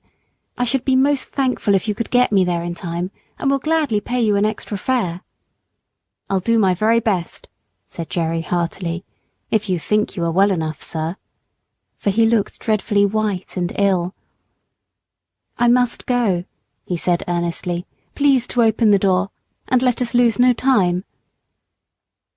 The next minute Jerry was on the box, with a cheery chirrup to me and a twitch of the rein that I well understood. "Now then, Jack, my boy," said he, "spin along, we'll show them how we can get over the ground, if we only know why." It is always difficult to drive fast in the city in the middle of the day, when the streets are full of traffic, but we did what could be done, and when a good driver and a good horse, who understand each other, are of one mind, it is wonderful what they can do. I had a very good mouth, that is, I could be guided by the slightest touch of the rein, and that is a great thing in London, among carriages, omnibuses, carts, vans, trucks, cabs, and great wagons creeping along at a walking pace, some going one way, some another, some going slowly, others wanting to pass them, omnibuses stopping short every few minutes to take up a passenger, obliging the horse that is coming behind to pull up too, or to pass and get before them. Perhaps you try to pass, but just then something else comes dashing in through the narrow opening, and you have to keep in behind the omnibus again. Presently you think you see a chance, and manage to get to the front, going so near the wheels on each side that half an inch nearer and they would scrape. Well, you get along for a bit, but soon find yourself in a long train of carts and carriages, all obliged to go at a walk. Perhaps you come to a regular block-up, and have to stand still for minutes together, till something clears out into a side street, or the policeman interferes. You have to be ready for any chance, to dash forward if there be an opening, and be quick as a rat dog to see if there be room, and if there be time, lest you get your own wheels locked or smashed, or the shaft of some other vehicle run into your chest or shoulder. All this is what you have to be ready for. If you want to get through London fast in the middle of the day, it wants a deal of practice. Jerry and I were used to it, and no one could beat us at getting through when we were set upon it. I was quick and bold, and could always trust my driver. Jerry was quick and patient at the same time, and could trust his horse, which was a great thing too. He very seldom used the whip. I knew by his voice, and his click-click when he wanted to get on fast, and by the rein where I was to go, so there was no need for whipping. But I must go back to my story. The streets were very full that day, but we got on pretty well as far as the bottom of Cheapside, where there was a block for 3 or 4 minutes. The young man put his head out and said anxiously, "I think I had better get out and walk. I shall never get there if this goes on." "I shall do all that can be done, sir," said Jerry. "I think we shall be in time. This block-up cannot last much longer, and your luggage is very heavy for you to carry, sir." Just then the cart in front of us began to move on, and then we had a good turn. In and out we went, as fast as horseflesh could do it, and for a wonder had a good clear time on London Bridge, for there was a whole train of cabs and carriages all going our way at a quick trot, perhaps wanting to catch that very train. At any rate, we whirled into the station with many more, just as the great clock pointed 8 minutes to 12 o'clock. "Thank God, we are in time," said the young man. "And thank you too, my friend, and your good horse. You have saved me more than money can ever pay for. Take this extra half-crown." "No, sir, no. Thank you all the same. So glad we hit the time, sir. But don't stay now, sir, the bell is ringing. Here, porter, take this gentleman's luggage. Dover line, 12 o'clock train, that's it." And without waiting for another word, Jerry wheeled me round to make room for other cabs that were dashing up at the last minute, and drew up on one side till the crush was past. "So glad," he said, "so glad. Poor young fellow. I wonder what it was that made him so anxious." Jerry often talked to himself quite loud enough for me to hear when we were not moving. On Jerry's return to the rank, there was a good deal of laughing and chaffing at him for driving hard to the train for an extra fare, as they said, all against his principles, and they wanted to know how much he had pocketed. "A good deal more than I generally get," said he, nodding slyly. "What he gave me will keep me in little comforts for several days." "Gammon," said one. "He's a humbug," said another, preaching to us and then doing the same himself. "Look here, mates," said Jerry. "The gentleman offered me half a crown extra, but I didn't take it. 'Twas quite pay enough for me to see how glad he was to catch that train, and if Jack and I choose to have a quick run now and then to please ourselves, that's our business and not yours." "Well," said Larry, "you'll never be a rich man." "Most likely not," said Jerry, "but I don't know that I shall be the less happy for that. I have heard the commandments read a great many times, and I never noticed that any of them said, 'Thou shalt be rich,' and there are a good many curious things said in the New Testament about rich men that I think would make me feel rather queer if I was one of them." "If you ever do get rich," said Governor Gray, looking over his shoulder across the top of his cab. "You'll deserve it, Jerry, and you won't find a curse come with your wealth. As for you, Larry, you'll die poor. You spend too much in whipcord." "Well," said Larry, "what is a fellow to do if his horse won't go without it?" "You never take the trouble to see if he will go without it. Your whip is always going as if you had the St. Vitus dance in your arm, and if it does not wear you out, it wears your horse out. You know you are always changing your horses, and why? Because you never give them any peace or encouragement." "Well, I have not had good luck," said Larry. "That's where it is." "And you never will," said the governor. "Good luck is rather particular who she rides with, and mostly prefers those who have got common sense and a good heart. At least that is my experience." Governor Gray turned round again to his newspaper, and the other men went to their cabs. End of chapter 35.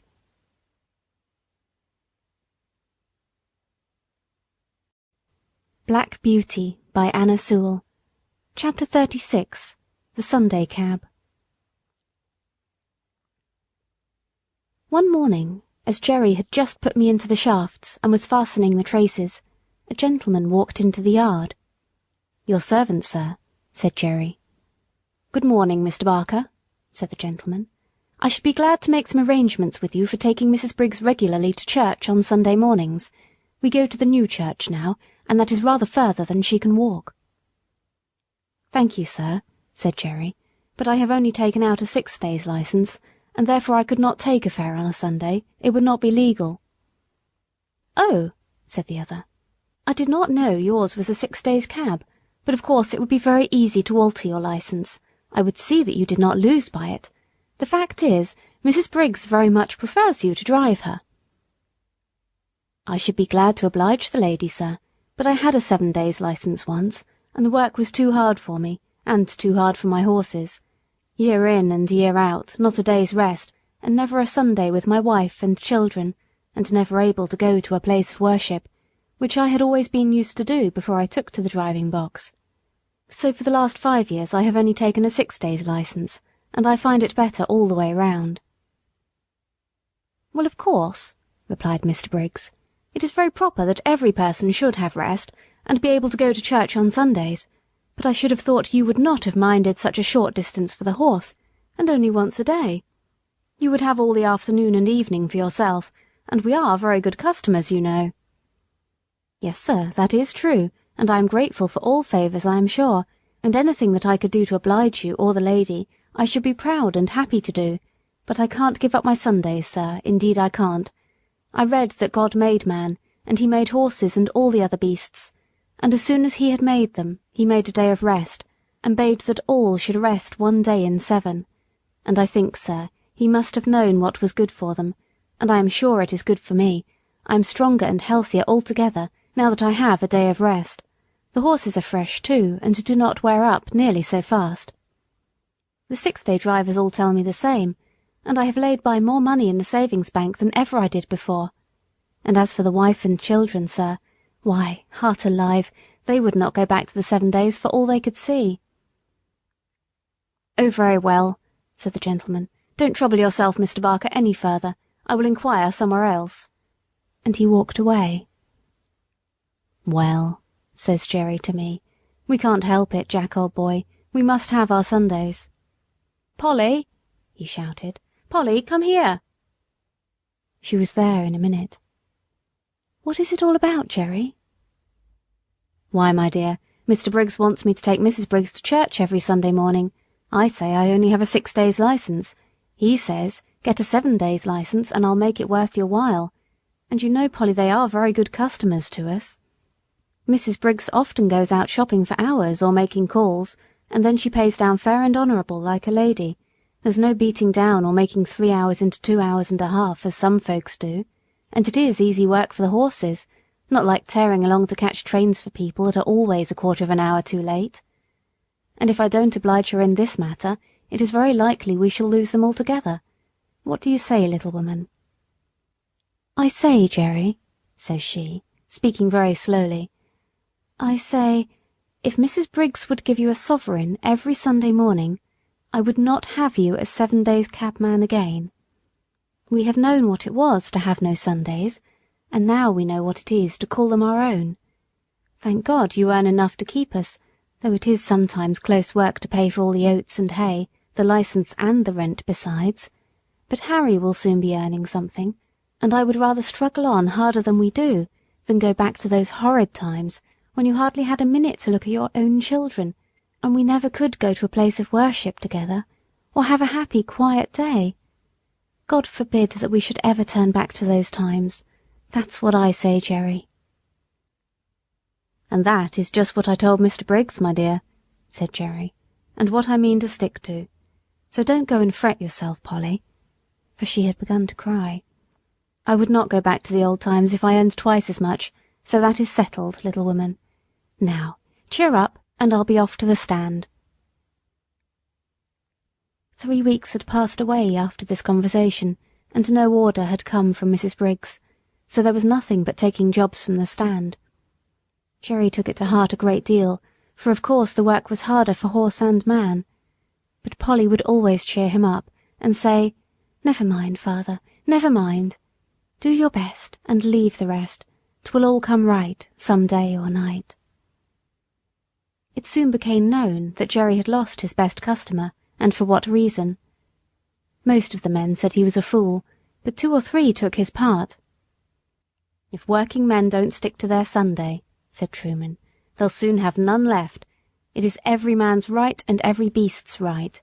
By God's law we have a day of rest, and by the law of England we have a day of rest, and I say we ought to hold to the rights these laws give us, and keep them for our children." "All very well for you religious chaps to talk so," said Larry, "but I'll turn a shilling when I can. I don't believe in religion, for I don't see that your religious folks are any better than the rest." "If they are not better," put in Jerry, "it is because they are not religious. You might as well say that our country's laws are not good because some people break them. If a man gives way to his temper, and speaks evil of his neighbour, and does not pay his debts, he is not religious, I don't care how much he goes to church. If some men are shams and humbugs, that does not make religion untrue. Real religion is the best and truest thing in the world, and the only thing that can make a man really happy, or make the world we live in any better." "If religion was good for anything," said Jones, "it would prevent your religious people from making us work on Sundays, as you know many of them do, and that's why I say religion is nothing but a sham. Why, if it was not for the church and chapel goers, it would be hardly worth while our coming out on a Sunday. But they have their privileges, as they call them, and I go without.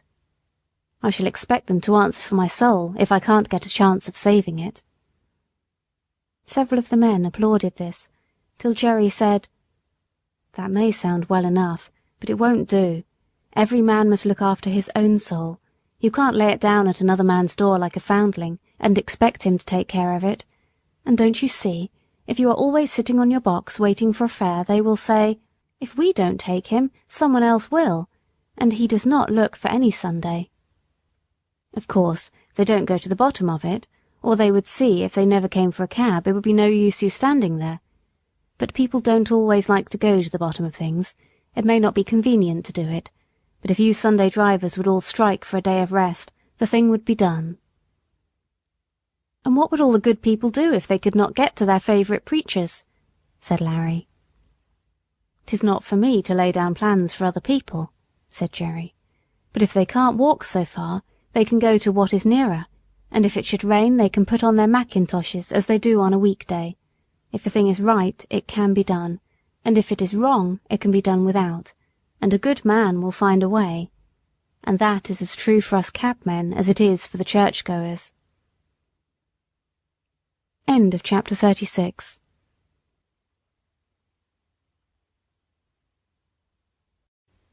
Black Beauty by Anna Sewell. Chapter 37. The Golden Rule. 2 or 3 weeks after this, as we came into the yard rather late in the evening, Polly came running across the road with the lantern. She always brought it to him, if it was not very wet. "It has all come right, Jerry. Mrs. Briggs sent her servant this afternoon to ask you to take her out tomorrow at 11 o'clock.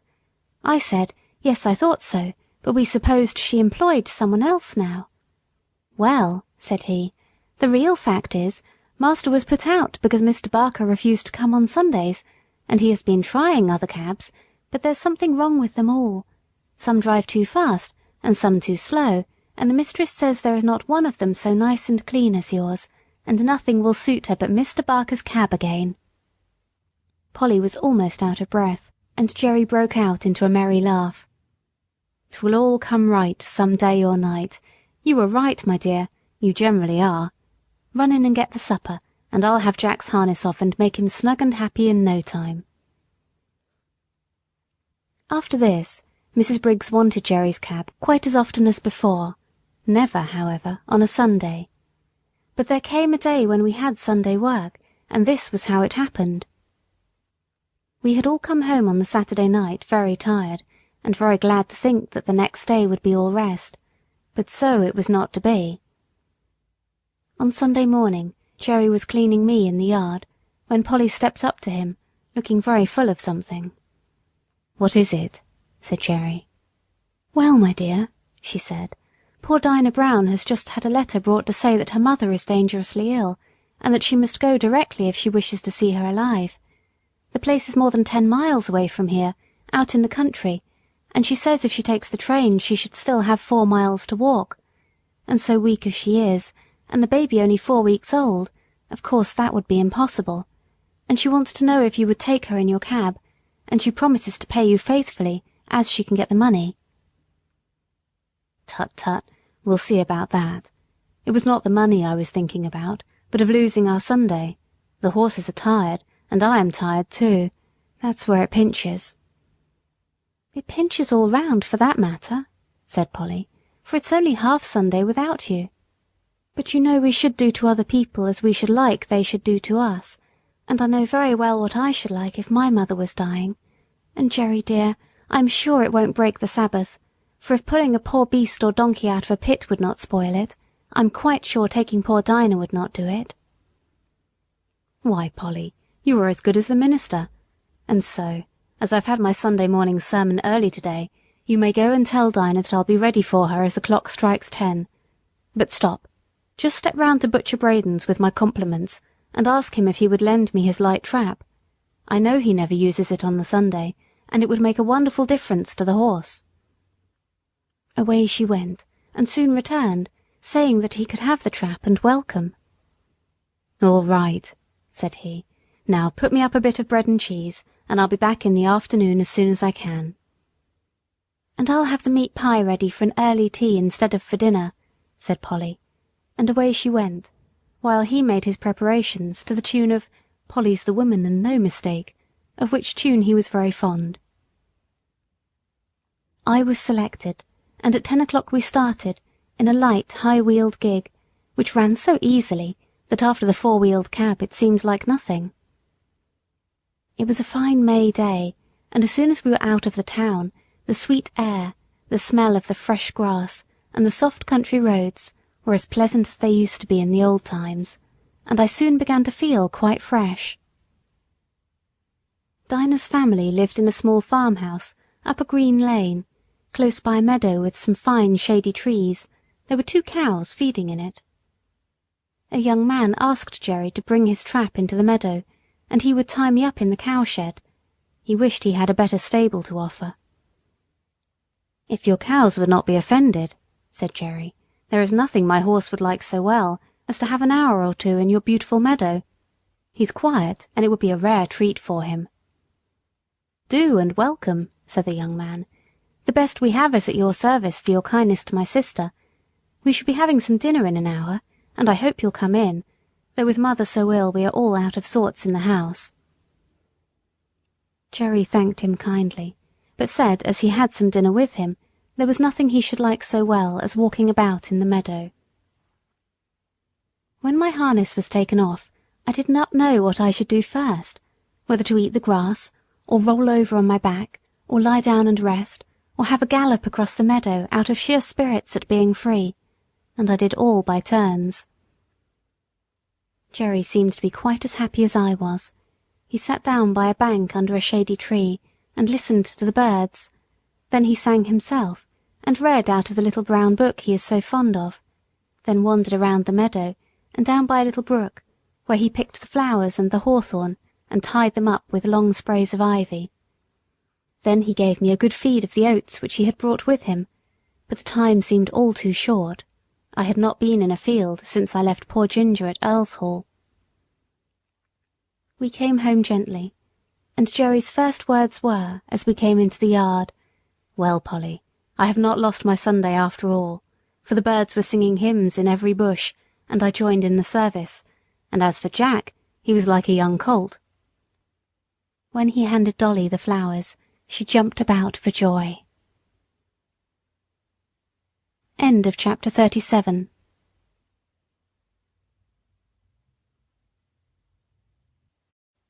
Black Beauty by Anna Sewell. Chapter 38. Dolly and a Real Gentleman. Winter came in early, with a great deal of cold and wet. There was snow or sleet or rain almost every day for weeks, changing only for keen driving winds or sharp frosts. The horses all felt it very much. When it is a dry cold, a couple of good thick rugs will keep the warmth in us, but when it is soaking rain they soon get wet through and are no good. Some of the drivers had a waterproof cover to throw over, which was a fine thing, but some of the men were so poor that they could not protect either themselves or their horses, and many of them suffered very much that winter. When we horses had worked half the day, we went to our dry stables and could rest, while they had to sit on their boxes, sometimes staying out as late as 1 or 2 in the morning if they had a party to wait for. When the streets were slippery with frost or snow, that was the worst for all of us horses. 1 mile of such travelling, with a weight to draw and no firm footing, would take more out of us than 4 on a good road. Every nerve and muscle of our bodies is on the strain to keep our balance, and, added to this, the fear of falling is more exhausting than anything else. If the roads are very bad indeed, our shoes are roughened, but that makes us feel nervous at first. When the weather was very bad, many of the men would go and sit in a tavern close by, and get someone to watch for them, but they often lost a fare in that way, and could not, as Jerry said, be there without spending money. He never went to the Rising Sun. There was a coffee shop near, where he now and then went, or he bought of an old man, who came to our rank with tins of hot coffee and pies. It was his opinion that spirits and beer made a man colder afterward, and that dry clothes, good food, cheerfulness, and a comfortable wife at home were the best things to keep a cabman warm. Polly always supplied him with something to eat when he could not get home, and sometimes he would see little Dolly peeping from the corner of the street to make sure if father was on the stand. If she saw him, she would run off at full speed and soon come back with something in a tin or basket, some hot soup or pudding Polly had ready. It was wonderful how such a little thing could get safely across the street, often thronged with horses and carriages, but she was a brave little maid, and felt it quite an honour to bring father's first course, as he used to call it. She was a general favourite on the street, and there was not a man who would not have seen her safely across the street if Jerry had not been able to do it. One cold, windy day, Dolly had brought Jerry a basin of something hot, and was standing by him while he ate it. He had scarcely begun when a gentleman, walking toward us very fast, held up his umbrella. Jerry touched his hat in return, gave the basin to Dolly, and was taking off my cloth, when the gentleman hastening up cried out, "No, no, finish your soup, my friend. I have not much time to spare, but I can wait until you have done, and set your little girl safe on the pavement." So saying, he seated himself in the cab. Jerry thanked him kindly, and came back to Dolly. "There, Dolly, that's a gentleman. That's a real gentleman, Dolly. He has got time and thought for the comfort of a poor cabman and a little girl."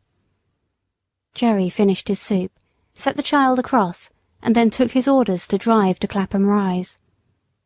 Several times after that the same gentleman took our cab. I think he was very fond of dogs and horses, for whenever we took him to his own door, 2 or 3 dogs would come bounding out to meet him.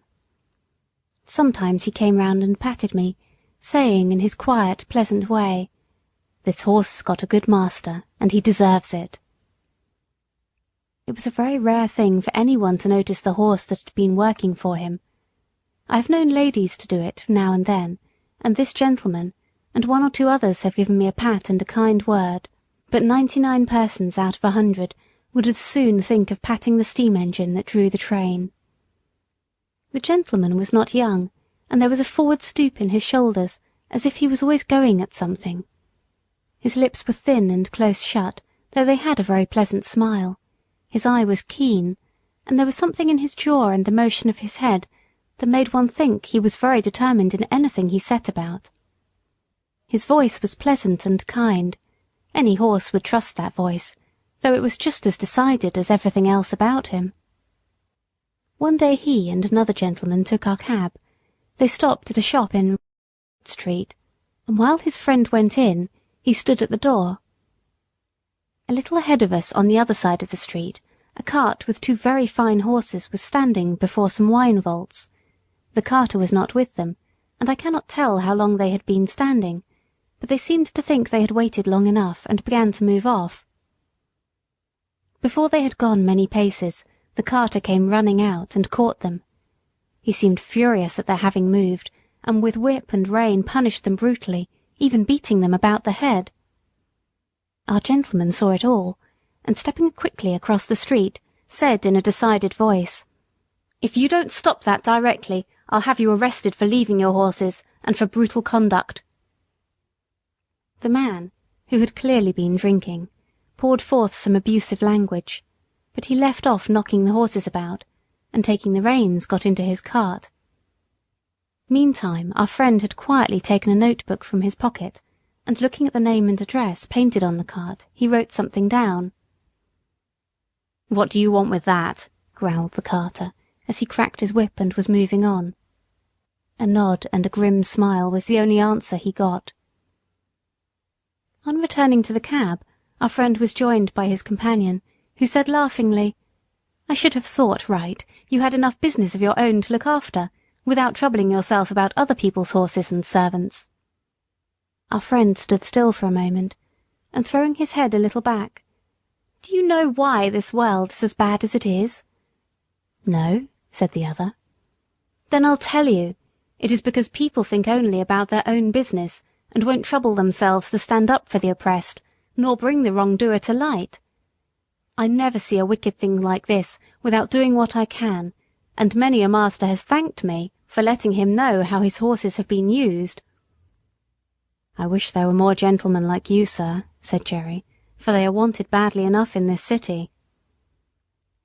After this we continued our journey, and as they got out of the cab, our friend was saying, "My doctrine is this, that if we see cruelty or wrong that we have the power to stop, and do nothing, we make ourselves sharers in the guilt." End of chapter 38.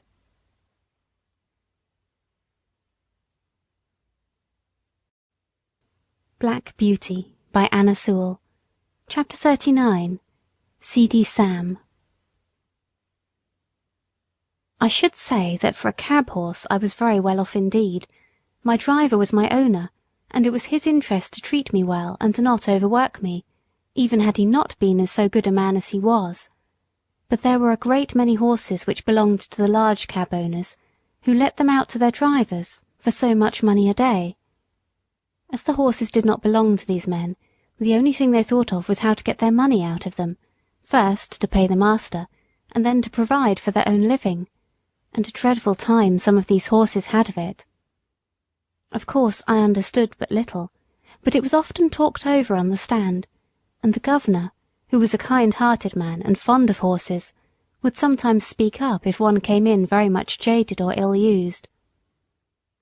One day, a shabby, miserable-looking driver, who went by the name of C.D. Sam, brought in his horse looking dreadfully beat, and the governor said, "You and your horse look more fit for the police station than for this rank."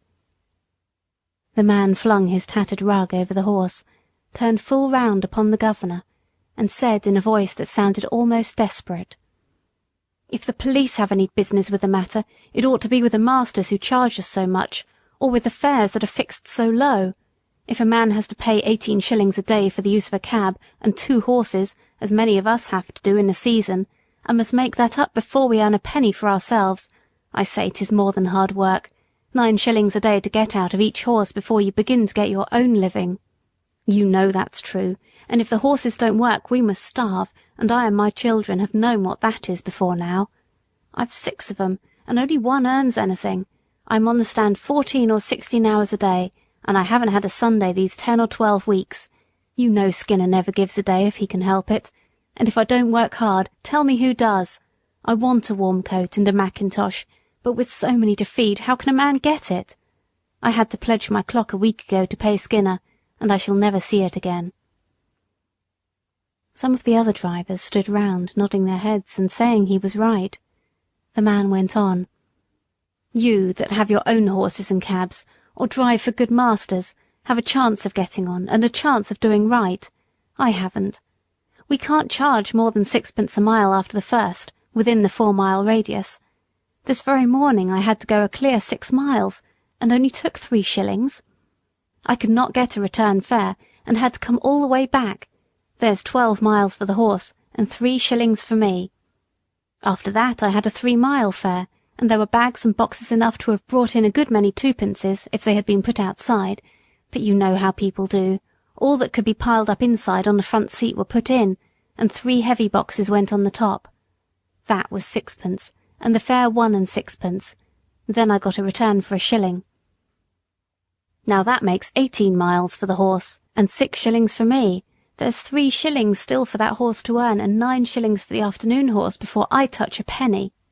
Of course it is not always so bad as that, but you know it often is, and I say, 'tis a mockery to tell a man that he must not overwork his horse, for when a beast is downright tired, there's nothing but the whip that will keep his legs a-going.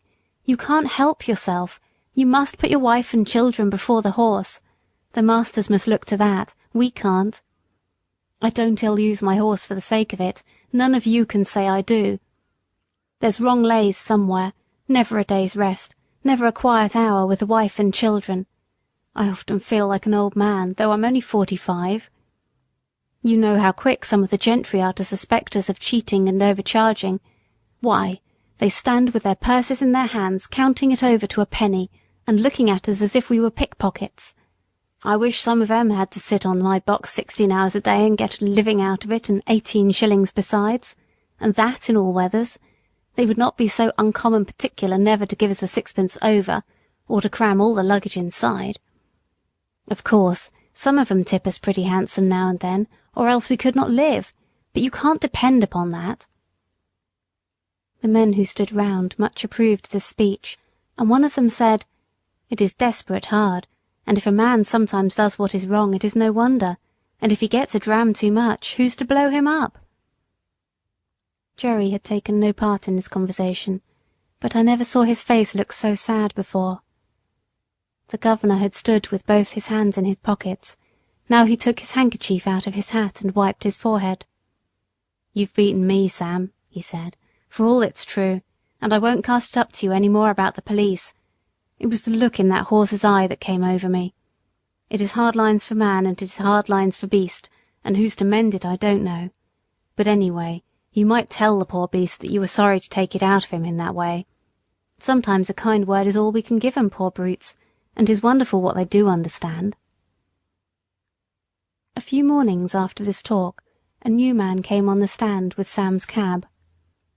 "Halloa," said one, "what's up with Seedy Sam?" "He's ill in bed," said the man. "He was taken last night in the yard and could scarcely crawl home.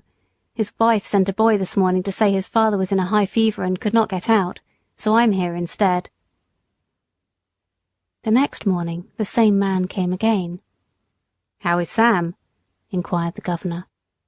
"He's gone," said the man. "What, gone? You don't mean to say he's dead?" "Just snuffed out," said the other. "He died at 4 o'clock this morning. All yesterday he was raving about Skinner and having no Sundays. I never had a Sunday's rest. Those were his last words." No one spoke for a while, and then the governor said, "I'll tell you what, mates, This is a warning for us. End of chapter 39.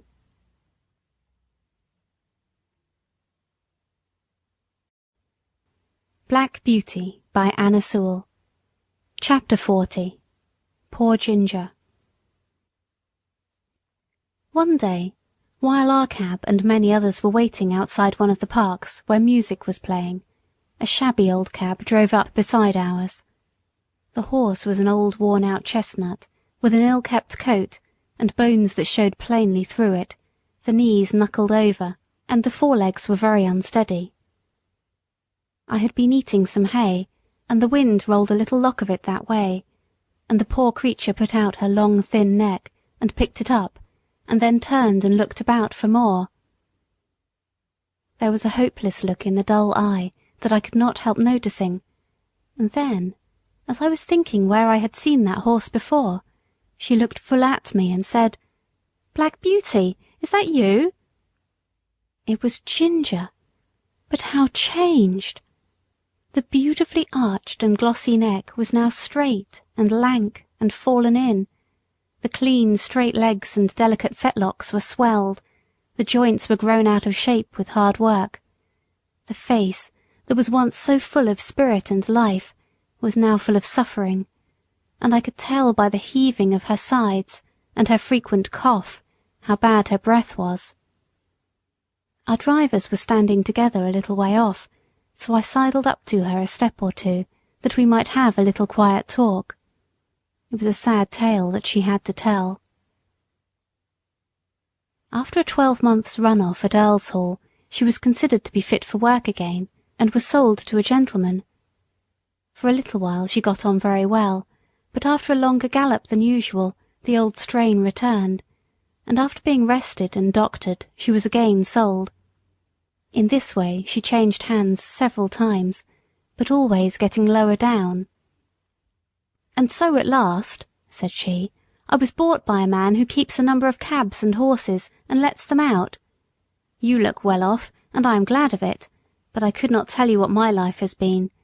When they found out my weakness, they said I was not worth what they gave for me, and that I must go into one of the low cabs and just be used up. That is what they are doing, whipping and working with never one thought of what I suffer. They paid for me, and must get it out of me, they say. The man who hires me now pays a deal of money to the owner every day, and so he has to get it out of me too. And so it's all the week round and round, with never a Sunday rest." I said, "You used to stand up for yourself if you were ill-used." "Ah," she said, "I did once, but it's no use. Men are strongest, and if they are cruel and have no feeling, there is nothing that we can do, but just bear it on and on, to the end. I wish the end was come. I wish I was dead. I have seen dead horses, and I am sure they do not suffer pain. I wish I may drop down dead at my work, and not be sent off to the knackers." I was very much troubled, and I put my nose up to hers, but I could say nothing to comfort her. I think she was pleased to see me, for she said, "You are the only friend I ever had." Just then her driver came up, and with a tug at her mouth backed her out of the line and drove off, leaving me very sad indeed. A short time after this, a cart with a dead horse in it passed our cab-stand. The head hung out of the cart-tail, the lifeless tongue was slowly dropping with blood, and the sunken eyes, but I can't speak of them, the sight was too dreadful. It was a chestnut horse, with a long thin neck. I saw a white streak down the forehead. I believe it was Ginger. I hoped it was, for then her troubles would be over. Oh, if men were more merciful, they would shoot us before we came to such misery. End of chapter 40.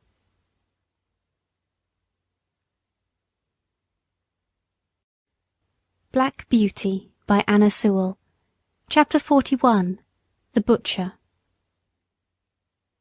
I saw a great deal of trouble among the horses in London, and much of it might have been prevented by a little common sense. We horses do not mind hard work if we are treated reasonably, and I am sure there are many driven by quite poor men, who have a happier life than I had when I used to go in the Countess of 's carriage with my silver-mounted harness and high feeding. It often went to my heart to see how the little ponies were used, straining along with heavy loads or staggering under heavy blows from some low, cruel boy. Once I saw a little grey pony with a thick mane and a pretty head, and so much like Merrylegs that if I had not been in harness I should have neighed to him. He was doing his best to pull a heavy cart, while a strong, rough boy was cutting him under the belly with his whip and chucking cruelly at his little mouth. Could it be Merrylegs? It was just like him, but then Mr. Bloomfield was never to sell him, and I think he would not do it. But this might have been quite as good a little fellow, and had as happy a place when he was young. I often noticed the great speed at which butchers' horses were made to go, though I did not know why it was so, till one day when we had to wait some time in St. John's Wood. There was a butcher's shop next door, and as we were standing, a butcher's cart came dashing up at a great pace. The horse was hot and much exhausted. He hung his head down, while his heaving sides and trembling legs showed how hard he had been driven. The lad jumped out of the cart and was getting the basket, when the master came out of the shop much displeased. After looking at the horse, he turned angrily to the lad. "How many times shall I tell you not to drive in this way? You ruined the last horse and broke his wind, and you are going to ruin this in the same way. If you were not my own son, I would dismiss you on the spot. It is a disgrace to have a horse brought to the shop in a condition like that. You are liable to be taken up by the police for such driving. And if you are, you need not look to me for bail, for I have spoken to you till I'm tired. You must look out for yourself." During this speech the boy had stood by, sullen and dogged. But when his father ceased, he broke out angrily. It wasn't his fault, and he wouldn't take the blame. He was only going by orders all the time. "You always say, 'Now be quick, now look sharp,' and when I go to the houses, one wants a leg of mutton for an early dinner, and I must be back with it in a quarter of an hour. Another cook has forgotten to order the beef. I must go and fetch it and be back in no time, or the mistress will scold. And the housekeeper says they have company coming unexpectedly, and must have some chops sent up directly. And the lady at number 4 in the Crescent never orders her dinner till the meat comes in for lunch, and it's nothing but hurry, hurry all the time. If the gentry would think of what they want, and order their meat the day before, there need not be this blow-up." "I wish to goodness they would," said the butcher. "'Twould save me a wonderful deal of harass, and I could suit my customers much better if I knew beforehand. But there, what's the use of talking? Whoever thinks of a butcher's convenience or a butcher's horse?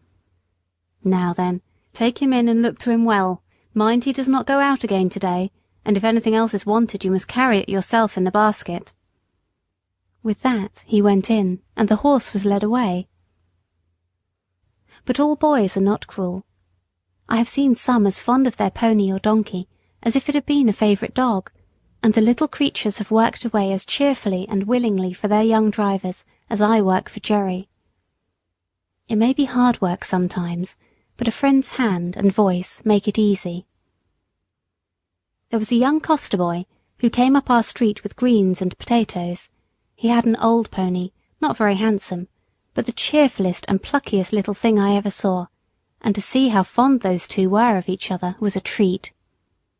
The pony followed his master like a dog, and when he got into his cart, would trot off without a whip or a word, and rattle down the street as merrily as if he had come out of the Queen's stables. Jerry liked the boy, and called him Prince Charlie, for he said he would make a king of drivers some day. There was an old man, too, who used to come up our street with a little coal cart. He wore a coal heaver's hat, and looked rough and black. He and his old horse used to plod together along the street, like two good partners who understood each other. The horse would stop of his own accord at the doors where they took coal of him. He used to keep one ear bent towards his master. The old man's cry could be heard up the street long before he came near. I never knew what he said, but the children called him Old Bar-ah-ah-hoo, for it sounded like that. Polly took her coal of him, and was very friendly, and Jerry said it was a comfort to think how happy an old horse might be in a poor place. End of chapter 41.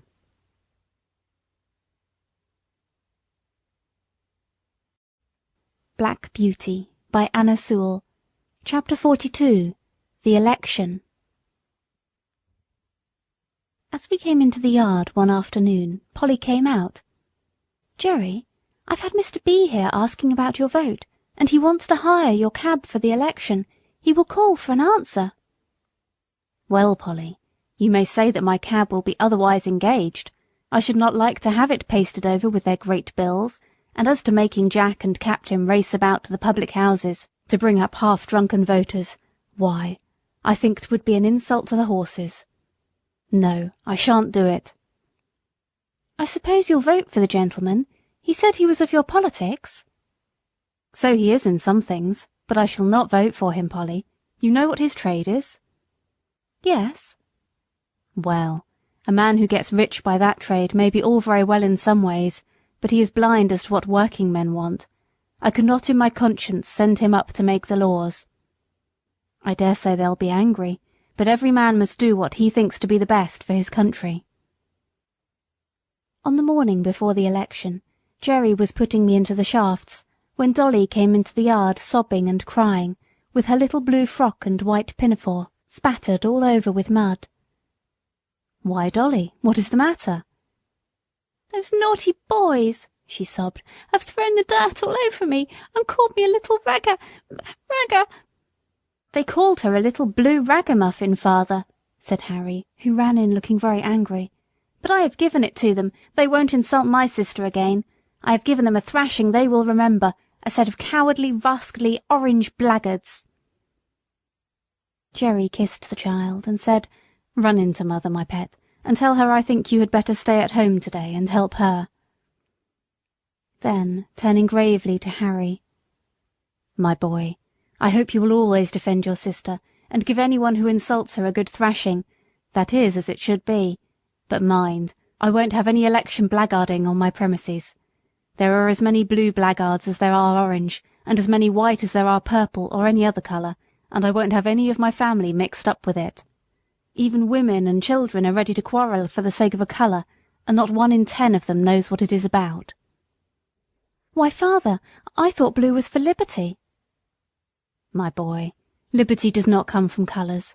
They only show party, and all the liberty you can get out of them is liberty to get drunk at other people's expense, liberty to ride to the poll in a dirty old cab, liberty to abuse anyone that does not wear your colour, and to shout yourself hoarse at what you only half understand. That's your liberty." "Oh, father, you are laughing." "No, Harry, I am serious, and I am ashamed to see how men go on who ought to know better. An election is a very serious thing, at least it ought to be, and every man ought to vote according to his conscience, and let his neighbour do the same." End of chapter 42.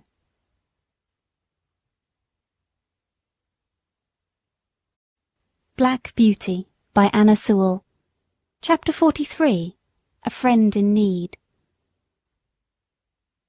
The election day came at last. There was no lack of work for Jerry and me. First came a stout, puffy gentleman with a carpet bag. He wanted to go to the Bishopsgate station. Then we were called by a party who wished to be taken to the Regent's Park. And next we were wanted in a side street, where a timid, anxious old lady was waiting to be taken to the bank. There we had to stop to take her back again, and just as we had set her down, a red-faced gentleman with a handful of papers came running up out of breath, and before Jerry could get down he had opened the door, popped himself in, and called out, "Bow Street Police Station, quick!" So off we went with him, and when, after another turn or two, we came back, there was no other cab on the stand. Jerry put on my nose-bag, for, as he said, "We must eat when we can on such days as these, so munch away, Jack, and make the best of your time, old boy." I found I had a good feed of crushed oats, wetted up with a little bran. This would be a treat any day, but very refreshing then. Jerry was so thoughtful and kind. What horse would not do his best for such a master? Then he took out one of Polly's meat pies, and standing near me, he began to eat it. The streets were very full, and the cabs, with the candidates' colours on them, were dashing about through the crowd as if life and limb were of no consequence, We saw 2 people knocked down that day, and one was a woman. The horses were having a bad time of it, poor things, but the voters inside thought nothing of that.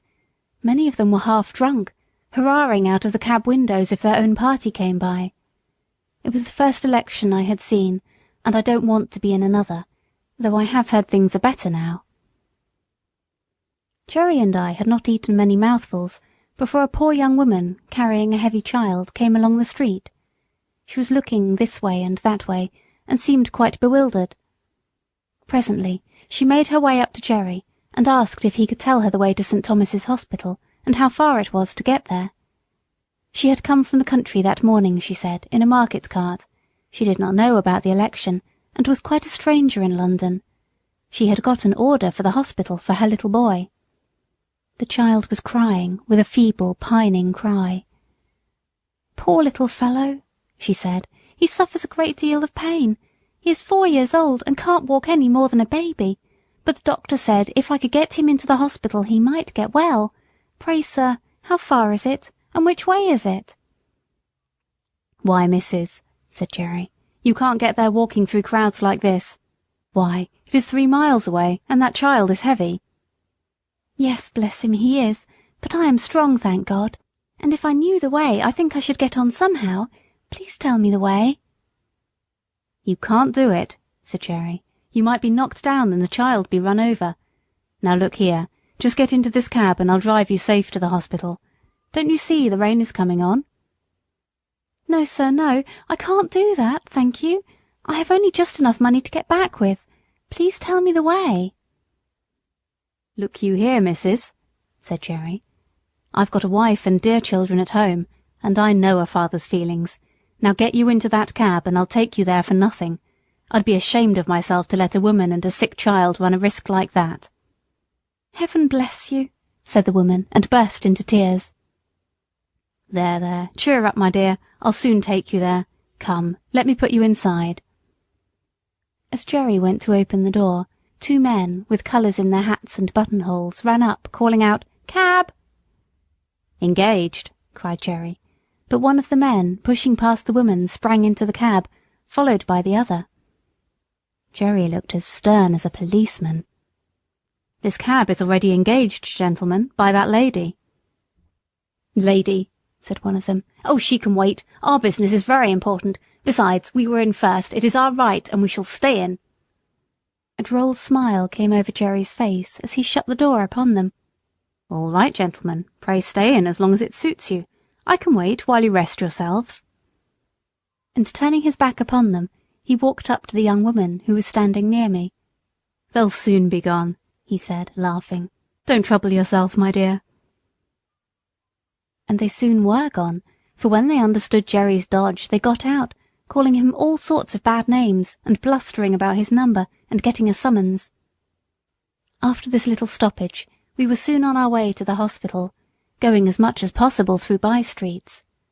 Jerry rung the great bell and helped the young woman out. "Thank you 1,000 times," she said. "I could never have got here alone." "You're kindly welcome, and I hope the dear child will soon be better." He watched her go in at the door, and gently he said to himself, "Inasmuch as ye have done it to one of the least of these." Then he patted my neck, which was always his way when anything pleased him. The rain was now coming down fast, and just as we were leaving the hospital the door opened again, and the porter called out, "Cab!" We stopped, and a lady came down the steps. Jerry seemed to know her at once. She put back her veil and said, "Barker? Jeremiah Barker? Is it you? I am very glad to find you here. You are just the friend I want, for it is very difficult to get a cab in this part of London today." "I shall be proud to serve you, ma'am. I am right glad I happened to be here. Where may I take you to, ma'am?" "To the Paddington Station, and then, if we are in good time, as I think we shall be, you shall tell me all about Mary and the children." We got to the station in good time, and being under shelter the lady stood a good while talking to Jerry. I found she had been Polly's mistress, and after many inquiries about her, she said, "How do you find the cab work suit you in winter? I know Mary was rather anxious about you last year." "Yes, ma'am, she was. I had a bad cough, that followed me quite up into the warm weather, and when I am kept out late she does worry herself a good deal. You see, ma'am, it is all hours and all weathers, and that does try a man's constitution, but I am getting on pretty well, and I should feel quite lost if I had not horses to look after. I was brought up to it, and I am afraid I should not do so well at anything else." "Well, Barker," she said, "it would be a great pity that you should seriously risk your health in this work, not only for your own, but for Mary's and the children's sake. There are many places where good drivers or good grooms are wanted, and if ever you think you ought to give up this cab work, let me know." Then, sending some kind messages to Mary, she put something into his hand, saying, "There is 5 shillings each for the 2 children. Mary will know how to spend it." Jerry thanked her, and seemed much pleased, and turning out of the station we at last reached home, and I, at least, was tired. End of chapter 43.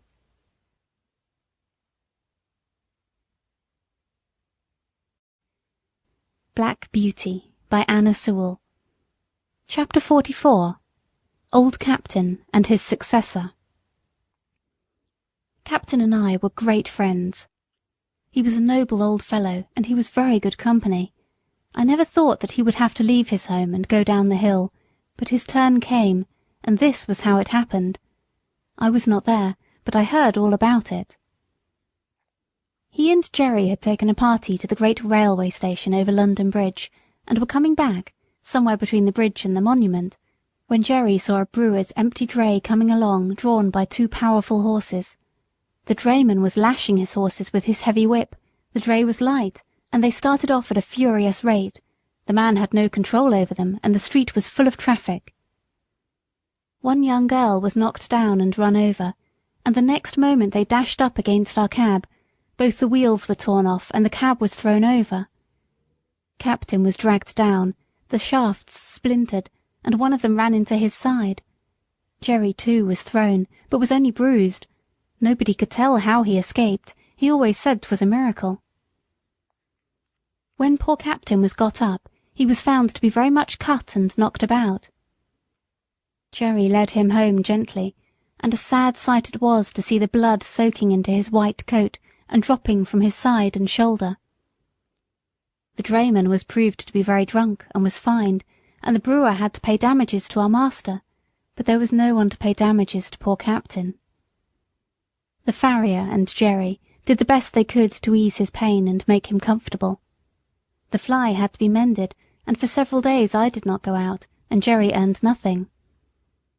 The first time we went to the stand after the accident, the governor came up to hear how Captain was.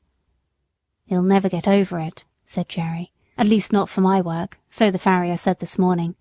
He says he may do for carting and that sort of work. It has put me out very much. Carting, indeed! I've seen what horses come to at that work around London. I only wish all the drunkards could be put in a lunatic asylum instead of being allowed to run foul of sober people. If they would break their own bones, and smash their own carts, and lame their own horses, that would be their own affair, and we might let them alone. But it seems to me that the innocent always suffer, and then they talk about compensation. You can't make compensation. There's all the trouble, and vexation, and loss of time, besides losing a good horse that's like an old friend. It's nonsense talking of compensation. If there's one devil that I should like to see in the bottomless pit more than another, it's the drink devil." "I say, Jerry," said the governor, "you were treading pretty hard on my toes, you know. I'm not so good as you are, more shame to me. I wish I was." "Well," said Jerry, "why don't you cut with it, governor? You are too good a man to be the slave of such a thing." "I'm a great fool, Jerry, but I tried once for 2 days, and I thought I should have died. How did you do?"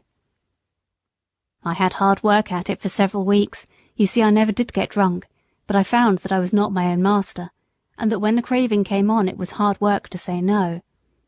I saw that one of us must knock under, the drink devil or Jerry Barker, and I said that it should not be Jerry Barker, God helping me. But it was a struggle, and I wanted all the help I could get, for till I tried to break the habit I did not know how strong it was. But then Polly took such pains that I should have good food, and when the craving came on I used to get a cup of coffee, or some peppermint, or read a bit in my book, and that was a help to me. Sometimes I had to say over and over to myself, "Give up the drink or lose your soul. Give up the drink or break Polly's heart." But thanks be to God, and my dear wife, my chains were broken, and now for 10 years I have not tasted a drop, and never wish for it. "I've a great mind to try at it," said Grant, "for 'tis a poor thing not to be one's own master." "Do, governor, do. You'll never repent it. And what a help it would be to some of the poor fellows in our rank if they saw you do without it. I know there's 2 or 3 would like to keep out of that tavern if they could." At first Captain seemed to do well, but he was a very old horse, and it was only his wonderful constitution, and Jerry's care, that had kept him up at the cab work so long. Now he broke down very much. The farrier said he might mend up enough to sell for a few pounds, but Jerry said no, a few pounds got by selling a good old servant into hard work and misery would canker all the rest of his money, and he thought the kindest thing he could do for the fine old fellow would be to put a sure bullet through his head, and then he would never suffer more, for he did not know where to find a kind master for the rest of his days. The day after this was decided, Harry took me to the forge for some new shoes. When I returned, Captain was gone. I and the family all felt it very much. Jerry had now to look out for another horse, and he soon heard of one through an acquaintance who was undergroom in a nobleman's stables. He was a valuable young horse, but he had run away, smashed into another carriage, flung his lordship out, and so cut and blemished himself that he was no longer fit for a gentleman's stables, and the coachman had orders to look round and sell him as well as he could. "I can do with high spirits," said Jerry, "if a horse is not vicious or hard-mouthed." "There is not a bit of vice in him," said the man. "His mouth is very tender, and I think myself that was the cause of the accident. You see, he had just been clipped, and the weather was bad, and he had not had exercise enough, and when he did go out, he was as full of spring as a balloon. Our governor, the coachman I mean, had him harnessed in as tight and strong as he could, with the martingale and the check rein, a very sharp curb, and the reins put in at the bottom bar. It is my belief that it made the horse mad, being tender in the mouth and so full of spirit." "Likely enough. I'll come and see him," said Jerry. The next day Hotspur, that was his name, came home. He was a fine brown horse, without a white hair in him, as tall as Captain, with a very handsome head, and only 5 years old. I gave him a friendly greeting by way of good fellowship, but did not ask him any questions. The first night he was very restless. Instead of lying down, he kept jerking his halter rope up and down through the ring and knocking the block about against the manger till I could not sleep. However, the next day, after 5 or 6 hours in the cab, he came in quiet and sensible. Jerry patted and talked to him a good deal, and very soon they understood each other, and Jerry said that with an easy bit and plenty of work he would be as gentle as a lamb, and that it was an ill wind that blew nobody good, for if his lordship had lost 100-guinea favourite, the cabman had gained a good horse with all his strength in him. Hotspur thought it a great come-down to be a cab-horse, and was disgusted at standing in the rank, but he confessed to me at the end of the week that an easy mouth and a free head made up for a great deal, and, after all, the work was not so degrading as having one's head and tail fastened to each other at the saddle. In fact, he settled in well, and Jerry liked him very much. End of chapter 44.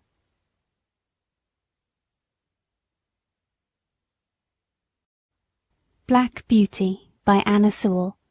Chapter 45. Jerry's New Year. For some people, Christmas and the New Year are very merry times, but for cabmen and cabmen's horses it is no holiday, though it may be a harvest. There are so many parties, balls, and places of amusement open that the work is hard and often late. Sometimes driver and horse have to wait for hours in the rain or frost, shivering with the cold, while the merry people within are dancing away to the music. I wonder if the beautiful ladies ever think of the weary cabman waiting on his box, and his patient beast standing till his legs get stiff with cold. I had now most of the evening work, as I was well accustomed to standing, and Jerry was also more afraid of Hotspur taking cold. We had a great deal of late work in the Christmas week, and Jerry's cough was bad, but however late we were, Polly sat up for him, and came out with a lantern to meet him, looking anxious and troubled. On the evening of the New Year, we had to take 2 gentlemen to a house in one of the West End squares. We set them down at 9 o'clock, and were told to come again at 11. But, said one, as it is a card party, you may have to wait a few minutes, but don't be late. As the clock struck 11, we were at the door, for Jerry was always punctual. The clock chimed the quarters, 1, 2, 3, and then struck 12, but the door did not open. The wind had been very changeable, with squalls of wind during the day, but now it came on sharp, driving sleet, which seemed to come all the way round. It was very cold, and there was no shelter. Jerry got off his box and came and pulled one of my cloths a little more over my neck. Then he took a turn or 2 up and down, stamping his feet. Then he began to beat his arms, but that set him off coughing, so he opened the cab door, and sat at the bottom with his feet on the pavement, and was a little sheltered. Still the clock chimed the quarters, and no one came. At 12:30 he rang the bell, and asked the servant if he would be wanted that night. "Oh yes, you'll be wanted safe enough," said the man. "You must not go, it will soon be over." And again Jerry sat down, but his voice was so hoarse I could hardly hear him. At 1:15 the door opened, and the 2 gentlemen came out. They got into the cab without a word, and told Jerry where to drive. That was nearly 2 miles. My legs were numb with cold, and I thought I should have stumbled. When the men got out, they never said they were sorry to have kept us waiting so long, but were angry at the charge. However, as Jerry never charged more than was his due, so he never took less, and they had to pay for the 2 hours and a quarter waiting, but it was hard-earned money to Jerry. At last we got home. He could hardly speak, and his cough was dreadful. Polly asked no questions, but opened the door and held the lantern for him. "Can't I do something?" she said. "Yes, get Jack something warm, and then boil me some gruel." This was said in a hoarse whisper. He could hardly get his breath, but he gave me a rub-down as usual, and even went up into the hayloft for an extra bundle of straw for my bed. Polly brought me a warm mash that made me comfortable, and then they locked the door. It was late the next morning before anyone came, and then it was only Harry. He cleaned us and fed us and swept out the stalls, then he put the straw back again as if it was Sunday. He was very still, and neither whistled nor sang. At noon he came again and gave us our food and water. This time Dolly came with him. She was crying, and I could gather from what they said that Jerry was dangerously ill, and the doctor said it was a bad case. So 2 days passed, and there was great trouble indoors. We only saw Harry, and sometimes Dolly. I think she came for company, for Polly was always with Jerry, and he had to be kept very quiet. On the 3rd day, while Harry was in the stable, a tap came at the door, and Governor Grant came in. "I wouldn't go to the house, my boy," he said, "but I want to know how your father is."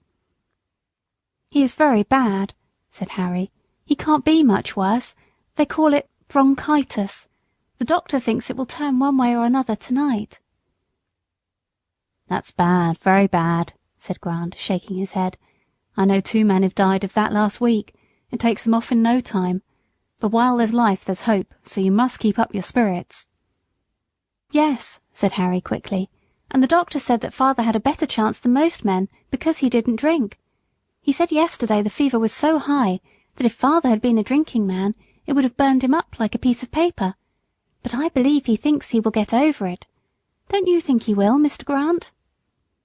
The governor looked puzzled. "If there's any rule that good men should get over these things, I'm sure he will, my boy. He's the best man I know. I'll look in early tomorrow." Early next morning he was there. "Well?" said he. "Father is better," said Harry. "Mother hopes he will get over it." "Thank God," said the governor. "And now you must keep him warm and keep his mind easy, and that brings me to the horses. You see, Jack will be all the better for the rest of a week or 2 in a warm stable, and you can easily take him a turn up and down the street to stretch his legs.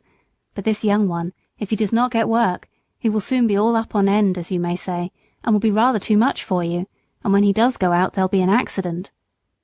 "It is like that now," said Harry. "I have kept him short of corn, but he's so full of spirit I don't know what to do with him." "Just so," said Grant. "Now look here, will you tell your mother that if she is agreeable I will come for him every day till something is arranged, and take him for a good spell of work, and whatever he earns I'll bring your mother half of it, and that will help with the horses' feed. Your father is in a good club, I know, but that won't keep the horses, and they'll be eating their heads off all this time. I'll come at noon and hear what she says." And without waiting for Harry's thanks, he was gone. At noon I think he went and saw Polly, for he and Harry came to the stable together, harnessed Hotspur, and took him out. For a week or more he came for Hotspur, and when Harry thanked him or said anything about his kindness, he laughed it off, saying it was all good luck for him, for his horses were wanting a little rest which they would not have otherwise had. Jerry grew better steadily, but the doctor said he must never go back to the cab work again if he wished to be an old man. The children had many consultations together about what father and mother would do, and how they could help to earn money. One afternoon Hotspur was brought in very wet and dirty. "The streets are nothing but slush," said the governor. "It will give you a good warming, my boy, to get him clean and dry." "All right, governor," said Harry. "I shall not leave him till he is. You know I have been trained by my father." "I wish all the boys had been trained like you," said the governor.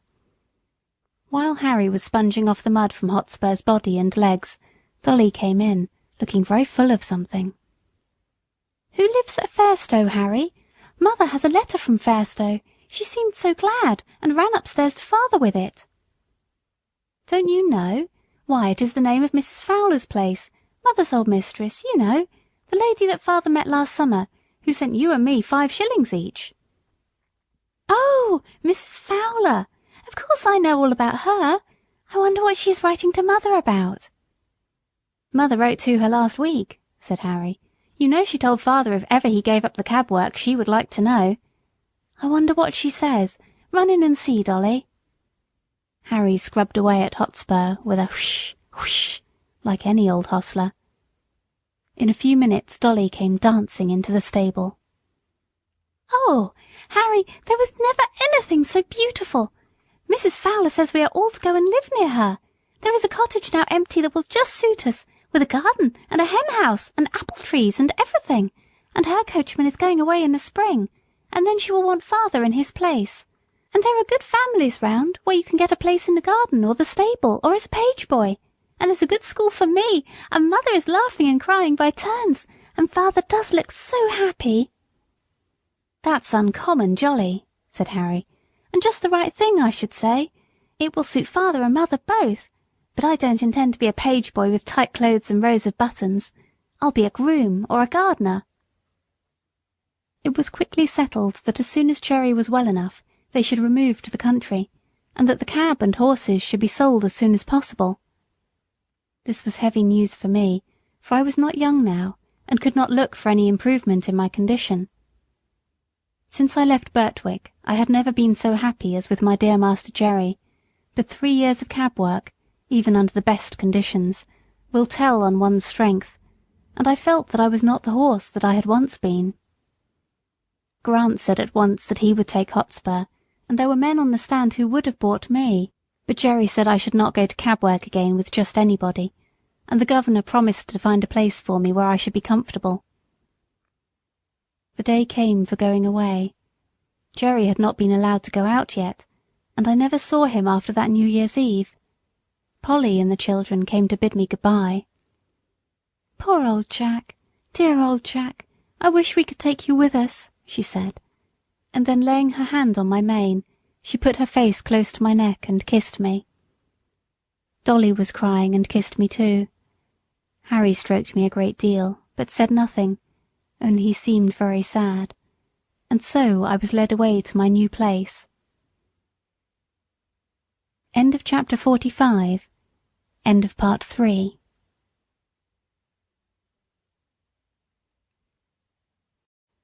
Black Beauty by Anna Sewell. Part 4. Chapter 46. Jakes and the Lady. I was sold to a corn dealer and baker, whom Jerry knew, and with him he thought I should have good food and fair work. In the first he was quite right, and if my master had always been on the premises, I do not think I should have been overloaded, but there was a foreman who was always hurrying and driving everyone, and frequently, when I had quite a full load, he would order something else to be taken on. My carter, whose name was Jakes, often said it was more than I ought to take, but the other always overruled him. 'Twas no use going twice when once would do, and he chose to get business forward. Jakes, like the other carters, always had the check rein up, which prevented me from drawing easily, and by the time I had been there 3 or 4 months, I found the work telling very much on my strength. One day I was loaded more than usual, and part of the road was a steep uphill. I used all my strength, but I could not get on, and was obliged continually to stop. This did not please my driver, and he laid his whip on badly. "Get on, you lazy fellow," he said, "or I'll make you." Again I started the heavy load, and struggled on a few yards. Again the whip came down, and again I struggled forward. The pain of that great cart whip was sharp, but my mind was hurt quite as much as my poor sides. To be punished and abused when I was doing my very best was so hard it took the heart out of me. A third time he was flogging me cruelly, when a lady stepped quickly up to him and said in a sweet, earnest voice, "Oh, pray do not whip your good horse any more. I am sure he is doing all he can, and the road is very steep. I am sure he is doing his best." "If doing his best won't get this load up, he must do something more than his best. That's all I know, ma'am," said Jakes. "But is it not a heavy load?" she said. Yes, too heavy," he said, "but that's not my fault. The foreman came just as we were starting, and would have 300 weight more put on to save him trouble, and I must get on with it as well as I can." He was raising the whip again when the lady said, "Pray stop. I think I can help you if you will let me." The man laughed. "You see," she said, "you do not give him a fair chance. He cannot use all his power with his head held back as it is with that check rein. If you would take it off, I am sure he would do better. Do try it," she said persuasively. "I should be very glad if you would." "Well, well," said Jakes with a short laugh. "Anything to please a lady, of course. How far would you wish it down, ma'am?" "Quite down. Give him his head altogether." The rein was taken off, and in a moment I put my head down to my very knees. What a comfort it was! Then I tossed it up and down several times to get the aching stiffness out of my neck.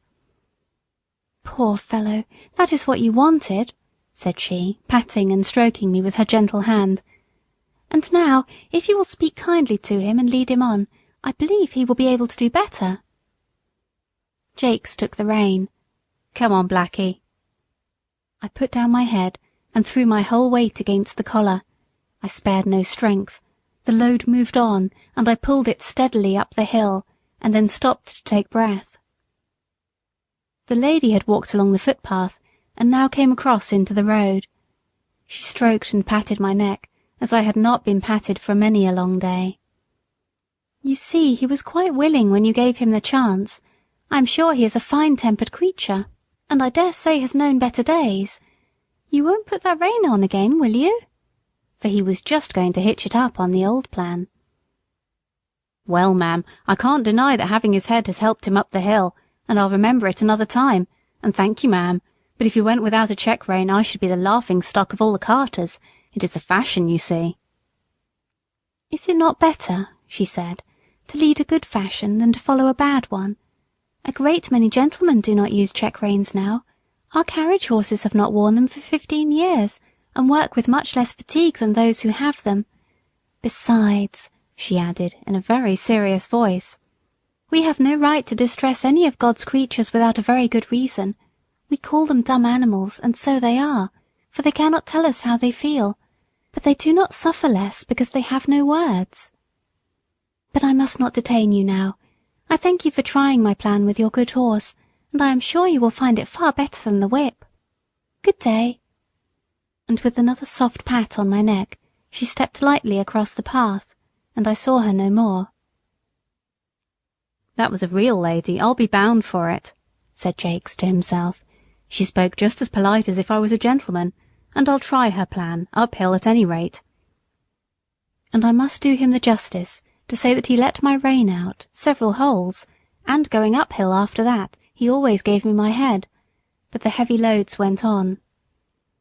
Good feed and fair rest will keep up one's strength under full work, but no horse can stand against overloading, and I was getting so thoroughly pulled down from this cause that a younger horse was bought in my place. I may as well mention here what I suffered at this time from another cause. I had heard horses speak of it, but had never myself had experience of the evil. This was a badly lighted stable. There was only one very small window at the end, and the consequence was that the stalls were almost dark.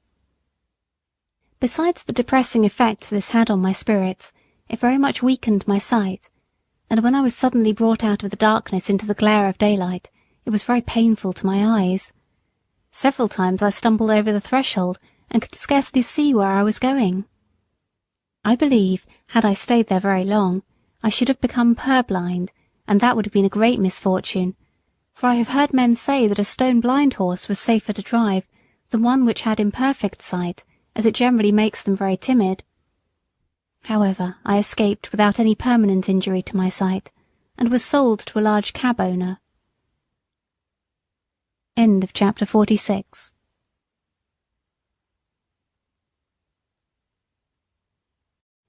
Black Beauty by Anna Sewell.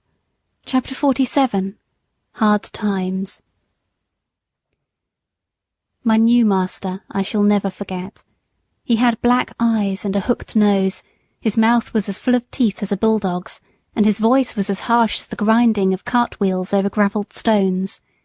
His name was Nicholas Skinner, and I believe he was the man that poor seedy Sam drove for. I have heard men say that seeing is believing, but I should say that feeling is believing. For as much as I had seen before, I never knew till now the utter misery of a cab horse's life.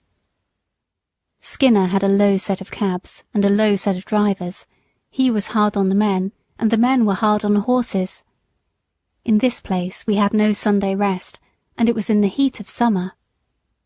Sometimes, on a Sunday morning, a party of fast men would hire the cab for the day, 4 of them inside and another with the driver, and I had to take them 10 or 15 miles out into the country and back again. Never would any of them get down to walk up a hill, let it be ever so steep, or the day ever so hot, unless, indeed, when the driver was afraid I should not manage it. And sometimes I was so fevered and worn that I could hardly touch my food. How I used to long for the nice bran mash with nitre in it, that Jerry used to give us on Saturday nights in hot weather, that used to cool us down and make us so comfortable. Then we had 2 nights and a whole day for unbroken rest, and on Monday morning we were as fresh as young horses again. But here there was no rest, and my driver was just as hard as his master. He had a cruel whip with something so sharp at the end that it sometimes drew blood, and he would even whip me under the belly and flip the lash out at my head. Indignities like these took the heart out of me terribly, but still I did my best and never hung back, for, as poor Ginger said, it was no use, men are the strongest. My life was now so utterly wretched that I wished I might, like Ginger, drop down dead at my work and be out of my misery. And one day my wish very nearly came to pass. I went on the stand at 8 in the morning, and had done a good share of work, when we had to take a fare to the railway. A long train was just expected in, so my driver pulled up at the back of some of the outside cabs to take the chance of a return fare. It was a very heavy train, and as all the cabs were soon engaged, ours was called for. There was a party of 4, a noisy, blustering man with a lady, a little boy and a young girl, and a great deal of luggage. The lady and the boy got into the cab, and while the man ordered about the luggage, the young girl came and looked at me. "Papa," she said, "I am sure this poor horse cannot take us and all our luggage so far. He is so very weak and worn up. Do look at him." "Oh, he's all right, miss," said my driver. "He's strong enough." The porter, who was pulling about some heavy boxes, suggested to the gentleman, as there was so much luggage, whether he would not take a second cab. "Can your horse do it, or can't he?" said the blustering man. "Oh, he can do it all right, sir. Send up the boxes, porter. He could take more than that." And he helped to haul up a box so heavy that I could feel the springs go down. "Papa, Papa, do take a second cab," said the young girl in a beseeching tone. "I am sure we are wrong. I am sure it is very cruel." "Nonsense, Grace. Get in at once, and don't make all this fuss. A pretty thing it would be if a man of business had to examine every cab horse before he hired it. The man knows his own business, of course. There, get in and hold your tongue." My gentle friend had to obey, and box after box was dragged up and lodged on top of the cab, or settled by the side of the driver. At last all was ready, and with his usual jerk at the rein and slash of the whip, he drove me out of the station. The load was very heavy, and I had had neither food nor rest since morning, but I did my best, as I always had done, in spite of cruelty and injustice. I got along fairly till we came to Ludgate Hill, but there the heavy load and my own exhaustion were too much. I was struggling to keep on, goaded by constant chucks of the rein and use of the whip, when in a single moment, I cannot tell how, my feet slipped from under me, and I fell heavily to the ground on my side. The suddenness and the force with which I fell seemed to beat all the breath out of my body. I lay perfectly still. Indeed, I had no power to move, and I thought now I was going to die. I heard a sort of confusion round me, loud, angry voices, and the getting down of the luggage, but it was all like a dream. I thought I heard that sweet, pitiful voice saying, "Oh, that poor horse, it is all our fault." Someone came and loosened the throat strap of my bridle, and undid the traces which kept the collar so tight upon me. Someone said, "He's dead, he'll never get up again." Then I could hear a policeman giving orders, but I did not even open my eyes. I could only draw a gasping breath now and then. Some cold water was thrown over my head, and some cordial was poured into my mouth, and something was covered over me. I cannot tell how long I lay there, but I found my life coming back, and a kind-voiced man was patting me and encouraging me to rise.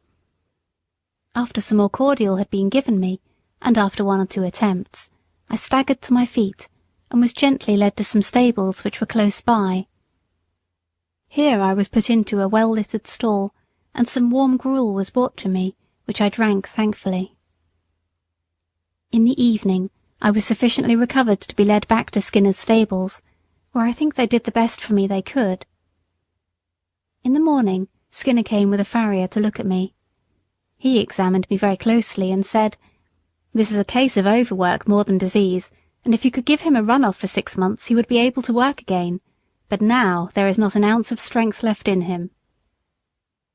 "Then he must just go to the dogs," said Skinner. "I have no meadows to nurse sick horses in. He might get well or he might not. That sort of thing doesn't suit my business. My plan is to work 'em as long as they'll go, and then sell 'em for what they'll fetch, at the knackers or elsewhere." "If he was broken-winded," said the farrier, "you had better have killed him out of hand, but he is not. There is a sale of horses coming off in about 10 days. If you rest him and feed him up, he may pick up, and you may get more than his skin is worth at any rate." Upon this advice, Skinner, rather unwillingly I think, gave orders that I should be well fed and cared for, and the stableman, happily for me, carried out the orders with a much better will than his master had in giving them.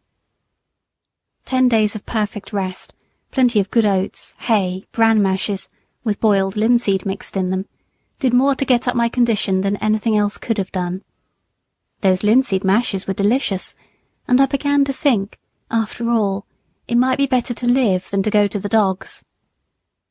When the 12th day after the accident came, I was taken to the sale, a few miles out of London. I felt that any change from my present place must be an improvement, so I held up my head and hoped for the best. End of Chapter 47.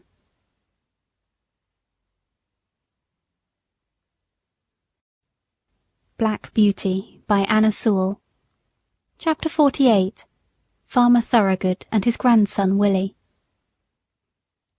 At this sale, of course, I found myself in company with the old broken-down horses, some lame, some broken-winded, some old, and some that I am sure it would have been merciful to shoot. The buyers, and sellers too, many of them, looked not much better off than the poor beasts they were bargaining about. There were poor old men trying to get a horse or a pony for a few pounds that might drag about some little wood or coal cart. There were poor men trying to sell a worn-out beast for 2 or 3 pounds, rather than have the greater loss of killing him. Some of them looked as if poverty and hard times had hardened them all over, but there were others that I would have willingly used the last of my strength in serving, poor and shabby, but kind and human, with voices that I could trust. There was one tottering old man who took a great fancy to me, and I to him, but I was not strong enough. It was an anxious time. Coming from the better part of the fair, I noticed a man who looked like a gentleman farmer, with a young boy by his side. He had a broad back and round shoulders, a kind ruddy face, and he wore a broad-brimmed hat. When he came up to me and my companions, he stood still and gave a pitiful look round upon us. I saw his eye rest on me. I still had a good mane and tail, which did something for my appearance. I pricked my ears and looked at him. "There's a horse, Willie, that has known better days." "Poor old fellow," said the boy.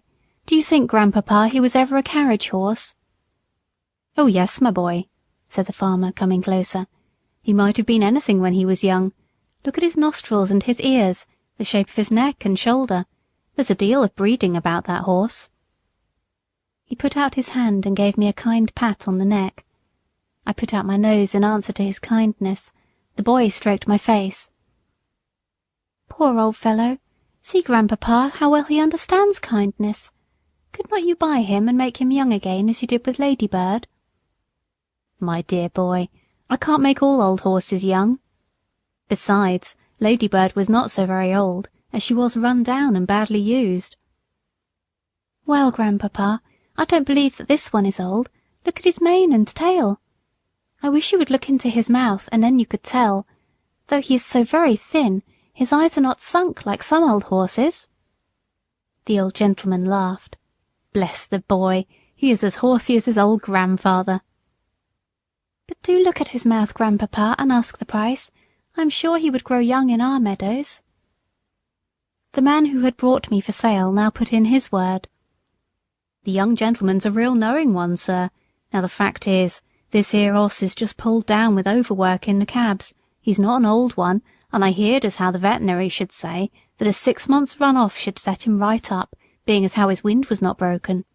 I've had the tending of him these 10 days past, and a gratefuller, pleasanter animal I never met with, and 'twould be worth a gentleman's while to give a £5 note for him, and let him have a chance. I'll be bound he'd be worth £20 next spring." The old gentleman laughed, and the little boy looked up eagerly. "Oh, Grandpapa, did you not say the colt sold for £5 more than you expected? You would not be poorer if you did buy this one." The farmer slowly felt my legs, which were much swelled and strained. Then he looked at my mouth. 13 or 14, I should say. Just trot him out, will you?" I arched my poor thin neck, raised my tail a little, and threw out my legs as well as I could, for they were very stiff. "What is the lowest you will take for him?" said the farmer as I came back. £5, sir. That was the lowest price my master set." "'Tis a speculation," said the old gentleman, shaking his head, but at the same time slowly drawing out his purse. "Quite a speculation. Have you any more business here?" he said, counting the sovereigns into his hand. "No, sir. I can take him for you to the inn if you please." "Do so. I am now going there." They walked forward, and I was led behind. The boy could hardly control his delight, and the old gentleman seemed to enjoy his pleasure. I had a good feed at the inn, and was then gently ridden home by a servant of my new master's, and turned into a large meadow with a shed in one corner of it. Mr. Thorogood, for that was the name of my benefactor, gave orders that I should have hay and oats every night and morning, and the run of the meadow during the day, and "You, Willie," said he, "must take the oversight of him. I give him in charge to you." The boy was proud of his charge, and undertook it in all seriousness. There was not a day when he did not pay me a visit, sometimes picking me out from among the other horses and giving me a bit of carrot, or something good, or sometimes standing by me while I ate my oats. He always came with kind words and caresses, and of course I grew very fond of him. He called me Old Crony, as I used to come to him in the field and follow him about. Sometimes he brought his grandfather, who always looked closely at my legs.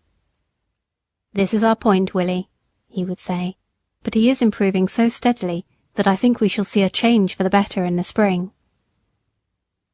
The perfect rest, the good food, the soft turf, and gentle exercise soon began to tell on my condition and my spirits. I had a good constitution from my mother, and I was never strained when I was young, so that I had a better chance than many horses who have been worked before they came to their full strength. During the winter my legs improved so much that I began to feel quite young again. The spring came round, and one day in March Mr. Thorogood determined that he would try me in the phaeton. I was well pleased, and he and Willie drove me a few miles. My legs were not stiff now, and I did the work with perfect ease. "He's growing young, Willie. We must give him a little gentle work now, and by midsummer he will be as good as Ladybird. He has a beautiful mouth and good paces. They can't be better." "Oh, Grandpapa, how glad I am you brought him." "So am I, my boy, but he has to thank you more than me. We must now be looking out for a quiet, genteel place for him, where he will be valued." End of chapter 48.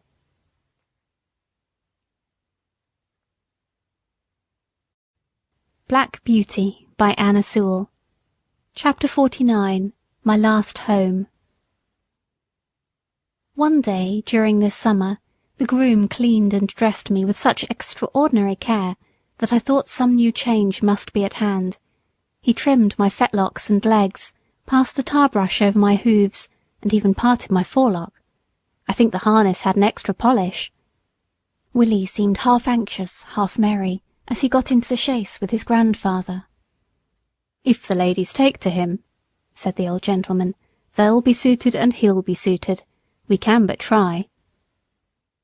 At the distance of a mile or two from the village, we came to a pretty low house, with a lawn and shrubbery at the front, and a drive up to the door. Willie rang the bell, and asked if Miss Bloomfield or Miss Ellen was at home. Yes, they were. So, while Willie stayed with me, Mr. Thorogood went into the house. In about 10 minutes he returned, followed by 3 ladies. One tall, pale lady, wrapped in a white shawl, leaned on a younger lady, with dark eyes and a merry face. The other, a very stately-looking person, was Mrs. Bloomfield. They all came and looked at me and asked questions. The younger lady, that was Miss Ellen, took to me very much. She said she was sure she should like me, I had such a good face. The tall, pale lady said that she should always be nervous in riding behind a horse that had once been down, as I might come down again, and if I did, she should never get over the fright. "You see, ladies," said Mr. Thorogood, "many first-rate horses have had their knees broken through the carelessness of their drivers, without any fault of their own, and from what I see of this horse I should say that is his case, but of course I do not wish to influence you. If you incline, you can have him on trial, and then your coachman will see what he thinks of him." "You have always been such a good adviser to us about our horses," said the stately lady, "that your recommendation would go a long way with me, and if my sister Lavinia sees no objection, we will accept your offer of a trial with thanks." It was then arranged that I should be sent for the next day. In the morning, a smart-looking young man came for me. At first he looked pleased, but when he saw my knees he said in a disappointed voice, "I didn't think, sir, you would have recommended my ladies a blemished horse like that." "Handsome is that handsome does," said my master. "You are only taking him on trial, and I am sure you will do fairly by him, young man. If he is not as safe as any horse you ever drove, send him back." I was led to my new home, placed in a comfortable stable, fed and left to myself. The next day, when the groom was cleaning my face, he said, "That is just like the star that Black Beauty had. He is much the same height, too. I wonder where he is now." A little further on he came to the place in my neck where I was bled, and where a little knot was left in the skin. He almost started, and began to look me over carefully, talking to himself.